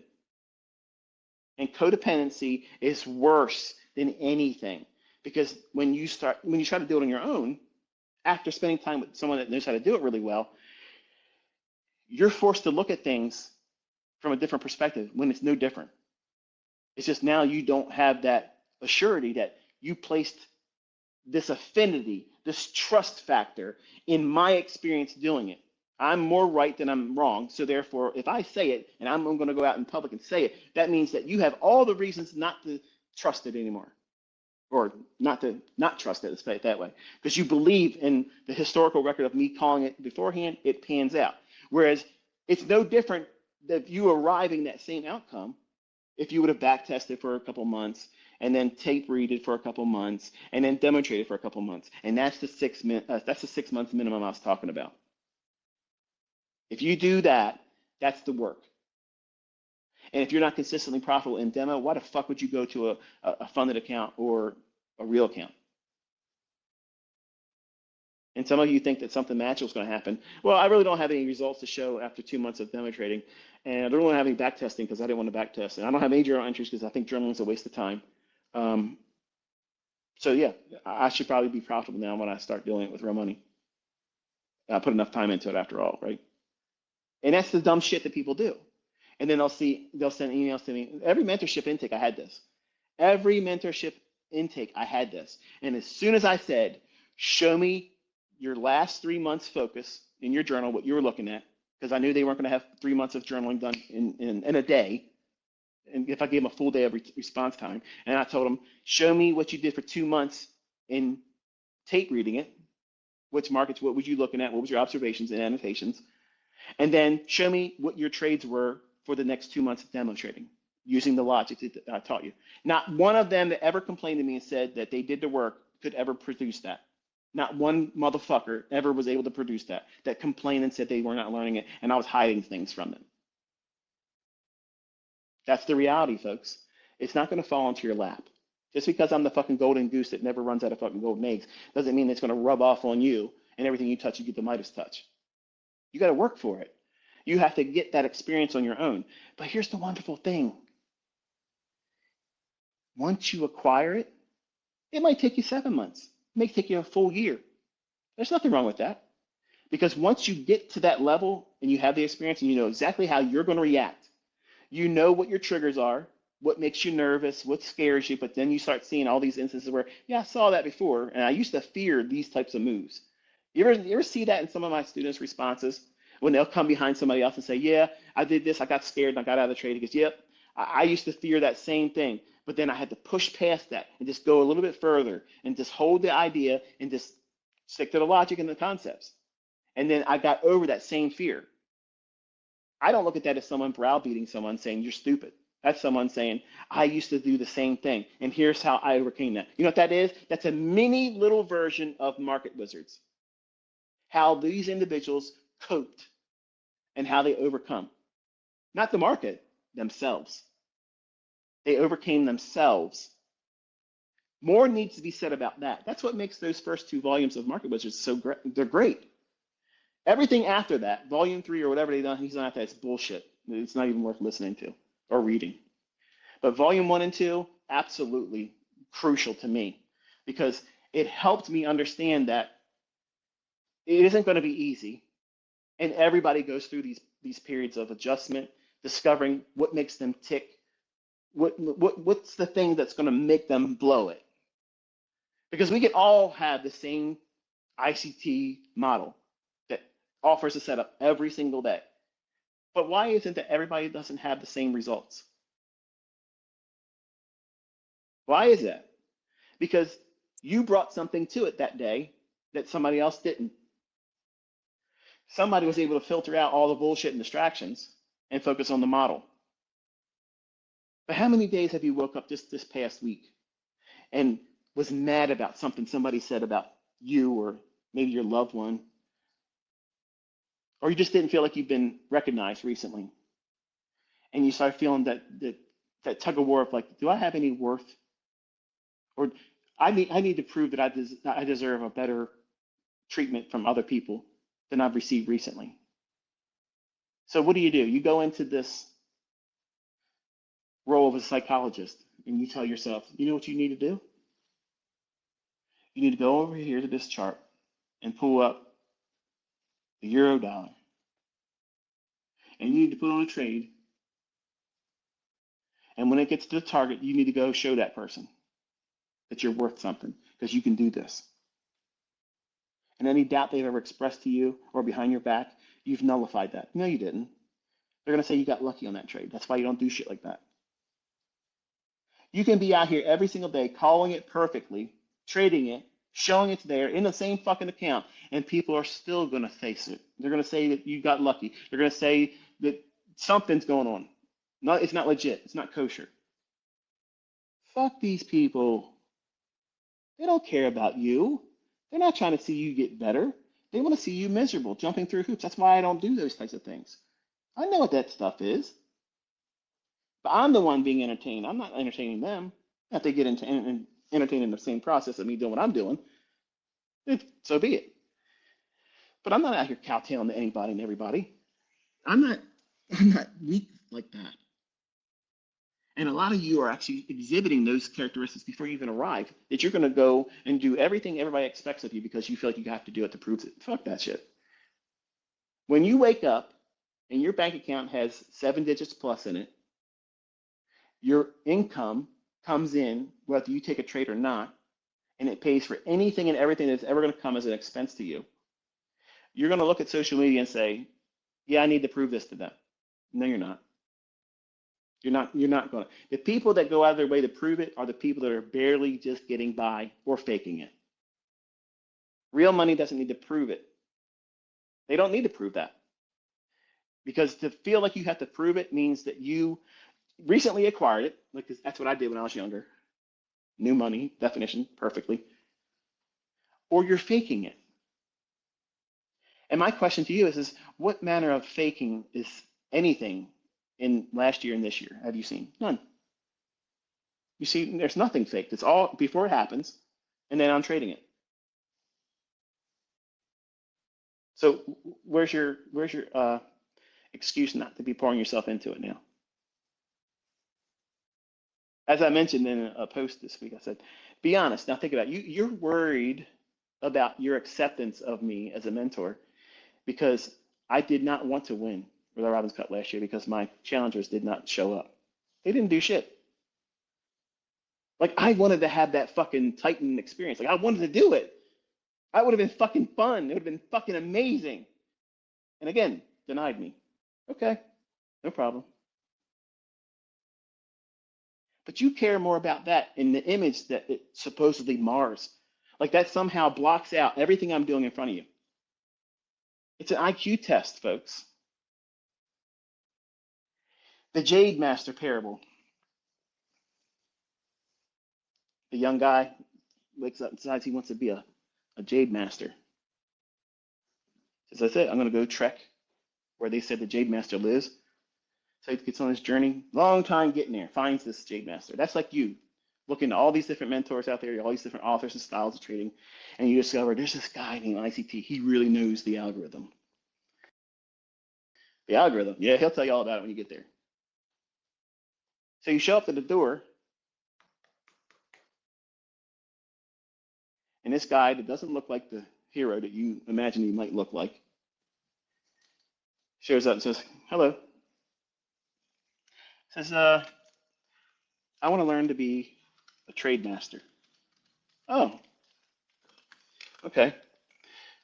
Well, watch me sit over here and do something in front of the whole world and prove that I'm the worthy trade master to listen to. And then he doesn't do anything except talk. And the young man that desires to be this trade master says, what the hell is this? This guy's full of shit. All you're doing is talking, bro. You didn't do anything. You didn't prove anything. And the trade master says, I've been talking to you about psychology and aligning your perspective on what things matter most and what you're going to do to wreck yourself. Come back next week. That's a mentorship per year. And I go through this every year, proving number one, nobody's stepping, nobody's doing shit, nobody can beat it, nobody can challenge it, nobody does anything. But my concepts keep working. I keep making millionaires. I keep producing students that do exceptionally well. And now this year, here, no lots of talking, outside the spaces, of course. Watch this at the market. This is what I'm looking at. It's going here. Boom. Then I'll show you the execution.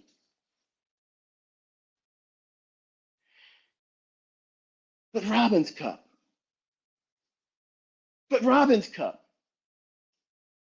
Yep. Robin's Cup. Not one of those fucking competitors, not one of those talkers, not one of those trolls, not one of those motherfuckers did shit.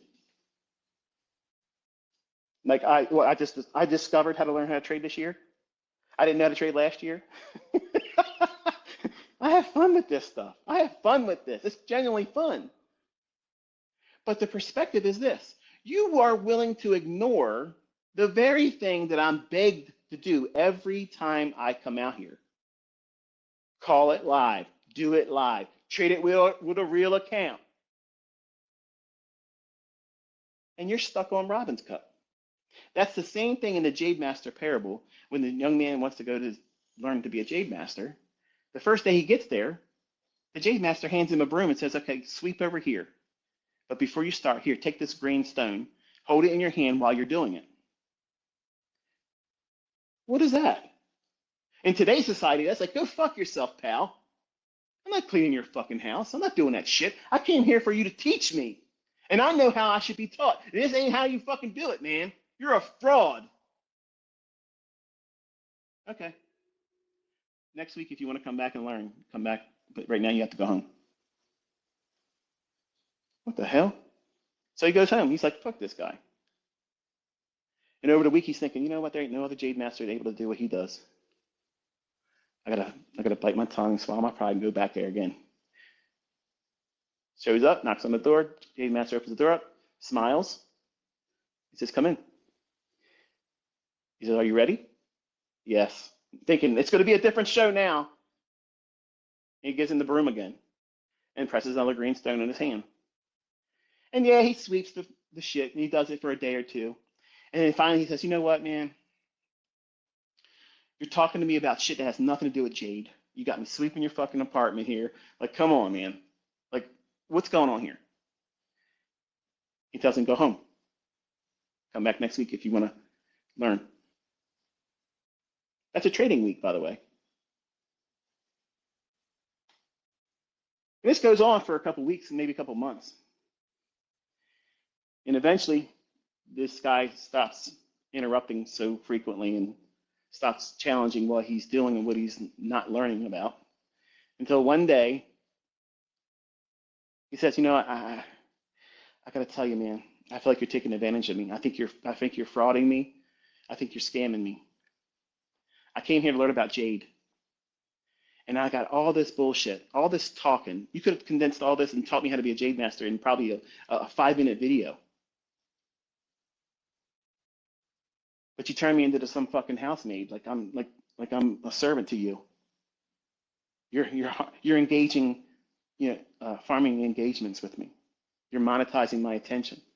Somehow you're making money off of me being here doing this, and I'm cleaning your house on top of it. And the Jade Master smiles and tosses him a rock, a green rock. Here's here, catch this jade. The young man grabs it in the air, looks at it, and says, "This ain't jade." And the Jade Master smiles. And the story leaves you with just that. Now, to the uninitiated, the stupid fucks, they're like, well, this is a waste of time. What the hell's the point of that? And the wise, the ones that are prepared to learn, they see it this way. The young man comes there with an aspiration to learn how to do something from the best. And the best knows that it isn't going to be a fast transition. And he also knows, because he has the experience, he's the Jade Master, that there's going to be a lot of expectations placed on what they want right away as a student. And before you can be a Jade Master, you have to know what the fuck Jade is and unrecognize what real Jade is. So while he was sweeping and he was holding on to that green stone, that was real Jade. He was giving that man time and letting him lend his own experience to him. Holding, what does real Jade feel like in your hand? Not just when you're carving it and shaping it. It's in your hand constantly for weeks and weeks and weeks.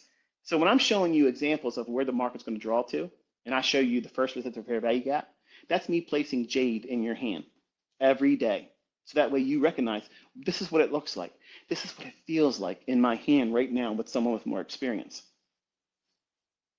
And then when you see somebody else that's going to come to you and say, ICT's rebranded bullshit. It's fake. Nobody makes any money with it. He's not profitable. He doesn't have a profitable track record. He has no track record. He fails Robin Cup every time it comes out, and he's always a liar. He always frauds. He never calls it out live. You'll never see him trade a live account. You'll never see him show a broker statement. You'll never see him log into an account and show you day-by-day statements. You'll never see all that shit when you have. And you tell them that ain't real Jade because you're sitting with me every day.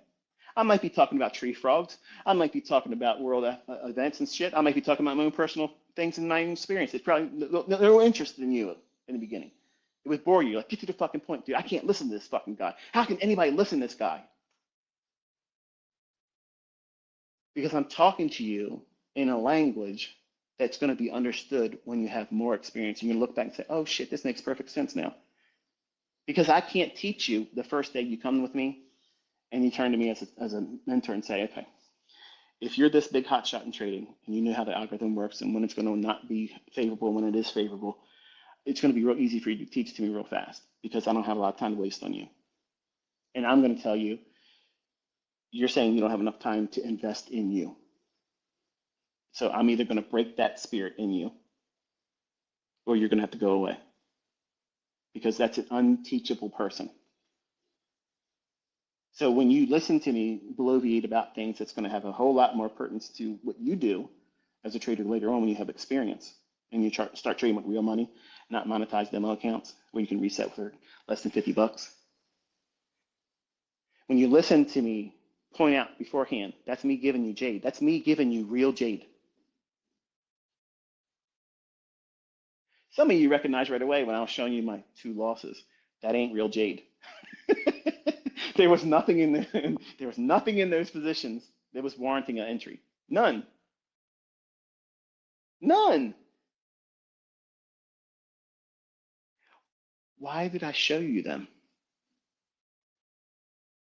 Finally, he's being honest. He's going to show you his losing trade. See, well done, ICT. You're reminding us that, no, you missed the whole plot. You missed it. I told you in advance I had to prove that I was going to do it wrong, and then I did it. I could have hid that. I could have reset the account. I could have done a number of things. Why did I show it? Because I was living up to what I said this week. I was going to give you something that isn't real jade. And only the students that know what I'm doing and teaching can recognize there was nothing in that time to be a trade at that time how I was doing that. Zero. Zero.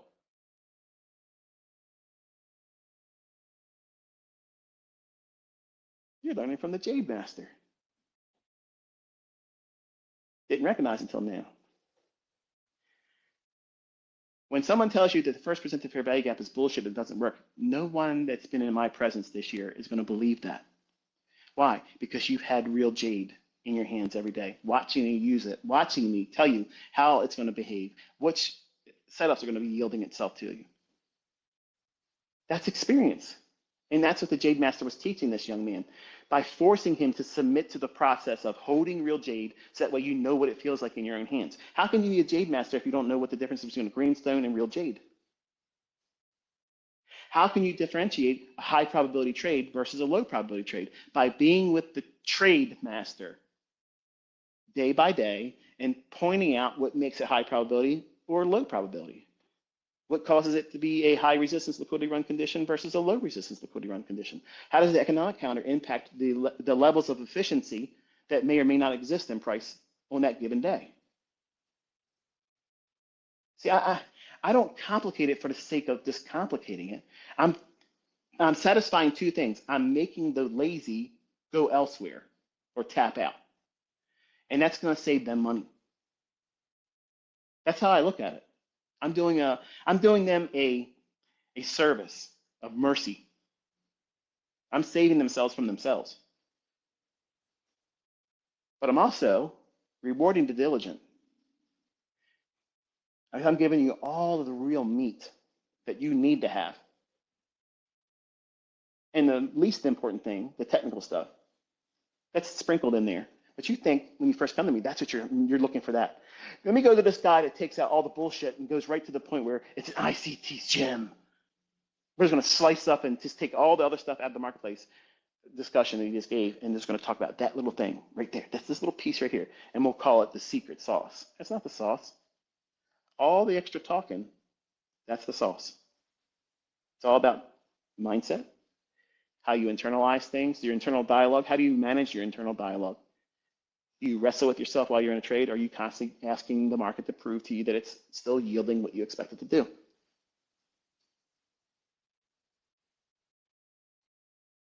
You are the one that complicates it. I'm demystifying it. But it's a boring process, demystifying it. You have to listen to a lot of things that require you to think. That's why it's not easy. Trading, once you know what your model is, it's easy. You do this, you don't do this. But figuring out what's comfortable for you, that's really hard. That's really hard.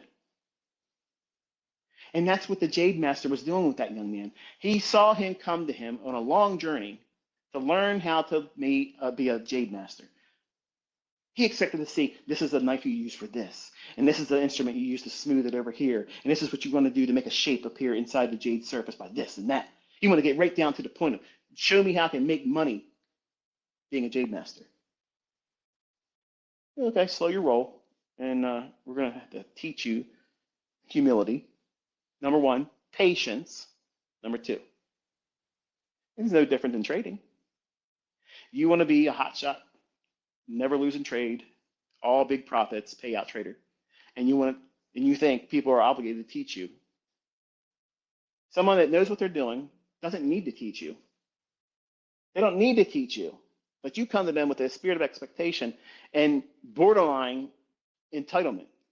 Listen, I walked all this way to find you on the internet. You owe it to me. I've watched all your videos and I still don't get it. You owe me. Every time the young man complained, the Jade Master sent him home. Made him wait a week.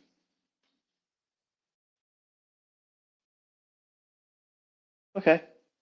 How's that any different to a trading week? No. You have lessons given to you. I tell you, look at this, look at that. So that way, what am I doing? I'm giving you real market insights that the market's going to use that day. Are you ignoring it? Are you saying this is bullshit? You're not giving me a trade entry?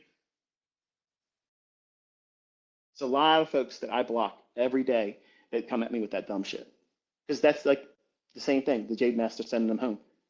I don't ever want to hear from somebody like that, ever again. Because you're teaching me the most direct way to identify you as someone that's unteachable. You're unteachable. Trading, if it's so fucking easy, all these people that talk this bullshit, I complicate it. Okay, you come out here, you call the market. You come out here and execute based on what you called. Do it every single fucking day like I'm doing. Do it every fucking day unless I tell you otherwise I'm not going to be here. I'm doing it every day. These same people that have their opinions like that, they're not going to do it. But you let them bother you. They don't fucking bother me. I'm on the wrong app if I'm trying to hide from somebody. If I'm trying to hide from somebody, I'm on the wrong motherfucking app because everybody can come at me here. And I've invited it. And it's comedy that all the excuses are falling away. Falling away. So Robin's Cup is the broom. So you think that the Jade Master, or in my case, the Trade Master, I'm supposed to tip dance into a fucking everything you want me to do to prove myself. Fuck you. There's no better way than what I'm doing right now. Because if I fail in front of you this way, this is embarrassing. Think about it. I created a Telegram channel so that way you could come in there and watch me in a controlled setting. I don't have to read your bullshit, your opinion, took the same trade as you, boss, get out of here. Whatever I say, that's it. That's the focus. You don't have to worry about remarks. You don't have to look at emojis, supporting or taking shots at whatever I said. It's just right to the fucking point. And delivering like gangbusters. Every fucking day. Proving what? I know what Jade is. And I'm teaching you how to identify it. So when people tell you, or you read other people say, ICT concepts or smart money concepts are bullshit rebranded and that nobody makes money with it and you can't see it and you'll never see them use it and you'll never see any consistency with it. There's no edge in it. These are people that are lying to you. They have no idea what they're talking about. Because now that you've been with me, even this year, the first 2 months, if I would have just stopped right there, yeah, that's enough. I had people come out and say straight up, say, you know what, I was a hater of you. I talked shit about you all the time. But what you did this year, I'm fucking convinced. Like you must really enjoy doing this stuff because you know how to trade. Right. They get my humor now. I'm not hiding it from anybody. I've invited every shit talker out here, and all of them find an excuse to block me and find somewhere else to be. Okay, that's fine. I'm not here to hate on anybody, but don't blame me because nobody showed me up because I've given them the stage for it and they don't do it. Because they know who the fuck I am. They just don't want to admit it. They know what I can do. They just don't want to admit it. And some of you are failing an IQ test because you're watching me literally fucking do it and you're denying it. You're fucking denying it. Guess what that shows you? It shows you that you have hero worship syndrome. You're not going to learn from anybody that might have a opposing opinion by, I don't know, more than 3 people. Because you care about your own image. That means you're a victim of social media. You're a statistic. You're a casualty of this bullshit, this science project, this social engineering project of social media. That's what this is. And you're fucking failing.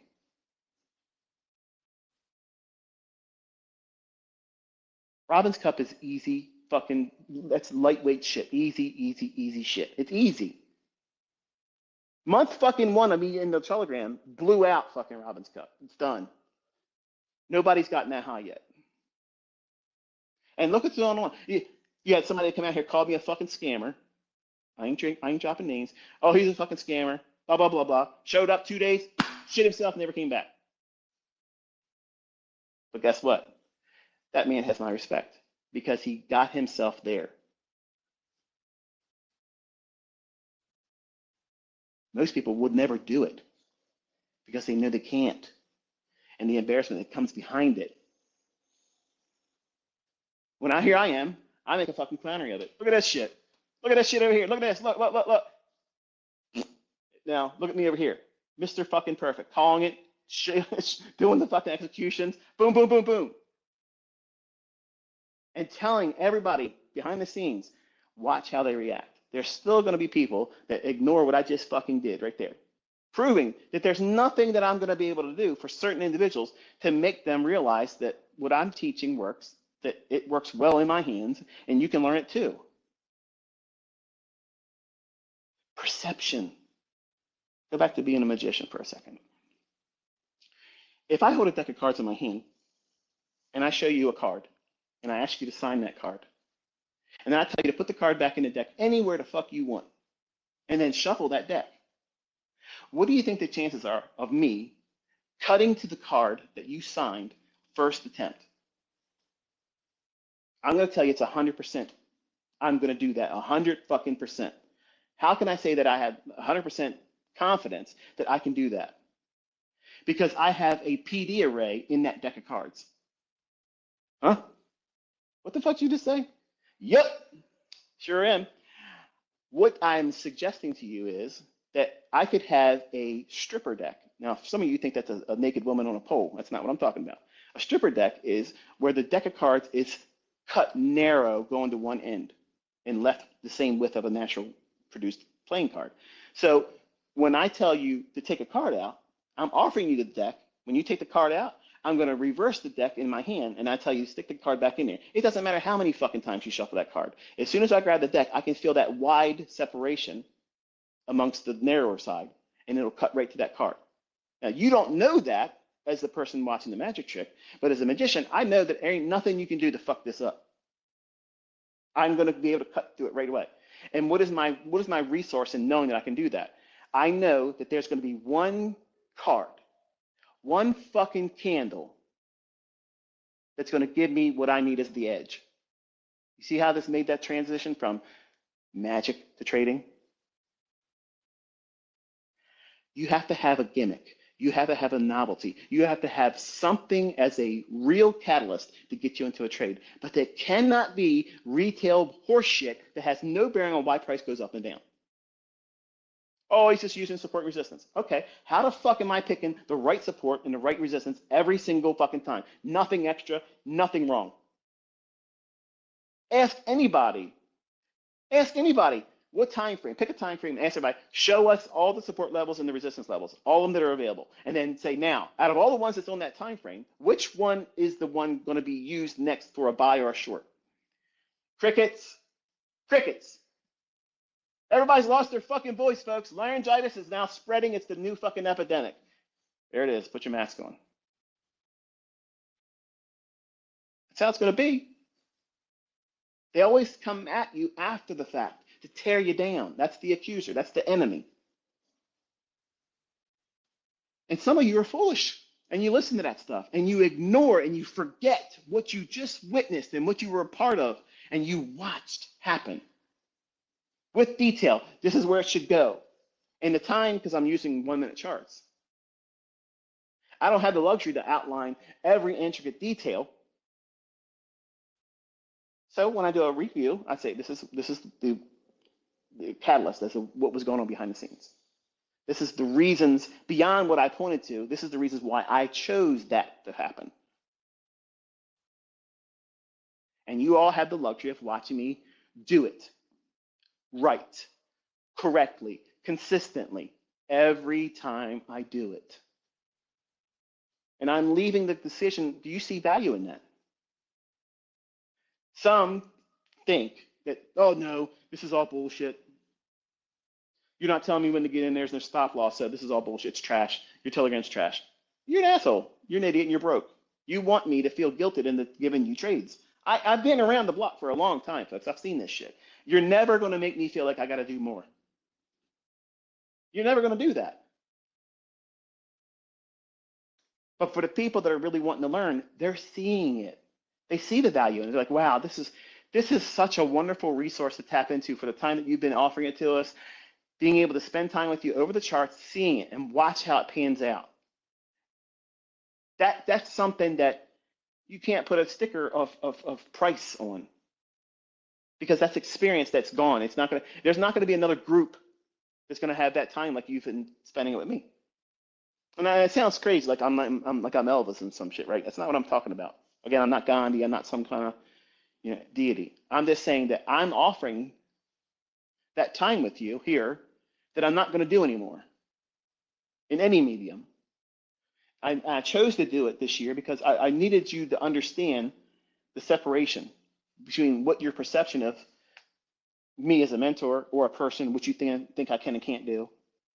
Like literally, folks, like literally. Competitions or trading competitions, like you don't even see what I'm doing trading. Like you don't see it. So I'm able to do far better than feeling any pressure of coming out here and saying, okay, here's millions of people watching me. And there's going to be this overwhelming desire to see me do it wrong. And that's pressure. What if I choke? What if I got mom's spaghetti on my shirt? That's an Eminem thing, in case you didn't know. I'm not scared. If I was scared, I wouldn't be doing this. If I didn't have confidence in being able to do it consistently, I never would have started doing it. My image is nothing. I could care less about my image. My lectures and my teaching is where the heart of the matter is. That's what matters. And when I talk to you, I'm trying to speak to the rational side of you. What do you see? I have a lot of fun doing, the little stunts I do online for my own pleasure, because I know there's people that's not going to believe anything I do. And to me, that's fascinating. It's just almost like, wow, like that is ass backwards. Like that's really crazy. Like you're literally going to deny every single day results, every single day, right?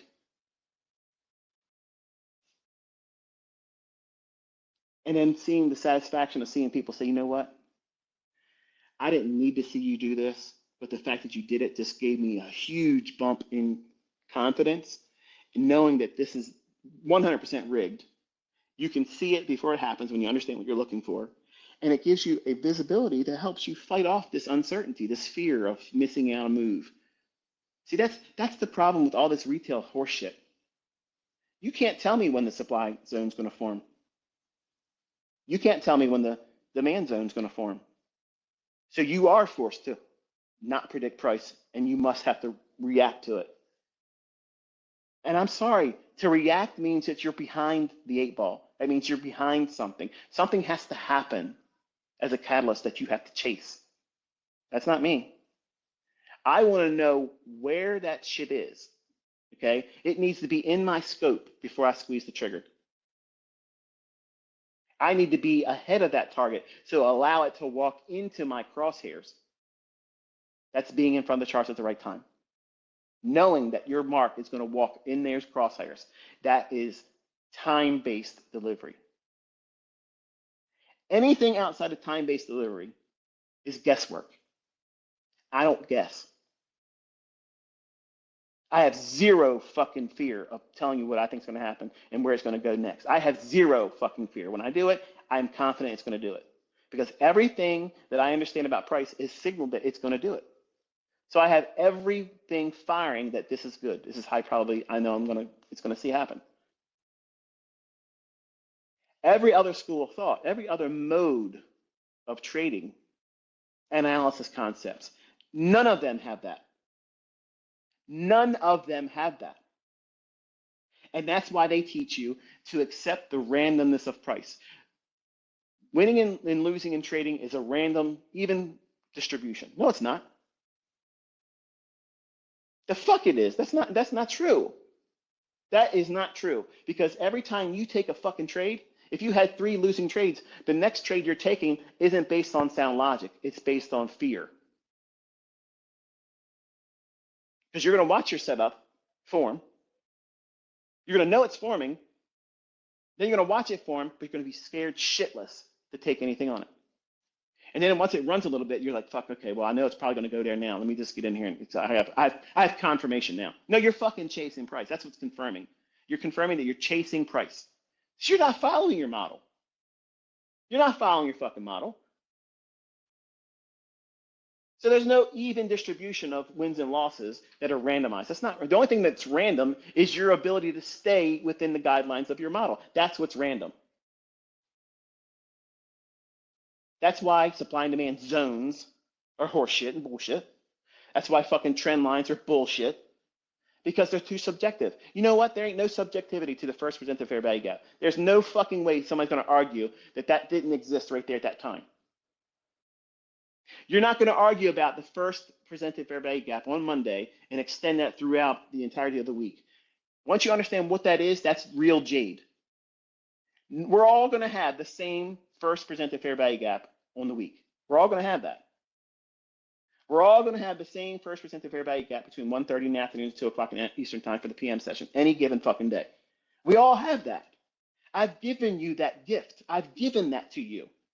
That no one can hide it from you. They cannot take it from you. They can't pry it from your fucking hands. They can't tell you that it doesn't fucking work. I have pissed in their fucking face and they thanked me for it. Because they could have done this in front of me and you, where they could have ran that fucking market the other direction and fucked me in front of all of you. They could have done that.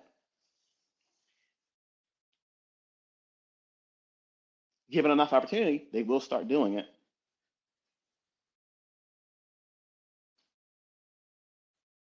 But that's just one of 81. One of 81. And I've already told you, don't fear them taking 24 hours into the equation. Because that same time, 4:14 p.m., when the market would be the last print, and the market would settle, okay? You see them ring the bell at 4 o'clock, ding, ding, ding, ding, ding, and they applause like they did something that day, like they won something. And then for another 14 minutes, they allow it to settle. And it's usually, unless it's earnings season, 4 o'clock to 4:14 p.m. Eastern time, it's kind of lethargic and doesn't do anything. But that price, the last print at 4:14 p.m. and the first print at 6 p.m., watch. I'm telling you, nothing's going to change. The only difference is there's going to be candles between those two that normally aren't.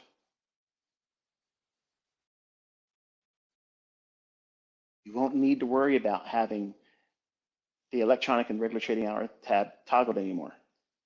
Then it's just going to be simply just knowing what time it is. Because those still will work. And I can't wait till they shift and they show this and it's still there. And then you're going to know who the fuck I am. Then you're going to know. You're going to fucking realize then, this motherfucker, yep, I'm that guy. I'm him. I'm him. Been trying to tell you a whole fucking time. Guess what? You just want to kick and scream and deny it. Who are you? I think he is. So I didn't want to do a shotgun Saturday. I was really just looking for a nice peaceful weekend, no troublemaking at all. And I got on the X and saw some people talking some bullshit. Larry Williams is the real author of SMC, and I copied him and I copied that, and they showed you little pictures. What the fuck? Like they're like, oh my goodness, this is where SMT came from. When I told you I was inspired by Larry Williams, by his relative strength and analysis. And that's why I told you to buy his book. Those things had impressions on me. But he doesn't tell you when that divergence is going to form. Would you like to know when they form? Give me a number 1 with a plus symbol after it. If you would like to hear me tell you in the next 5 minutes when to anticipate smart money divergence. SMT, smart money tool, smart money technique. I never settled in on a name on it. I can't see your posts because I'm walking around the house. So I'm hearing some things blinking and blipping in the background, so I'm assuming that you probably are doing that now. When you see a market move into a macro, now a macro is me showing you how it's been codified, coded, scripted to run for inefficiency or liquidity. That's what that 20-minute interval every single hour, it does this. Now, if you understand that that is where price is going to seek to jump to reach for, to draw towards, move in the direction of a obvious inefficiency above or below the market, or an obvious relative equal high or low, or a singular high or low, like a London session high or a London session low. Sometimes they're not always a relative equal low or relative equal high. In London session, that one we treat a little bit differently because it can be a singular high, not relative equal highs. So a SMT divergence will form usually just before the delivery from a macro. So in other words, you're going to get that price run high. Like imagine for a moment, the market's been rallying and it goes up, creates a short-term high, and it trades off. And we'll say we're watching the NQ, NASDAQ. And then some period of time, and I'll leave that up to the time frame you're looking at, because this forms on every time frame. And then it rallies up and makes a slightly higher high than the previous high in NASDAQ as we approach the beginning of a macro time. It can happen inside of a macro time. If it does, then it's super fucking star. It's gonna rock. It's gonna be a rock star performance because you got best of both worlds right there at the same time. But usually S&T will form just before a macro, and that stop hunt is the damage that frees the market to deliver under the basis of that macro time. Because remember, the macro is where all traffic is removed.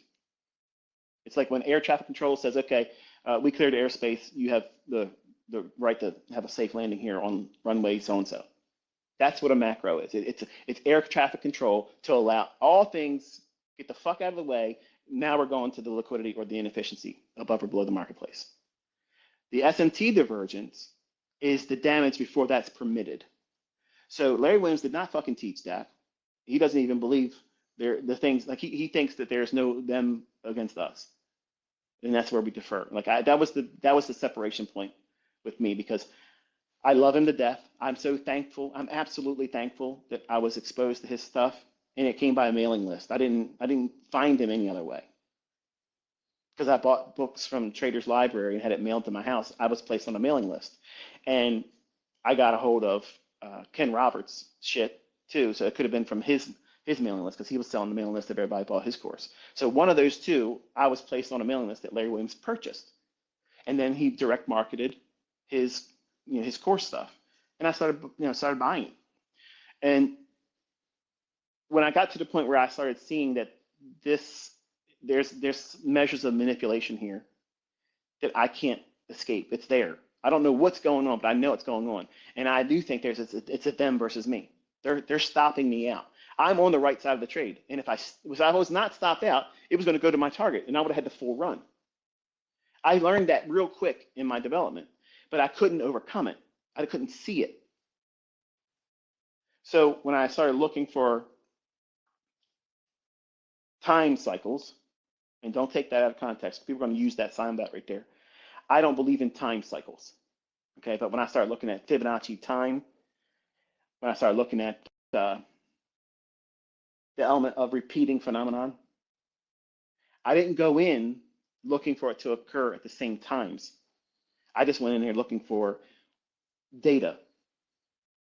And I started seeing this overlap of everything in the British pound futures, everything in the Deutsche Mark futures, and Swiss franc futures. And then I started seeing it in the bond market. Now I transitioned to trading just the SPOOS market, because I didn't trade NASDAQ back then. It was just the S&P market. It was happening there too. And I was like, shit, well, let me just streamline this and get it down to a window of time where I only want to be focusing on setups to form right here and there. And that was the beginning of the macro. And that's why I've encouraged you last week, look at a 15-second chart. Look for relative equal highs and relative equal lows, because if you study them on a 15-second chart, you're going to watch how the market goes back and forth and bangs them, back and forth, bangs them, bang and bang. And you can literally sit there all day long and trade a 15-second chart, and everybody else calls it noise, but it's just literally like just anything else. The time frame's very short. You got to be nimble. And you can learn a lot by tape reading a 15-second chart, even if you can't trade the lower time frames. So many people are they're just adamant about, no, I need you to start teaching me on a 4-hour chart, daily chart, or weekly chart, or I'm not interested. Then get the fuck out of here. Because you're literally that guy coming to the Jade Master saying, I'm not learning anything. When the 15 seconds doing every fucking thing that a weekly chart, a monthly chart, a quarterly chart, a yearly chart, 5-year chart, doesn't matter what the fuck it is, it's price. But you're getting so many wonderful examples that repeat inside of just a 1-hour chart. 15 seconds is a lot of opportunity to see it banging around and take relative equal highs and relative equal lows and noticing the time that it forms these things. And I promise you a revelation in that, because you will see how one of the most used high frequency trading algorithms operates in the marketplace every single day, buying and selling all day long. You see it clearly on a 15-second chart, 30-second for some of the more significant price runs, but the real detail, you'll see it in a 15-second. And I don't want you to take my word for it. I want you to go out there and spend some time delving into that, and you will find what you realize after seeing it. That's what goes on behind the scenes. They're running the price on a scripted basis, and it's on time. If it's not ran by time, you're going to have a random distribution of when relative equal highs and lows are being taken out. But you're not going to see that. You're going to see that they happen at a conformed window of time. Now, right away, that's toxic to some of you. Like, no, you should just tell me what it is. No, I shouldn't. I shouldn't be telling you any of this stuff. If we're being honest, you're not entitled to this stuff. But you have a wonderful revelation if you do that. I'll share with you 15-second charts for the people that don't have that chart. I'll share the morning session to the guys of a 15-second chart next week, this starting this week. And that way you can look through the chart and study it. And you'll see it. You'll note it. And once you get that, the whole idea of this market being scripted or there is no central algorithm, you're full of shit, man. Every instrument has an algorithm price engine that literally drives the market up and down, and it attacks resting orders. It entices buying and selling. There's no buying and selling pressure driving it up.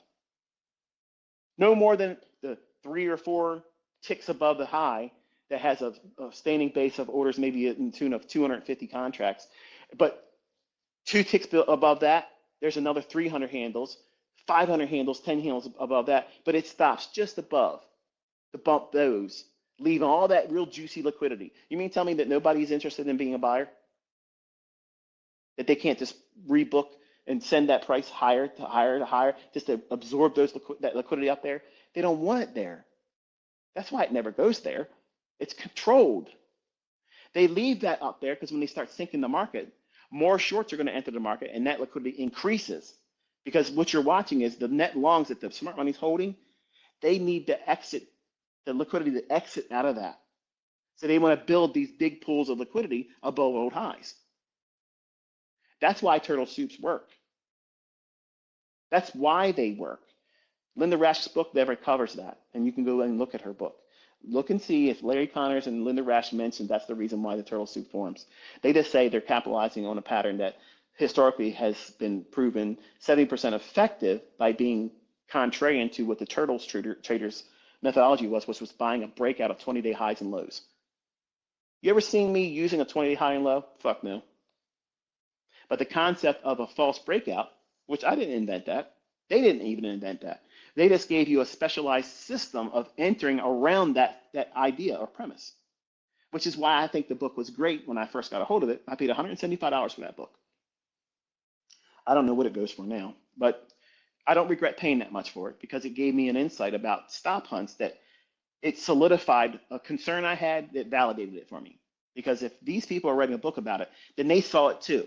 So if they saw it too, then hey, man, to me that validates it. It wasn't something I'm just feeling like it's it's limited just to me, which in trading can trick you.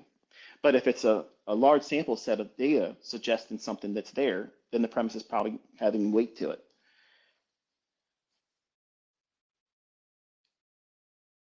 Knowing how a turtle soup will form before it forms, same premise. A turtle soup can form right before a macro or just after a macro begins. But knowing the narrative of how that daily candlestick is going to form a down close day or an up close day is going to be understood based on where the liquidity is and how we start the day. Is it going to rally first and create the high of the day, or is it going to sell off initially, trick people short, leaving relative equal highs that they run for later in the day? That creates the high of the day, and the only thing they're really running out is the engineered buy side liquidity. Then send it lower for the close, and that's your narrative. That's the bias is short, but it isn't always open, go straight down, close.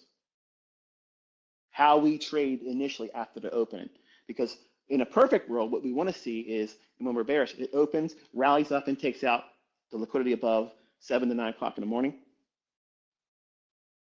or London high, or Asia's high. And we use the economic calendar to bridge that. Which one do I really want to focus on? But we always, every single day, use the liquidity that's formed just after 7 o'clock Eastern time, prior to the 9:30 opening bell. Those pools of liquidity cannot be hidden from you. And when it's a clear, obvious relative equal high or relative equal low, and it would match how the daily candlestick should form for the purposes of power 3. In other words, you're bullish, your bias is bullish. You think the weekly chart's going to keep working towards a level higher. Okay, wonderful. That means you're going to be looking for easy bread and butter idea is at 7 o'clock in the morning, go to 9:30. At 9:30, in that last 90 minutes, where is the relative equal lows? If there is no relative equal lows, just find the lowest low if it's a singular low. That's where you're going to expect the price to drop down in a perfect world. But because we have to watch and see what the opening range can do for the first 30 minutes, unless it just does exactly what we're expecting right at the gate, which is a Judas swing, and when we're bullish, it drops down and goes for the liquidity. Then you know what you're waiting for. Go down there and get it, soup it, use the first resistance fair value gap that you come to after it runs the liquidity. Okay, it's a little variant on the gauntlet. It doesn't have to have a breaker there. Okay, so running it, I just slipped that in there, and people that didn't stay on, they didn't hear that. But the raid after going down to hit that sell side, even if it's going to go lower, the chances of you getting 50% of that drop down, that many times can be a trade. It can yield you 20 handles. It could yield you, and in today's volatility, it could be as much as 50 to 100 fucking handles. It's relative to what you're seeing in terms of volatility at the time when you're looking at the market versus, well, guessing what it's going to do. Yeah, there's a process of you determining what liquidity it should reach for. Perfect world, it drops down for liquidity, makes the low of the day, and then all day long, the rest of the day, it just keeps going higher. That's a perfect classic buy day. They happen about 4 to 6 times a year. I'm sorry, a month. Every other day might get like you're bullish, your bias is bullish. The weekly chart you're calling for a specific premium PD array, and then the market rallies first. Well, that don't make any fucking sense. Like you want to see it drop down. I mean, what do? You wait. And then if it's left relative equal lows during the opening range, it's going to come back down for the silver bullet to get that. And then run higher going into the lunch. And then whatever short-term high that's in the middle of that run, it'll bump down into that during the 2-hour lunch period, hit that liquidity, and then expand for the rest of the day, give you the classic up close when you're bullish. There's only a few scenarios that's going to pan out. There isn't dozens, okay? If the market's going to close high or close low, there's only 3 scenarios that's there. 3, that's it. Experience is going to dictate how those 3 scenarios book and narrate that price being delivered for the daily candle. That's it. That's how it is. The only caveat to that is it's going to start off as it should, and then it goes into seek and destroy. And that's always the wild card. Well, guess when that usually happens? The week of PMI. It's the week of non-farm payroll, FOMC rate announcement, CPI number. That's it. Nothing else. Nothing else invites the seek and destroy. So you may not know if it's going to rain today, but you can identify when the clouds start forming, okay, where are we at on the economic calendar? This could become seek and destroy. So if you made money and things start looking stupid, turn your charts off. Isn't that easy? That's easy. Everything has a process, everything has a place and a time for it. And you have these rules and these processes and protocols. It removes all of that fear of missing out. It removes all that greed. I have to have a winning trade right now. It removes the necessity of you being right every single time. It gives you the strength to know that what you're using is sound logic. It is not to do away with, well, throwing the baby out with the bathwater. That's usually what happens. And the long and short of it is until you place yourself in front of the charts and you submit yourself to it, you won't see these things. You won't benefit from it. It just sounds like mumbo jumbo, blah, blah, blah. All he does is talk, talk, talk, talk, talk. I'm walking it this year. I'm doing it right in front of you. Can you imagine? Can you imagine every single time I come out here, what I say is expected to happen in the price, and it did the exact opposite of that? How fucking embarrassing. How telling, how revealing would that have been? Then all of you would have had every reason to believe the bullshit that people say about me. But you don't have the luxury of seeing it that way, do you? You have the opposite. You have the terrible discomfort and argument of, well, he's getting lucky every fucking day. But eventually what's going to happen is, yeah, it's delicious. I love it. But anyway, I just realized we've been talking for a little while. Yeah, looks like it's we're in the macro, 950 to 1010 macro. I guess all you guys should be woke up now, and most of you probably will be afraid to see the length of this one. So let's see, we started at 4 o'clock, and it's like 6 hours, isn't it? 6 hours. Is that the longest I've ever done? It doesn't feel like it's been 6 hours. You want to go for 10?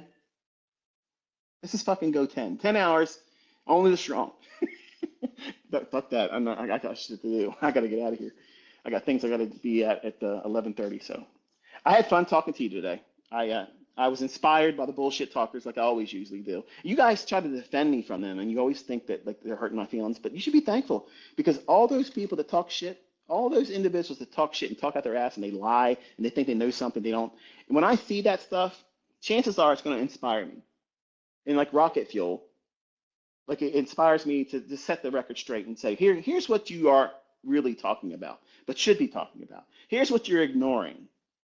And when people take a stop and they listen to this and they've been a student of mine, and if you've been listening to other people blow beat about bullshit that ain't true about me or whatever, it'll wear on you because you don't have the experience to say, yeah, I ain't listening to that. It's horseshit. I've been around him long enough to know that this is not what he is and this is what he's doing, and I've seen it in my own hands. That's experience that nobody can pay for. But they inspire me. I don't look at them as, oh, they're hurting my feelings. Like, I love it because I can come out here and remind you this, that, and the other thing, and you can't cancel it. You can't argue against it. It's not like I'm not telling you before it happens. Look at the week. Look how we traded inside that range of non-farm payroll Friday high. We were aiming initially for Thursday's high of last week, and we used that daily fair value gap that was bullish. I shaded in yellow. I said no close below keeps it valid for it to send price higher. And we spent most of the week doing what? Reaching up. Now, a apt pupil, someone that's really interested in wanting to learn, they'll go down into the 15-second chart and look for every relative equal low when it formed and when they ran through that and then sent price higher. And that is your everyday model. That's your everyday deliverer. Every time you get in front of the charts, you're looking for that. And that forms every 60 minutes. You got to know what it's reaching for, though. You derive that from a weekly and a daily chart minimum. Nothing less than a daily chart. But primarily, you want to use a weekly chart. What is it reaching for? And every relative equal low on a 15-second chart, once it's rated, if you take the first presented fair value gap, after that, you have a high-frequency trading algorithm right there.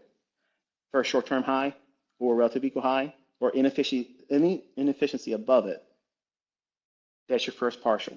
And then you hold it and see if it can start delivering to that higher time frame target.